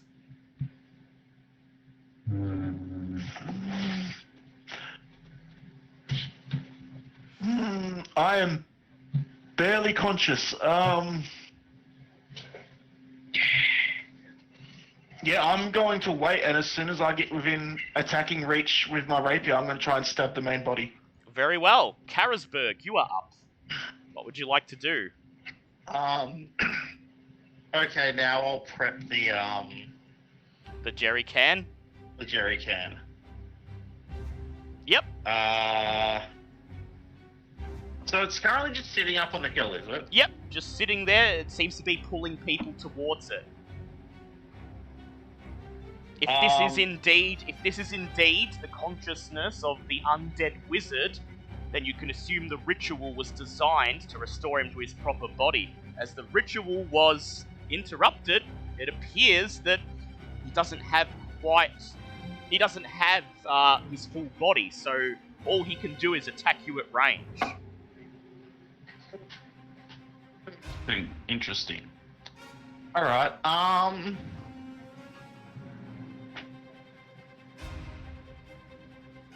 okay, I will tap the jerry can. Yep. And try and throw it up to Myra. Yep. Whoever's engaging it with the Myra's the current... rapier. Yep, that's Or Myra. I'm fully focused on trying to stab it. You can I'm still... just gonna try and like land the jerry can somewhere near you. Yeah, so you can reach for it as it drags you past. Okay. Make a throw check, please, Karasberg.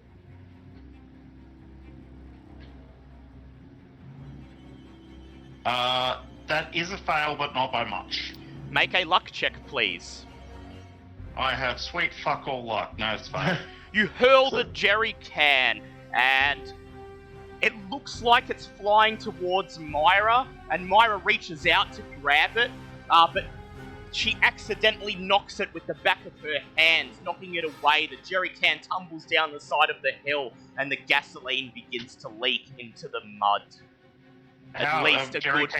Jerry cans are designed not to do that. This is a 1920s jerry can. It has no lid. You unscrewed the lid. Oh. Yeah. Sorry, no, I set a recap to the lid. Oh, yeah, okay. Yeah, it just lands in the mud about maybe 5-6 feet away from the monster itself. Yeah. I I anticipated that being a possibility, hence why I recapped it. Yep, okay. Yeah. Arkansas, what would you like to do? While Mike is on the ground gasping for breath and obviously unable to do anything. The creature that was on him is gone. Yep. How far away is Myra?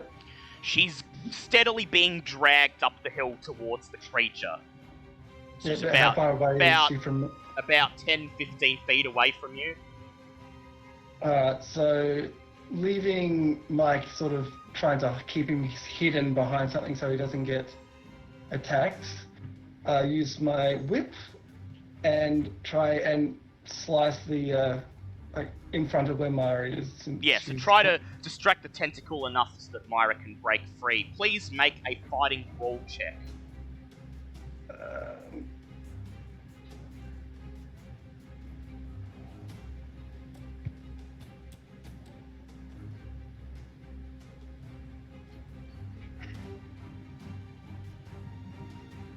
Or you can make a sleight of hand check if you like, because you are doing a whip trick. So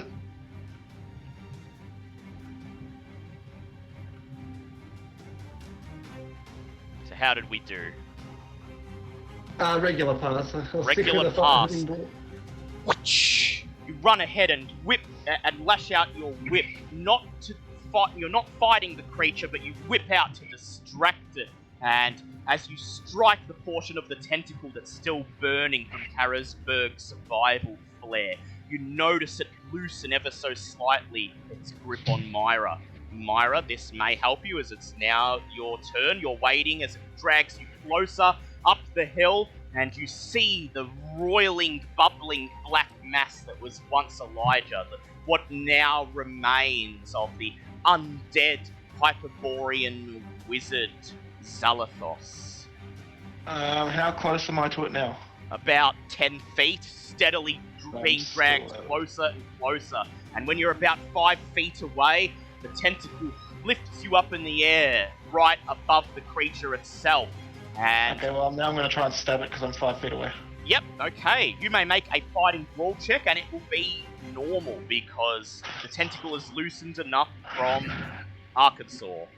So, if stabbing it works and stops it, this is either going to be really epic, Or I'm gonna die right here because I'm on 1 HP. I think you're gonna God. die regardless because Well, I'm getting gonna go out like a hero getting or the die tentacle pathetically. getting the tentacle to release you deals 1 damage. Oh, well, I mean, no, if she's... Unless she... Oh, does she have Yeah. a major wound? Yeah, so I don't think no, so she should be fine. She'll just So you just get knocked the fuck out. yeah. I have a 1 in 2 chance. All right. Oh, God. I don't want to roll these dice. Roll it. Roll it. Hard pass! Hard Oh! pass. The tentacle lifts you up. The Elijah spawn roils and bubbles below you, and suddenly, with a squelching sound, the middle of its mass opens up, revealing something.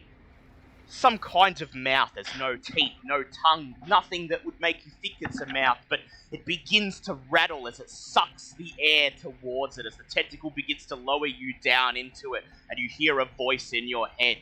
Yes, the last sacrifice shall be restored to my body. Hyperborea will rise again, and then you plunge the tip of your rapier into the hole. Please roll the damage. And you may... And it was a hard pass. You roll the damage. That is an impale, so you may double it. And then you may double it again. Oh shit, okay. Roll low. 1d6 plus 1. Okay, 1d6 plus So you got a 1. hard, so that's an impale, so that's double. And you've got the chemical that kills it, so that's another double. So it's... Just Wait, do I double the double damage? Yeah, you double the double. Yeah, so basically it's times 4. Yeah. 16. 16. The hybrid spawn has 15 HP. You plunge your rapier into the hole, and the creature begins to roil. The mouth opens, folds in on itself, reforms, folds in on itself, and pulls your rapier down into its form. It swallows your rapier whole, and then it begins to scream.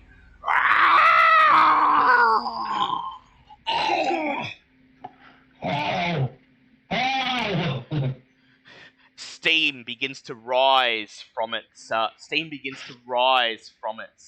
skin as it begins to dissolve. You feel the fish hooks and barbs release from your skin, and you're dropped to the floor.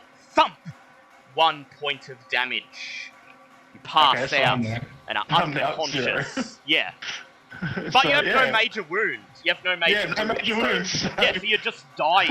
Unconscious. You're just Um, unconscious. Yeah, you're dying. You're bleeding out. Someone needs to stabilize you. The only person, I'm not the person. the only person who is able to act is Mike. Seeing Myra lying on the floor, blood pouring out of multiple tiny cuts and nicks across her body, you gasp for breath. You reach for the first aid kit that George left on the floor and begin running towards Myra. Please make a dex check. Great, it's all up to me to keep you alive. That's just frickin' dandy. That's a pass. That's a pass. It's okay. You reach Myra. She's bleeding out. Her eyes are rolling in her head. She's breathing clearly on the verge of death. You throw yourself onto her and gasping, wincing in pain yourself, you open the first aid kit, reach for the syringe of adrenaline inside, and slam it into Myra's arm. Please make a luck check. Oh, good. I'm so glad I spent that luck before. This is... Oh, boy. That was a fail. It was a You've fail. paused far too fucking long. Yeah. No. No. It's No, not. You have that to was- go ahead and do it. No, I was pausing because I really don't want to fucking roll these. I can't begin to express how much I don't like the fact that this is riding on me. Do it. Do it. Do it, you bitch. Oh, I wish you hadn't called me a bitch. Did you just You say got your wish. You got your wish. Okay. You slam the adrenaline Wait, was it a shot. fail or a Was it a fail or a pass? Well, Okay. You slam the adrenaline shot into Myra's arm. Her body shakes and convulses. She looks up at you, raises her head, gasps, and then her eyes roll back. She falls back, limp, not breathing, not moving.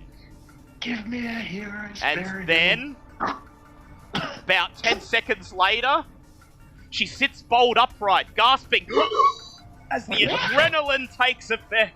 Oh, fuck you! I was gonna say the best I can offer is a mass grave with a bunch of kids in it. Yeah, Was that a false luck check? yeah, it was false. I knew it! Yeah, Smithy, I've done it to you before. It was the exact same situation. M2 ejected Smithy. This shit twice. I hate you! Myra gasps for breath, sitting bolt upright as she winces in pain. She wraps her arm around you and pulls her close, and there, in the darkness, in the intense rain, you all catch your breath, wounded, tired. You sink into the mud. You sink into the mud. So as a Yep. as a follow-up, I'd like to dig a mass grave, bury all the kids in it. Yeah. Does anybody? We don't mention to us all what happened here. Did any? Yeah. Does anybody disagree? Do these children not have family? I'm still pretty sure I'm temporarily insane, so I'm probably just lying on the floor thinking I killed Myra and just like not conversing with anyone. So you do what the fuck you want. Arkansas goes over and says these children probably have families. I believe that there is a way that we can keep what happened up here secret, but also giving the families the comfort that they need to know that so they can take care of what they need. I honestly think it's better if nobody comes up here ever again. I think we just. Well, we need to be able to let the families have. Yeah, we don't. I mean, you still have to prove what happened to them. I mean, We can. I know exactly who we can talk to about this in order to get the proper reports done so that none of this will ever happen. Do you just look over at Mike as him and Myra are clutching each other in the mud, just gasping and wincing? Yeah. Yeah. So, Carisberg spends the rest of the night digging a mass grave. As the sun comes up, as morning comes, the rain fades away, and you sigh. And yep. when I pile all the corpses into there, I'll slosh the See what you fuel. can do that. Yeah. Arkansas is going to be completely abrasive the whole time, saying we need to tell the families, and I'm going to talk You to. can tell the families that Well, we their don't know bodies who are up here, but We don't know who they are, so we need to talk Yeah. to someone who can find out who they are, so that we need the bodies. We cannot just leave these bodies up here. I can, trust me, I know who to talk to, someone who has already started covering this up. I have to go, guys. I'm Yep. really sorry. Alright, I'll No, message you your rewards, Remy. Yeah, thank you. See ya. See you, everybody. See you, stream. Fuck. The coroner has, I'll begrudgingly leave the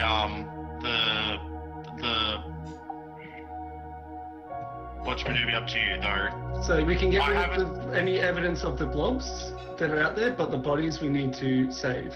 Yes. Including the one I blew the head off. We know who that is, so we don't You need know to that's worry about Elijah. Yeah, you know that's Elijah. We know that was Elijah, but the rest of the boys, their families will be looking for them, and we need to make sure that the correct person can identify them, but also keep this hidden, and I know who that is. And to be fair, all the kids' heads are gone at this point, Yeah. so... Yeah, that's true. The mini formless spawns burst out of them. But they still have like fingerprints. Yeah, and still got fingerprints and I got other ways of identifying them. Yeah. So, begrudgingly, as the morning sun rises, as the rain subsides, leaving you all huddled, cold, tired, hurt, scared in the mud in the shadow of the hill, Victor Karasberg raises the jerry can. Arkansas places his hand on Victor's shoulder.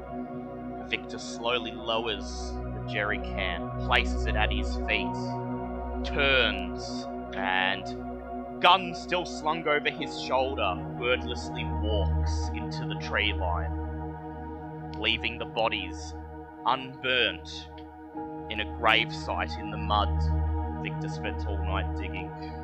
So how are you going to explain this? Arkansas, when they get back, that he contacts the coroner directly Yep, and asks him to meet him at the farmhouse yep. and bring no one else, but just bring his equipment. So, the next day, after everyone else has returned to Arkham, after Myra and Mike are checked into St. Mary's Hospital, after Karasberg thrust this upon you and told you to do as you wish, and was not seen again for the coming days, you meet with Dr. Sprague at the Winthrop at George's farmhouse, with George waddling out to meet the both of you, still carrying the gun, shaking in his hands, his face pale, written with lines that tell you that he knows exactly why this has to be kept secret. Mm-hmm. And then what do you do? I start making my way out the pathway that we took with the coroner. Yep. And says, so we found more bodies that have the substance there. We need your help to identify these bodies, and I know that you are the only person who will be able to keep this substance out of records. Dr. Sprague solemnly nods. You lead him out to where the bodies are, and So the families need to know what happened. Just for the record, what exactly are we saying happened? Because obviously I have to tell people something that covering this. Are we saying bear attacks or what? I vote we say absolutely nothing. just say they went on a camping trip and they were found dead. Yeah, they were found Tragic dead accidents. in the woods, marks all over them. Okay. Unfortunate events of the wild. Okay, well I will keep the abandoned campsite photo, but I'm going to get rid of the other formless mass the other ones. one. When you check that later, Mike, you actually determine that in your panic you barely captured anything usable at all. All of those photos you took are just blurs of blackness and flames, and That's probably for the best. and you feel that perhaps it's better this way. So the coroner, Dr. Sprague, spends the better part of the day performing the grisly task of identifying all of the boys. And then Arkansas members... helps out however he can. Yep, Arkansas helps out. The Arkham Police Department is brought in. They secure all of the bodies, place them in body bags, and bring them back to town so that they may be brought home to their families.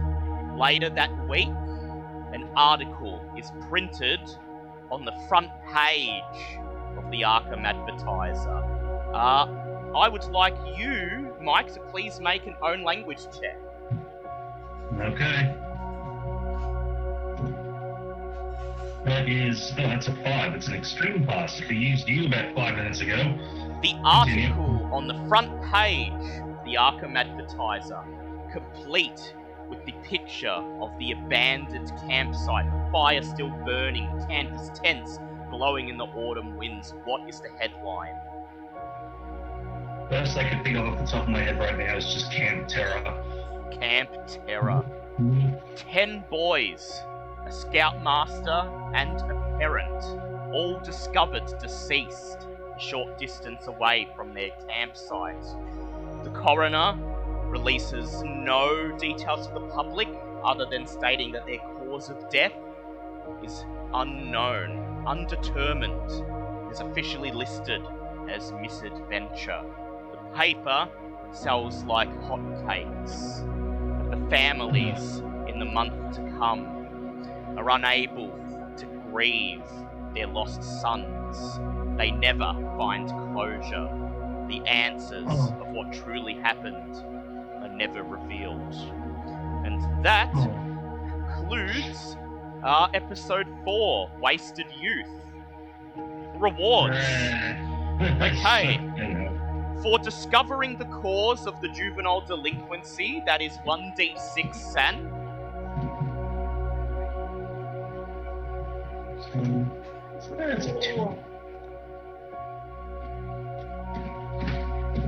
One sand. 2 sand. Red sand, blue sand. For I'm seeing what other rewards I wrote down. So I had for each scout you saved, that was going to be 1 sand point, but Nope. instead, for the entire scout troop perishing, please lose 1d3 sand. What should we roll? 75 and That you just gave.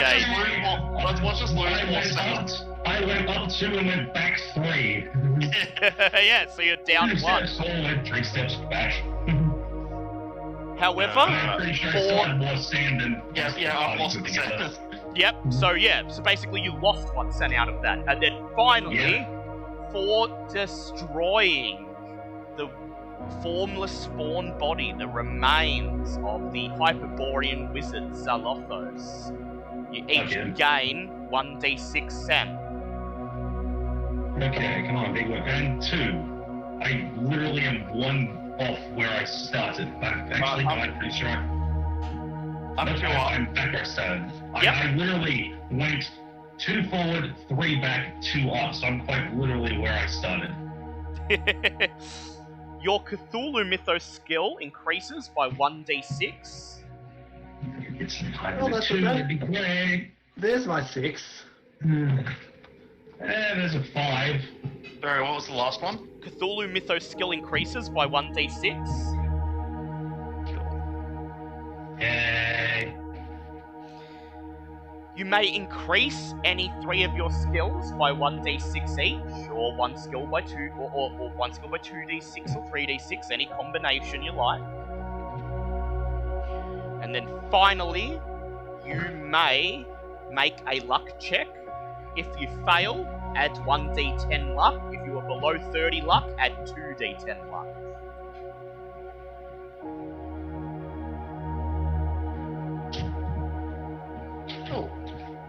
Okay, this should be easy. Oh, I failed, so I get 2d10 back? Yep, if you're below 30, yep. Yeah, I am. Very much so now. In addition, in the aftermath, you somehow get a hold of Elijah's personal effects. And among them, you find written down on a piece of paper something imparted to him by Zalathos. It is a spell. It is marked Swell Mind. Would anyone like to learn it? No. I'll take it. If you like, go ahead. Please make an own language check. But I just boosted that. That's a pass. That's a pass. Okay. As these personal effects come into your possession, Mike, you spend the next few days and weeks poring over them, and you eventually memorize the content written on this scrap of paper. A spell, Swell Mind. It costs 1 round to cast. It costs 3 magic points and 1d3 sand points. Okay. It takes effect as soon as the casting is done, bringing the victim to his or her knees as the victim's brain begins to swell, pressing against the inside of the skull, causing 1d3 points of damage every round until the caster is killed or otherwise disabled. If the victim loses all his or her hit points, the brain has swollen past limits and breaks through the skull, emerging through the cracked skull as a whitish mass that spills on the ground. Lovely. That sounds horrifying. So Fantastic. while you're casting it, the person you have it cast on can't do anything. They're completely disabled by this pain. But for every round you keep it active, they also suffer 1d3 points of damage. So the longer you keep it on them, the more risk that you'll just cause their brain to pop out of their head. Well, so nice that I finally have some form of combat. I just wish it wasn't so horrifying. Also, for all the campaigns we've done so far, I think this is legitimately the first spell I've ever gotten. It is, actually. Wait, no. Scaly Pete did get a spell to enchant melee weapons. And he That's enchanted right. his thing with it, yeah. But this is the second one That's he's ever right. got. But yes, I would like to thank everyone for joining us. Special thanks to Legion Crews for the raiding party, and for Ivy for welcoming the raiding party. We're glad you enjoyed this episode. If this was your first one in the campaign, check out the others. They're on our YouTube channel or on your favourite podcast platform. We will be back in 2 weeks with episode 5 of Terror of Tsathoggua, Cold Warning. Until then, while it's nice and all to shoot the kid as he's about to talk to you, just remember, if you kept him alive, you could have just administered the anesthetic and got through all this without a fight. Goodbye, everyone. Bye.